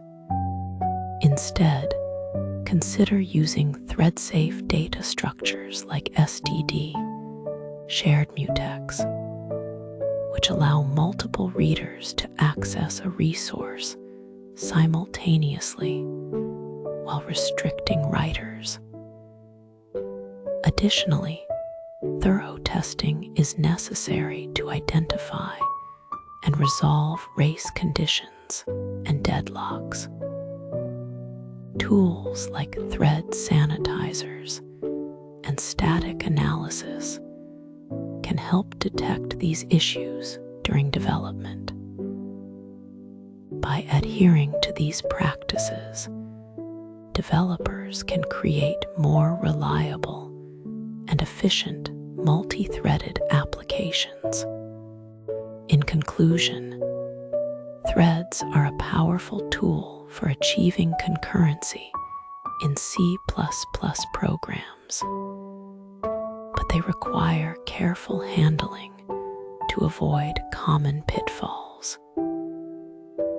Synchronization mechanisms such as mutexes and locks are essential for preventing race conditions and ensuring data integrity. Deadlocks, while challenging, can be mitigated through consistent lock ordering and the use of advanced techniques like STD lock. By mastering these concepts and following best practices, developers can build multi-threaded applications that are both efficient and reliable. The key takeaway is that while threads enable parallel execution, their proper use demands a deep understanding of synchronization and resource management. With practice and attention to detail, anyone can harness the full potential of C++ threading. Design patterns are like blueprints that offer proven solutions to common challenges in software development. They help us create code that is easier to adapt, update, and scale over time. In C++, where complexity can quickly spiral out of control, design patterns act as a toolkit to manage that complexity effectively. By using these patterns, we can write cleaner, more maintainable code that follows industry best practices. This not only makes our work more efficient, but also ensures that other developers can understand and build upon our work with greater ease. The singleton pattern is a powerful tool for ensuring that a class has only one instance throughout the application lifecycle. This is particularly useful in scenarios where a single point of control is needed, such as configuration managers that store global settings or logging systems that need to maintain a consistent state. In C++, implementing a singleton involves making the constructor private to prevent direct instantiation, using a static member variable to hold the single instance, and providing a static method to access that instance. However, developers must be cautious about thread safety and potential memory management issues when using this pattern. The factory pattern simplifies object creation by abstracting the process of instantiating concrete classes. Instead of hard-coding dependencies, this pattern allows us to define a factory interface that delegates the responsibility of object creation to subclasses. For example, a factory class could generate different types of shapes, such as circles or rectangles, based on input parameters. This decoupling makes the code more flexible, as changes to the concrete classes do not require modifications the client code. It also promotes scalability, enabling us to add new shape types without disrupting existing functionality. The observer pattern establishes a relationship between objects where one object, known as the subject, maintains a list of dependents or observers and notifies them of state changes. This is particularly useful in event-driven systems, such as GUI frameworks, where components need to react to user interactions or data updates. In C++, this can be implemented by defining a subject class with methods to add, remove, and notify observers. Observers, in turn, implement an update method to respond to changes. This pattern fosters loose coupling between components, making the system more modular and easier to maintain. The strategy pattern allows us to encapsulate algorithms as interchangeable objects, enabling dynamic selection of behavior at runtime. For instance, a sorting algorithm can be chosen based on the data size or type, such as switching between quicksort and merge-sort. This approach eliminates the need to modify existing code when introducing new behaviors, adhering to the open-closed principle.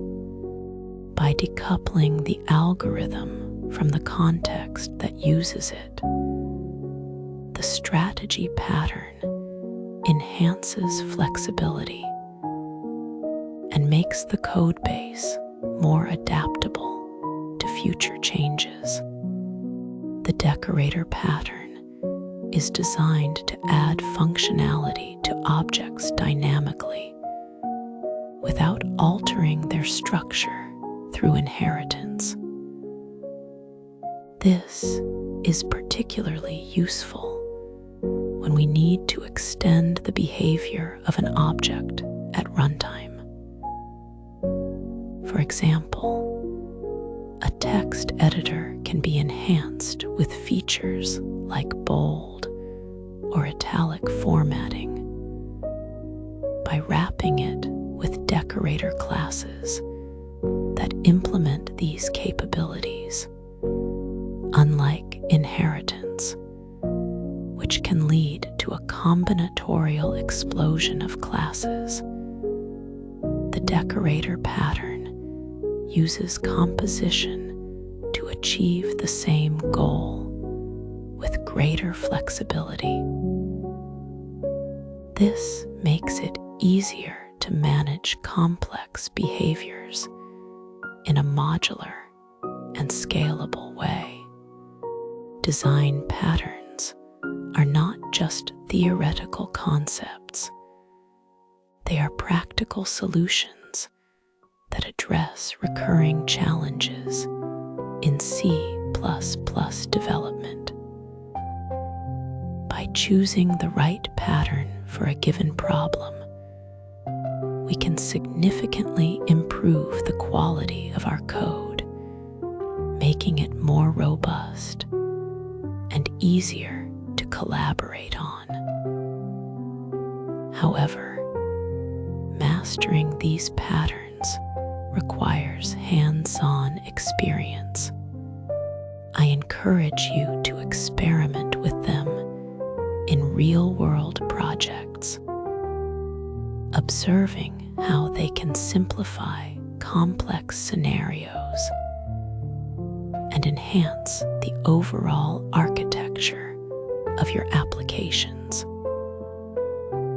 The more you practice, the more intuitive and effective your use of design patterns will become. Performance optimization in C++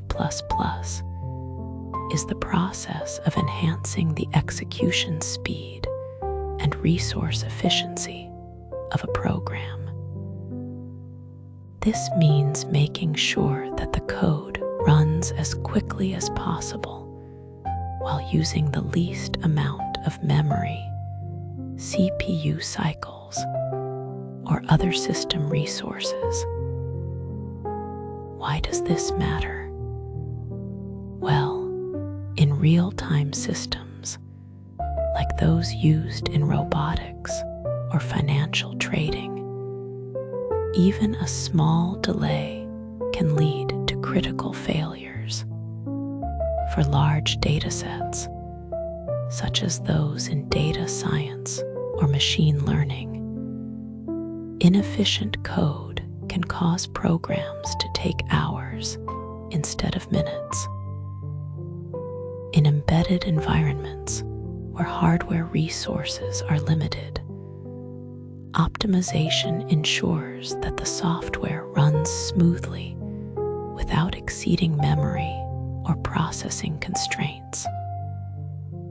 However, it's crucial to remember that performance is not the only concern. Writing code that is easy to read, maintain, and debug is just as important. A perfectly optimized program that is impossible to understand is not a good solution. The goal is to find a balance where the code is both efficient and manageable.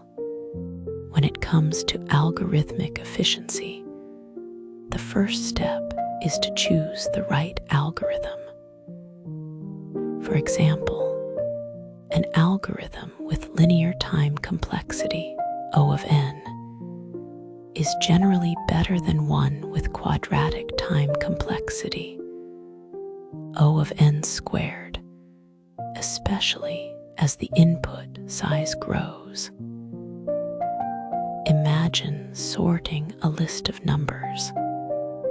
A bubble sort, which is O of n squared, becomes painfully slow for large datasets, while a quicksort, which is O of n log n, is much faster.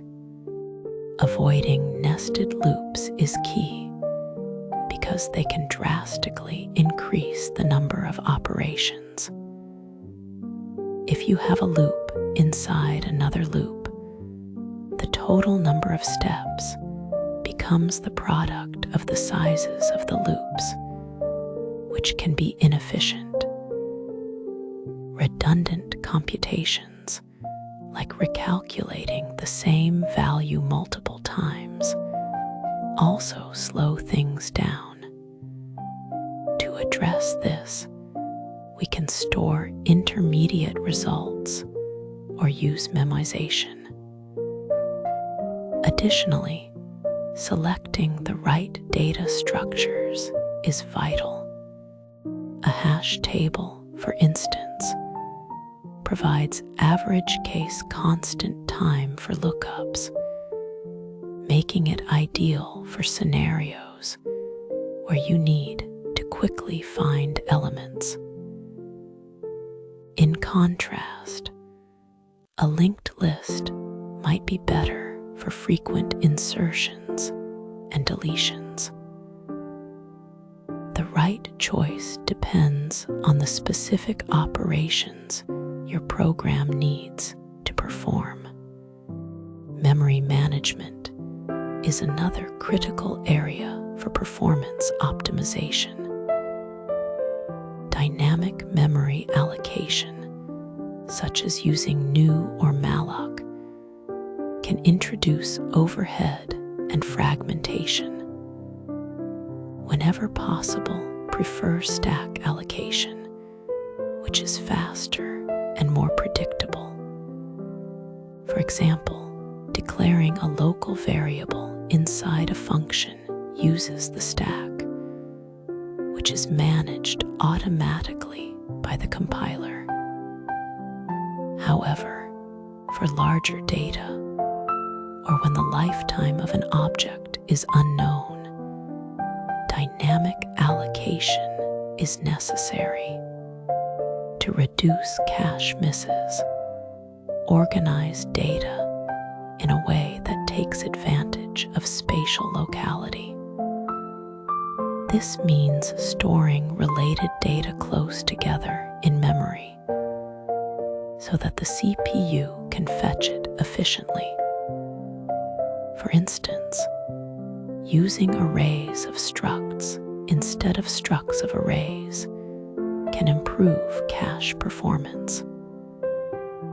Finally, avoid memory leaks by using RAII, which ties resource management to object lifetimes. When an object goes out of scope, its destructor is automatically called, ensuring that resources like memory or file handles are released. This approach is more reliable than manually managing resources, which is error-prone. Compiler optimizations are a powerful tool for improving performance without changing the code. Most C++ compilers offer flags like O2, O3, or March equals native that enable automatic optimizations. For example, O2 adds basic optimizations, while O3 includes more aggressive ones like inlining and vectorization. The March equals native flag tells the compiler to optimize for the specific architecture of the machine where the code is being compiled, which can lead to significant speedups. Using the inline keyword for small functions can reduce the overhead of function calls as the compiler inserts the function's code directly where it is called. However, overusing inline can increase the size of the executable. Another flag, FNO exceptions, disables exception handling, which can improve performance in code that does not use exceptions. Similarly, vomit frame pointer removes the frame pointer from the stack, which can save some CPU cycles, but may make debugging more difficult. These flags should be used judiciously, as they can affect the behavior of the program. Inline functions and templates are two techniques that can enhance performance in C++. Inline functions eliminate the overhead of a function call by replacing the call with the actual code of the function. This is particularly useful for small, frequently called functions. However, overusing inline can lead to code bloat, where the executable becomes larger and may even slow down the program due to increased memory usage. Templates, on the other hand, allow for compile time computations, which can be more efficient than runtime operations. For example, Using constexpr in a template can compute values at compile time, reducing runtime overhead. However, templates can also increase compilation time and code size if not used carefully. It's important to strike a balance between leveraging these features for performance and maintaining code clarity. When in doubt, profile the code to determine if the optimizations are actually beneficial. Avoiding unnecessary copies of data is essential for performance in C++. When passing objects to functions, using references instead of copying the entire object can save time and memory. For example, passing a const reference to a large object avoids duplicating its contents. Move semantics, introduced in C++11, allow the transfer of resources from one object to another without copying. This is particularly useful for objects that manage resources like std, vector, or std, uniquevector. By using std move, you can move the contents of an object rather than copy them, which is much faster. Additionally, prefer std vector over raw arrays because it handles dynamic memory management automatically and provides a safer interface. Raw arrays require manual memory management, which is error-prone and can lead to leaks or undefined behavior. Finally, using const references for function parameters not only avoids copies, but also ensures that the function does not modify the input data, improving code safety and efficiency.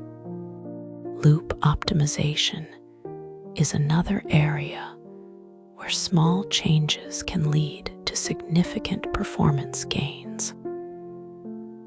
The first step is to minimize the operations inside the loop.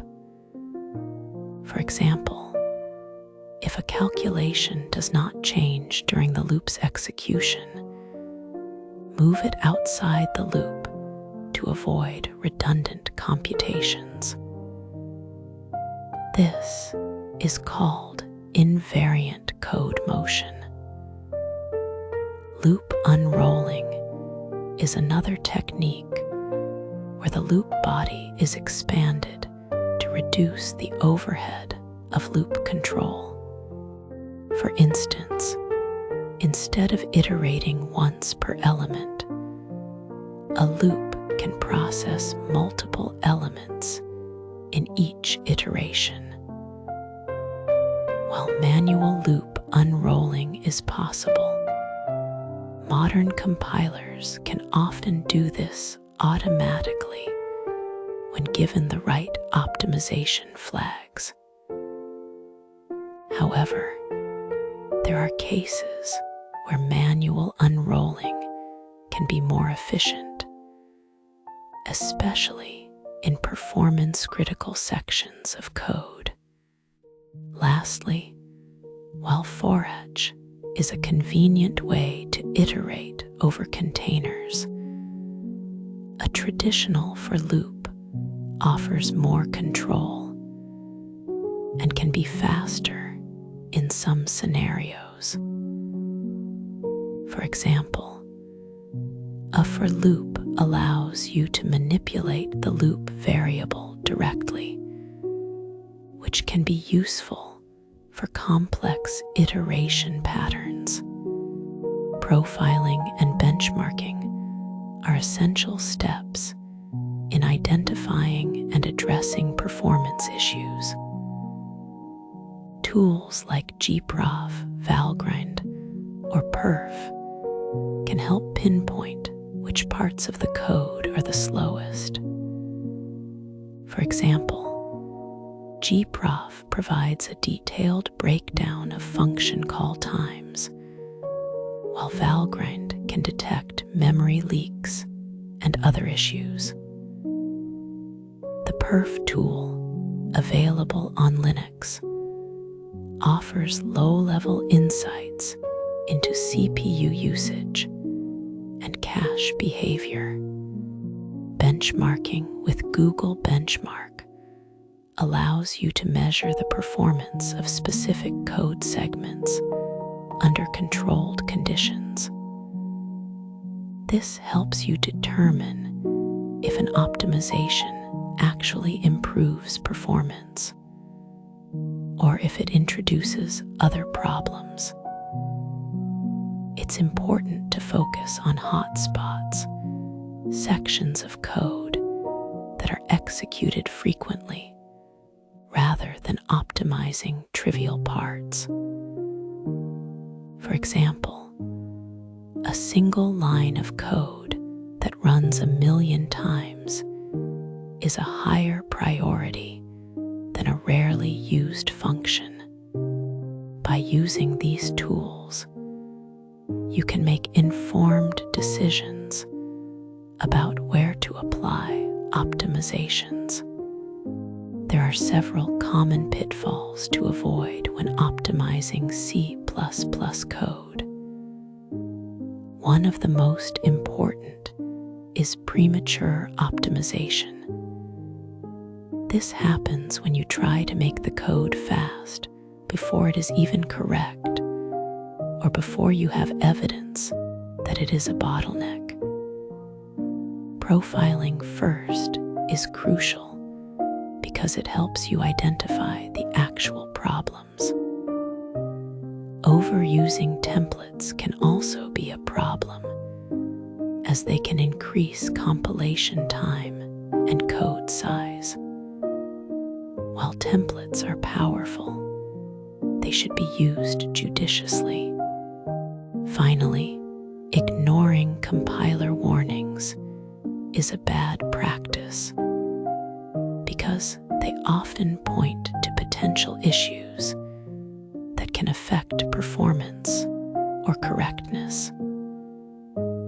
For example, a warning about an unused variable might indicate a logical error, while a warning about a possible overflow could lead to undefined behavior.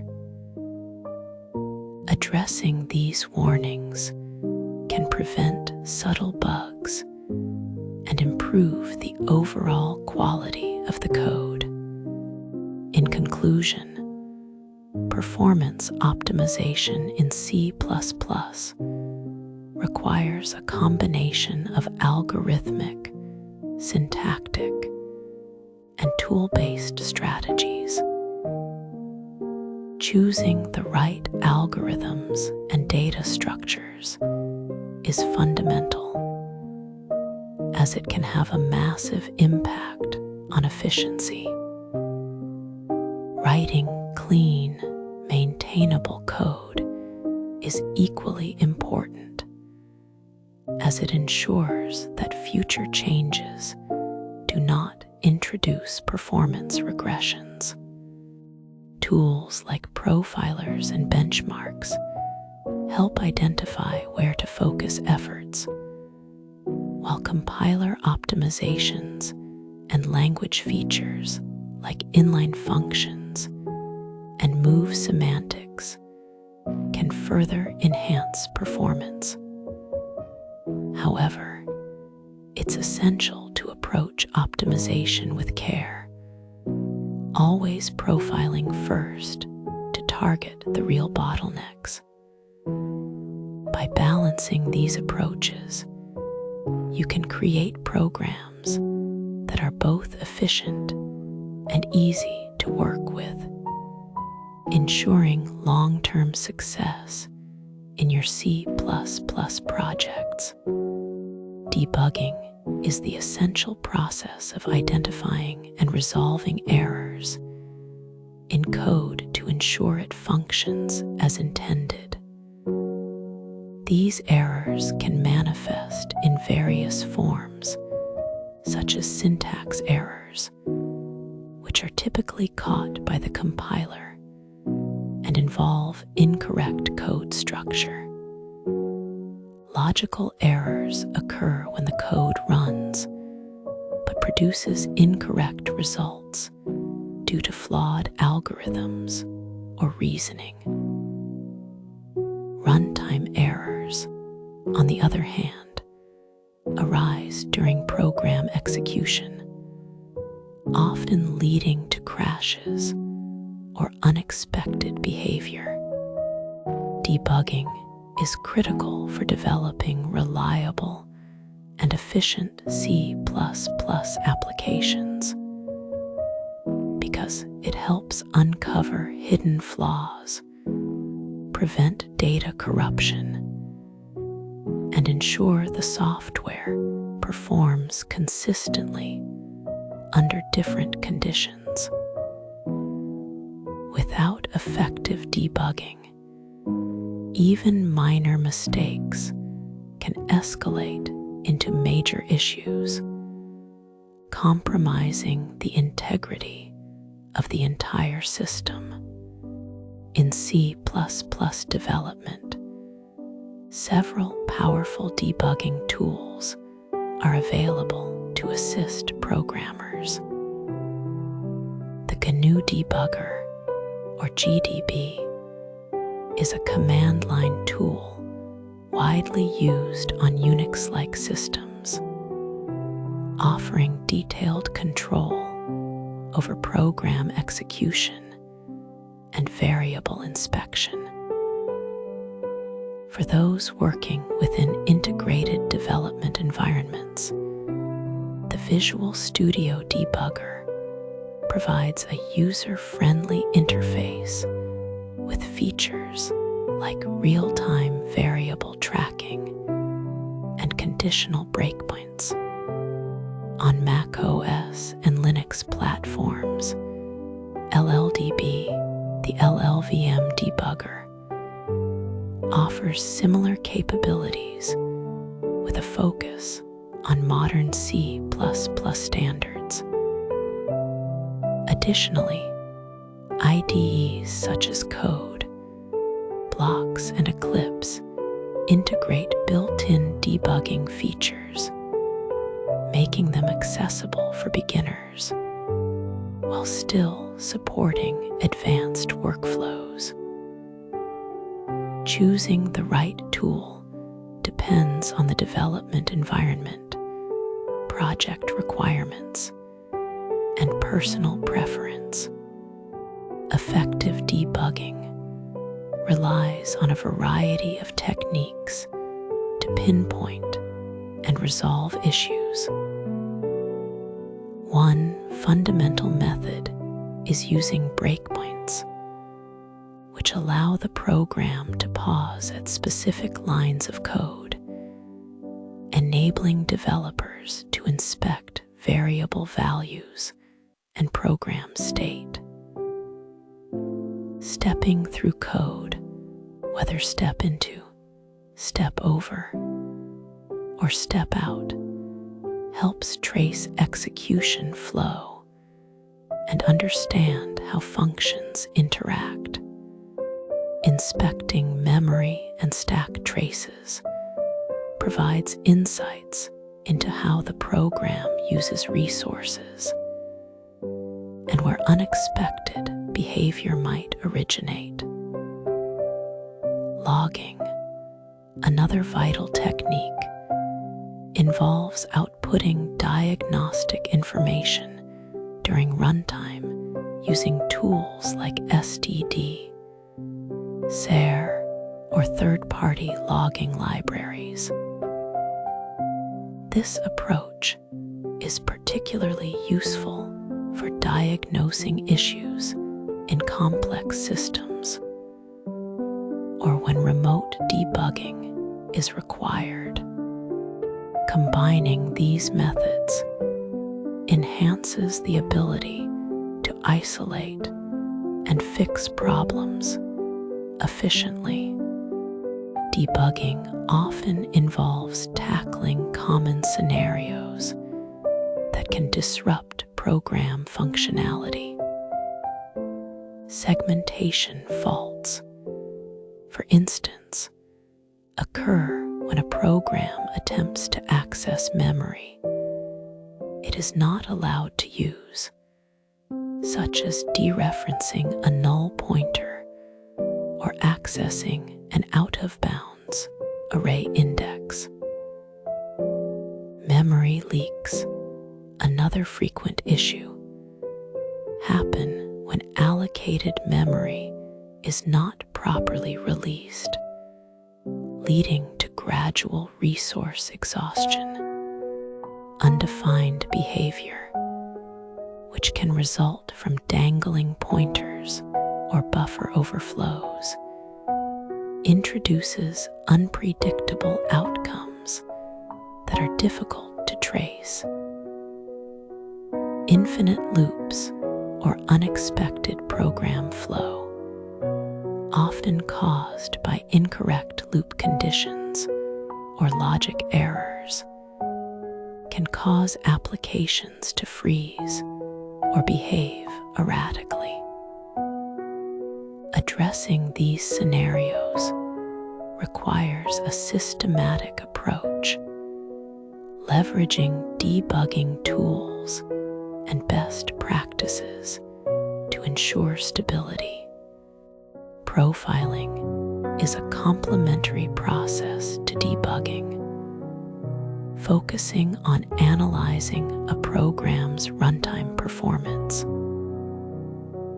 It helps identify how much time, memory, and CPU resources are consumed by different parts of the code, enabling developers to optimize for efficiency and scalability. Time-based profiling measures execution time, revealing functions or loops that may be slowing down the application. Memory profiling tracks resource allocation and deallocation, helping detect leaks or excessive memory usage. By understanding these metrics, developers can make informed decisions to enhance performance, especially in applications requiring high throughput or real-time processing. Profiling is essential for creating applications that not only work correctly, but also operate efficiently under various conditions. C++ developers have access to a range of profiling tools tailored to different needs. The GNU profiler, gprof, provides detailed function call timing data, helping identify performance bottlenecks. Valgrind, a versatile tool, detects memory leaks and other runtime issues, making it invaluable for maintaining memory safety. On Linux systems, perf offers low-level analysis of CPU and cache behavior, useful for optimizing performance at the hardware level. For advanced x86 architecture analysis, Intel vTune provides deep insights into CPU utilization and parallelism. Each tool has its strengths, and selecting the appropriate one depends on the specific goals of the profiling task. Whether it is optimizing speed, reducing memory usage, or improving scalability, profiling techniques vary based on the type of analysis required. Time-based profiling involves measuring how long functions or code segments take to execute, helping prioritize optimization efforts.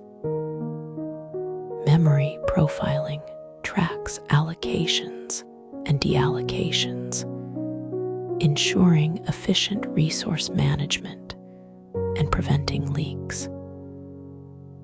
CPU utilization analysis focuses on how effectively the program uses available processing power, including opportunities for parallelism and cache optimization.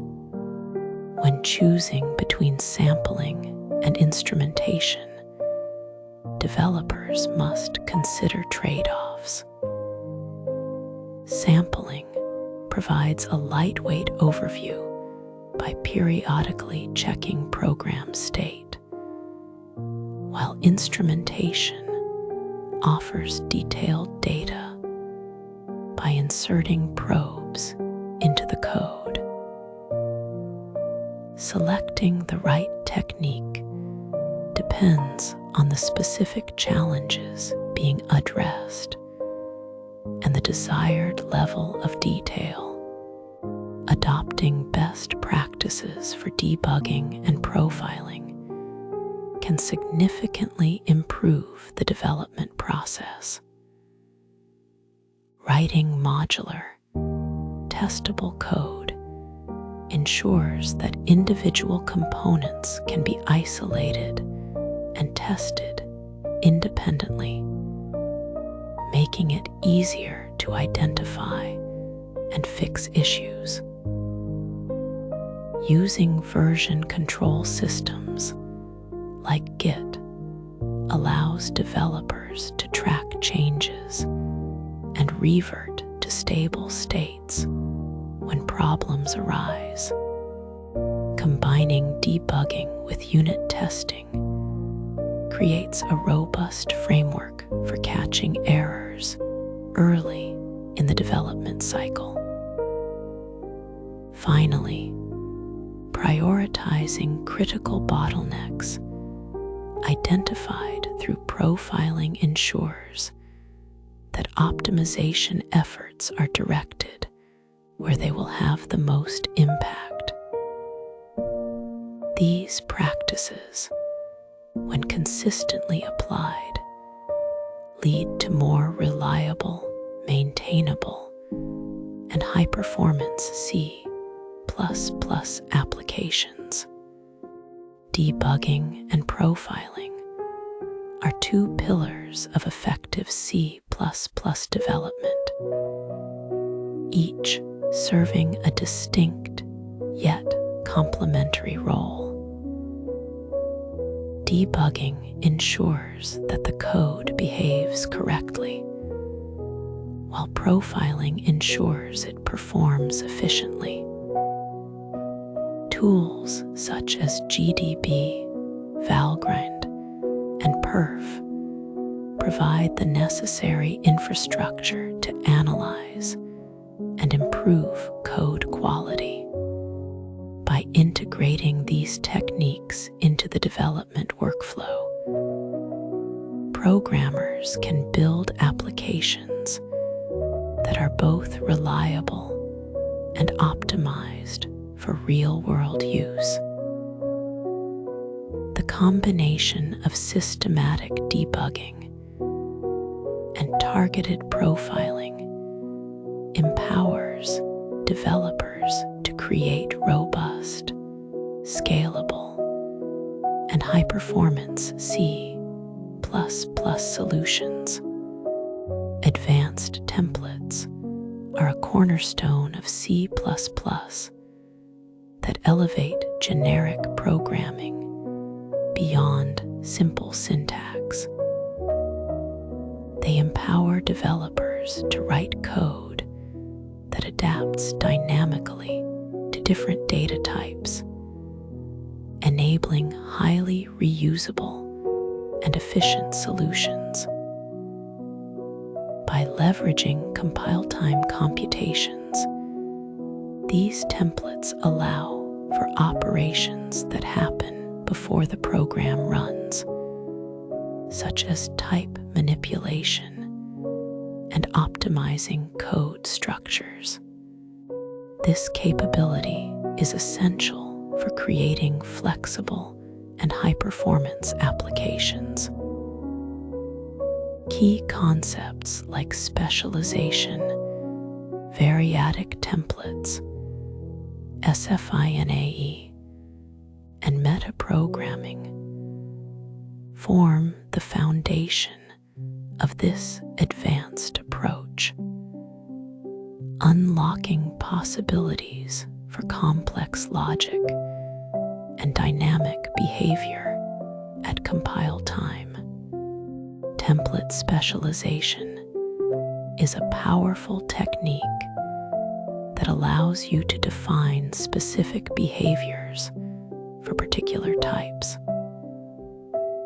Full specialization occurs when you explicitly tailor a template for a single, exact type, such as creating a unique implementation for integers versus strings. Partial specialization extends this idea, enabling you to apply specialized logic to subsets of types, like all pointer types or reference types. This is particularly useful when you need to handle different categories of data differently. Explicit specialization takes this further by overriding the default behavior of a template for a known type, ensuring that your code adapts precisely to the requirements of each scenario. Variadic templates are designed to handle functions or classes that accept a variable number of arguments. This is achieved through parameter packs, which act as containers for an arbitrary set of types or values. For example, a function defined with template type name. Args can take any number of arguments, making it highly versatile. Recursive expansion is a common technique here, where each argument is processed in turn, allowing for compile-time operations such as creating tuples or implementing recursive algorithms. This flexibility is crucial for building generic interfaces that can adapt to diverse input scenarios. SFINAE, or substitution failure, is not an error, is a principle that allows the compiler to handle template substitution failures gracefully. When a template is instantiated, if a substitution leads to an invalid type or expression, the compiler does not immediately report an error. Instead, it removes that template from consideration, enabling conditional compilation based on type validity. This is particularly useful for function overloading, where you can enable or disable specific template versions depending on the arguments provided. For instance, std enableif leverages sfinae to restrict template parameters, ensuring that only valid types are used in specific contexts. Type traits and meta functions are tools that allow you to inspect and manipulate types at compile time. Functions like std, isaim, and std isPointer check properties of types, such as whether two types are identical or if a type is a pointer. Meta functions, on the other hand, perform computations on types, such as determining the size of a type or extracting its underlying type. When combined with sfina, these techniques enable sophisticated type-based logic, allowing you to write templates that adapt their behavior based on the characteristics of the types they are applied to. The constexpr keyword in C++ allows functions and variables to be evaluated at compile time rather than at runtime. This not only improves performance by reducing runtime overhead, but also enables optimizations that can be leveraged in complex algorithms. For example, a constexpr function can compute a value during compilation, which can then be used in contexts that require constant expressions, such as array sizes or template parameters. This feature supports advanced logic, including loops and conditionals, making it possible to implement intricate computations that are resolved before the program executes. Template metaprogramming involves using templates to perform computations and generate code at compile time. This technique often relies on recursion, where a template is instantiated multiple times to break down a problem into smaller, manageable parts. For instance, the implementation of std, tuple, or std array uses recursive templates to handle varying numbers of elements. With the introduction of meta classes in C++20, class-level metaprogramming has become more straightforward, allowing developers to define metadata and behaviors that can be manipulated during compilation. This opens up new possibilities for creating highly dynamic and efficient code structures. The practical applications of advanced templates are vast and impactful.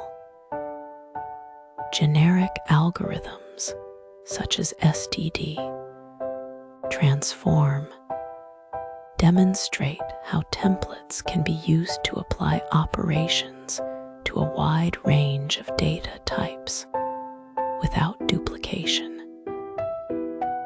Type-safe containers and smart pointers like std, vector, or std, uniquevector, benefit from templates by ensuring that operations are performed correctly for specific types.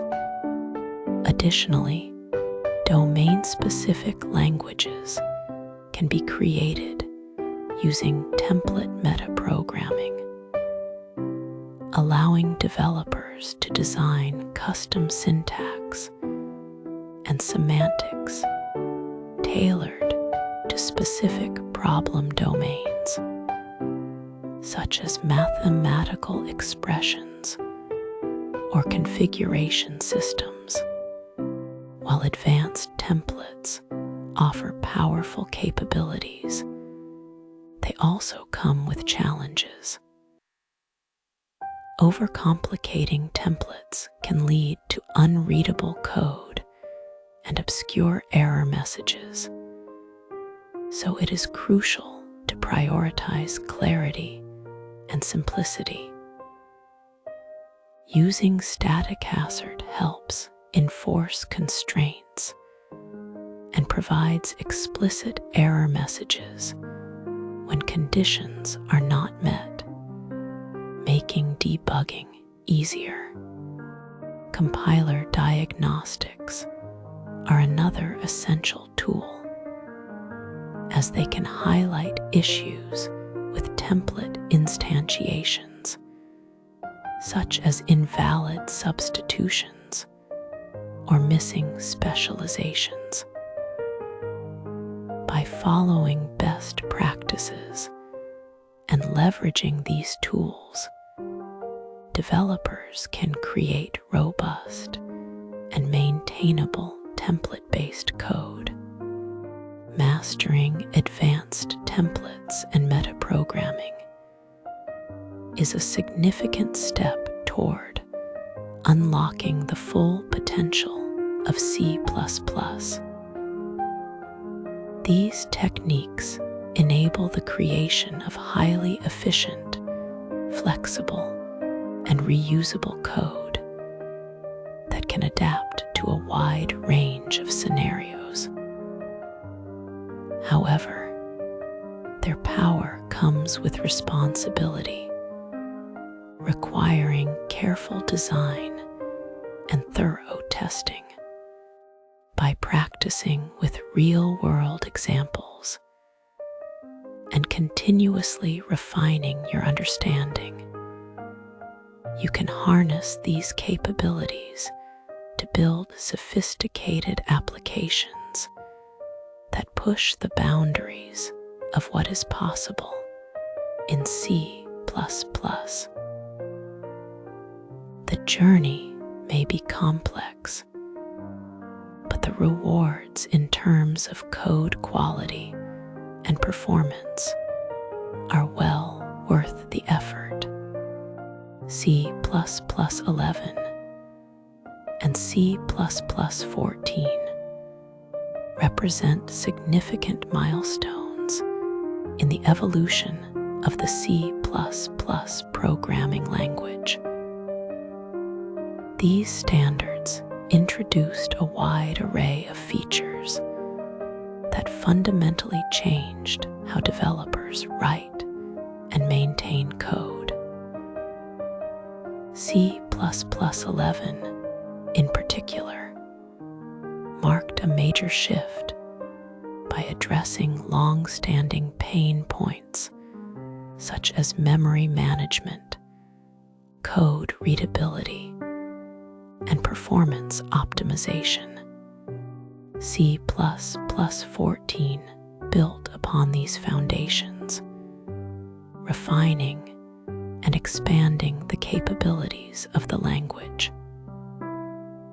Modern C++ emphasizes safer code practices, clearer syntax, and more efficient execution, making it a cornerstone for contemporary software development.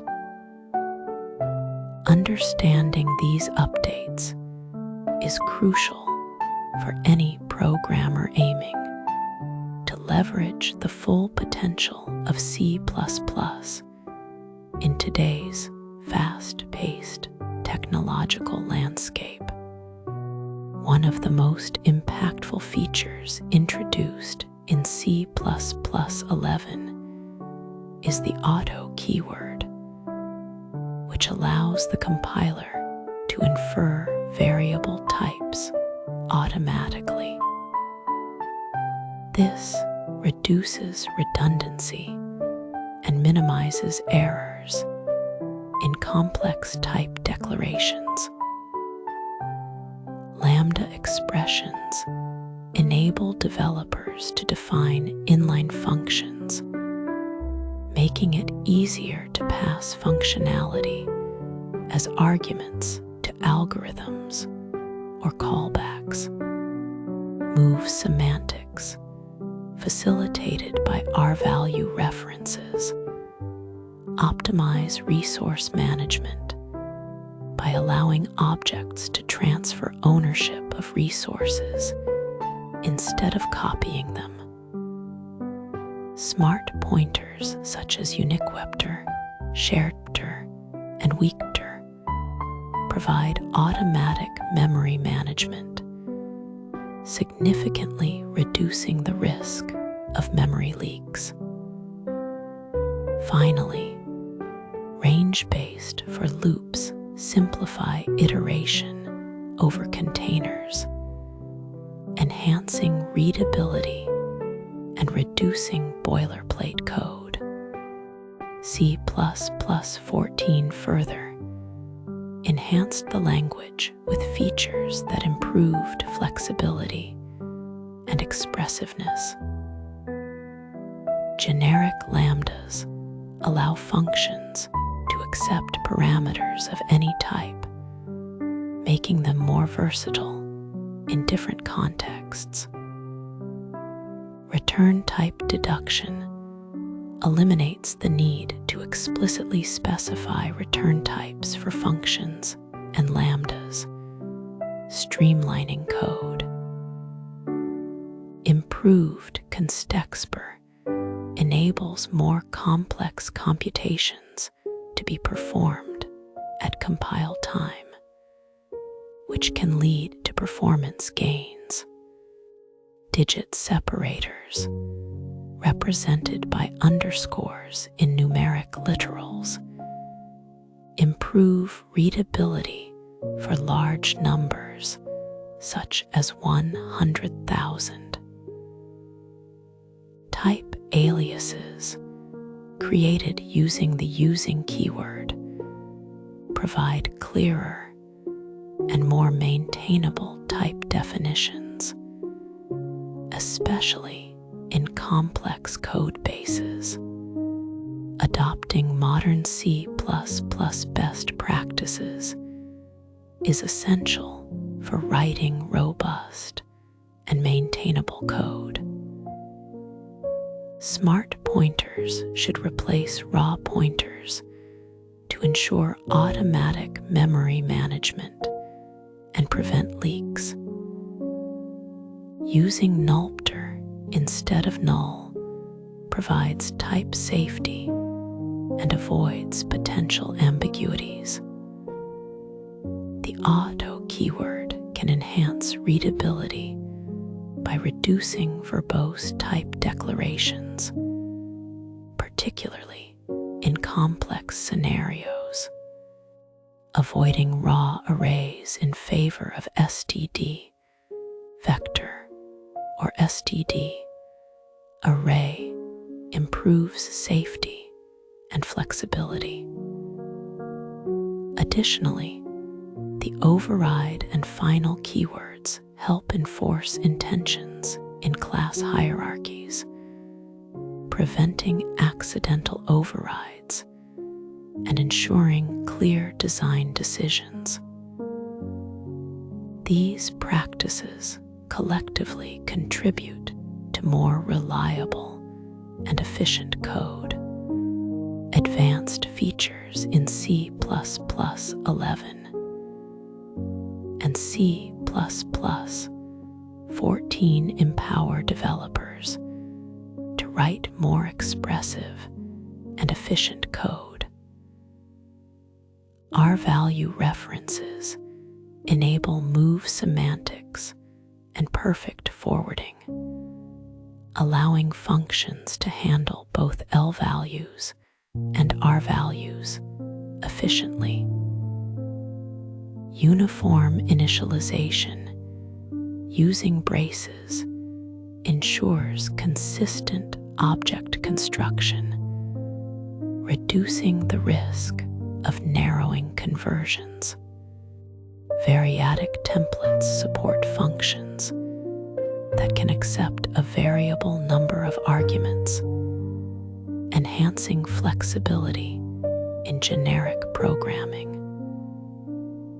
The Thread Support Library introduces built-in concurrency tools such as std, thread, std, mutex, and std, future, simplifying multi-threaded programming.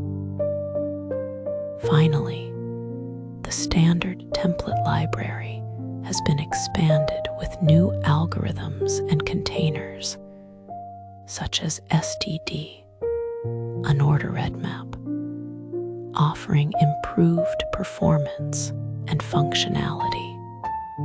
Transitioning to modern C++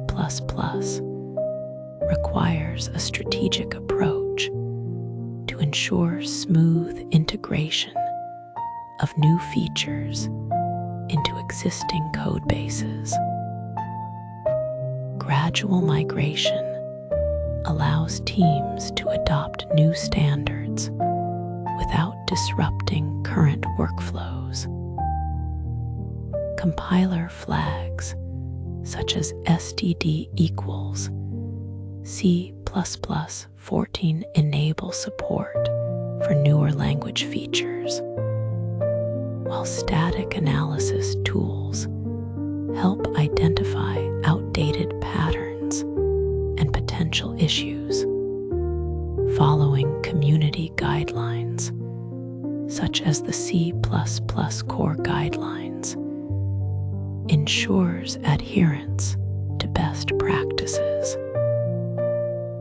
Staying updated with evolving standards like C++17 and C++20 is also critical, as they introduce even more powerful tools and improvements.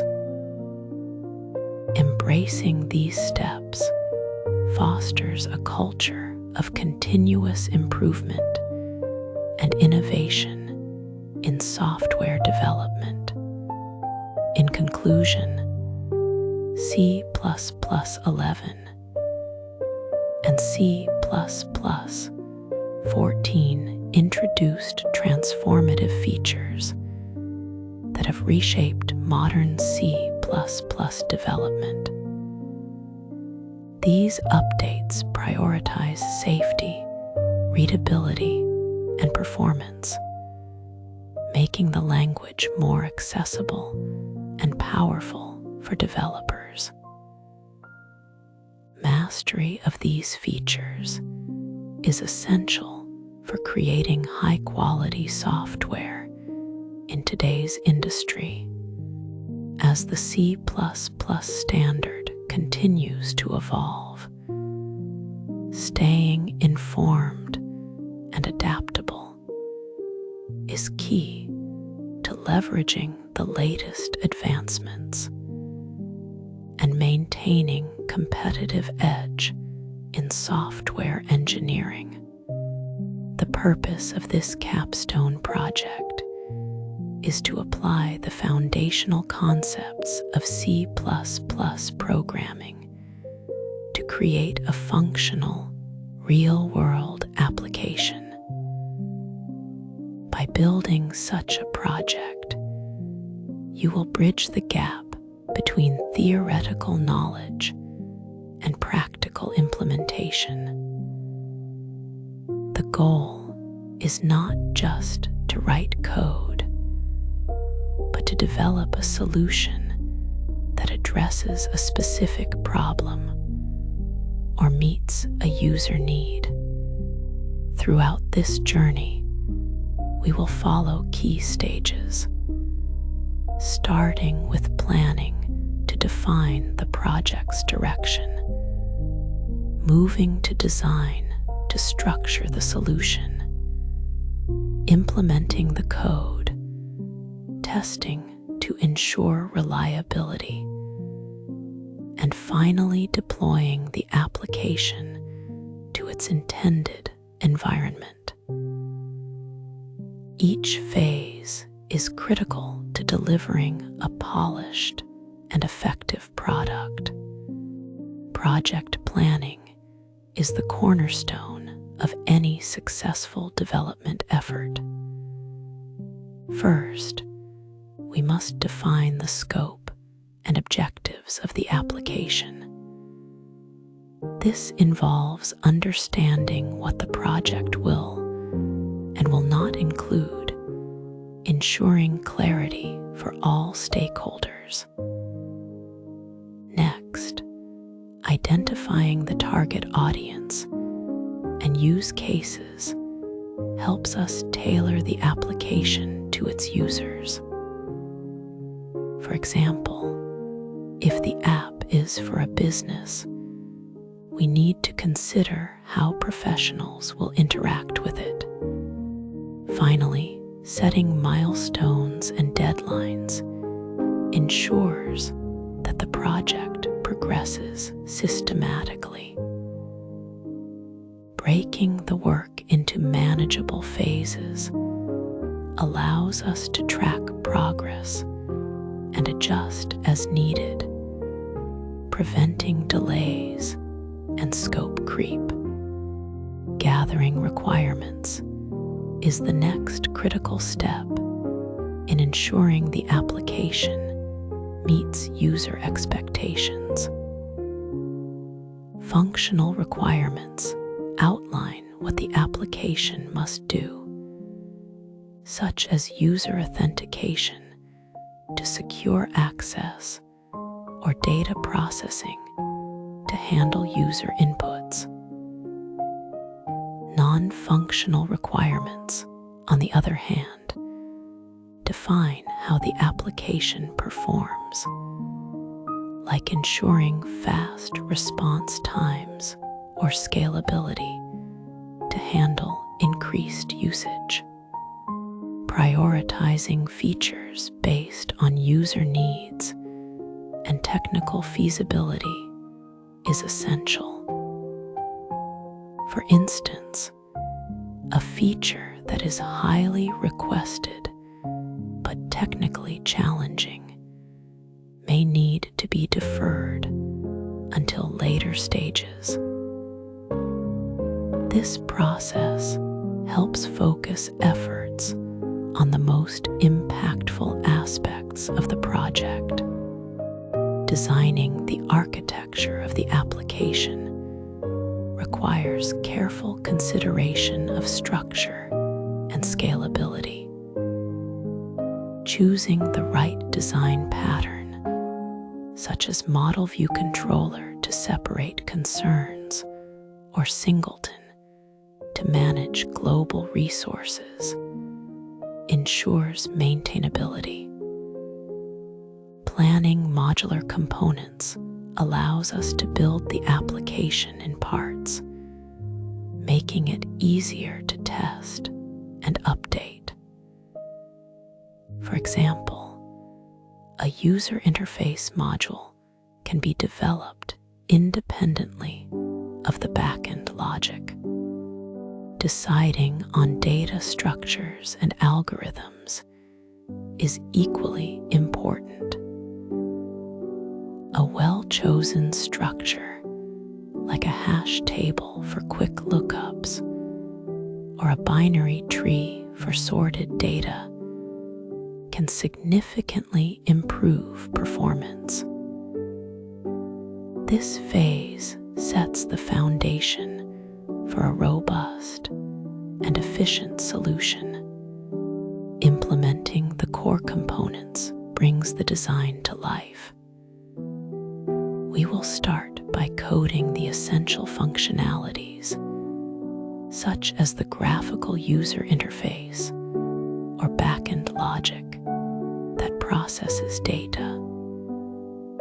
C++ offers powerful features like object-oriented programming to organize code into reusable classes, the standard template library for efficient data handling, and manual memory management to optimize resource usage.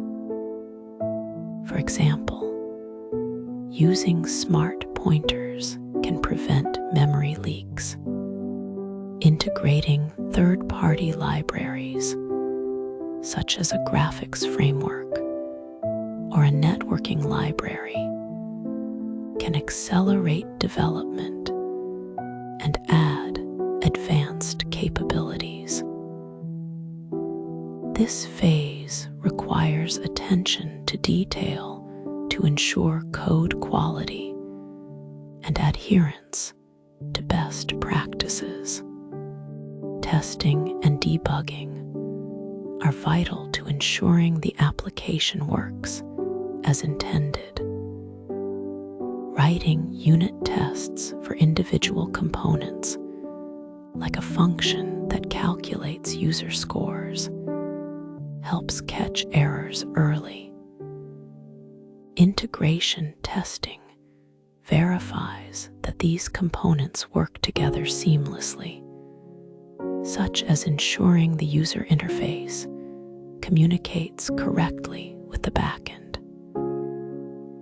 Debuggers and logging tools allow us to trace issues step by step, while logs provide insights into runtime behavior. For instance, a segmentation fault might be identified through a debugger, while a performance bottleneck could be revealed by analyzing logs. This phase is about refining the application to deliver a reliable and stable experience. Preparing the application for deployment involves compiling the code into an executable, packaging it with necessary dependencies, and ensuring it runs smoothly on target systems. For example, using a build tool like CMake can automate this process across different platforms. Creating user manuals and technical documentation is equally important, as it guides end users and future developers. If the application needs to work on multiple operating systems, cross-platform compatibility must be tested rigorously. This might involve using platform-agnostic libraries or adjusting code for specific environments. The goal is to deliver a polished product that is accessible and easy to use. In conclusion, this project emphasizes the importance of a structured approach to software development. By following a systematic process, you will gain hands-on experience in applying C++ to real-world challenges. The skills you develop, such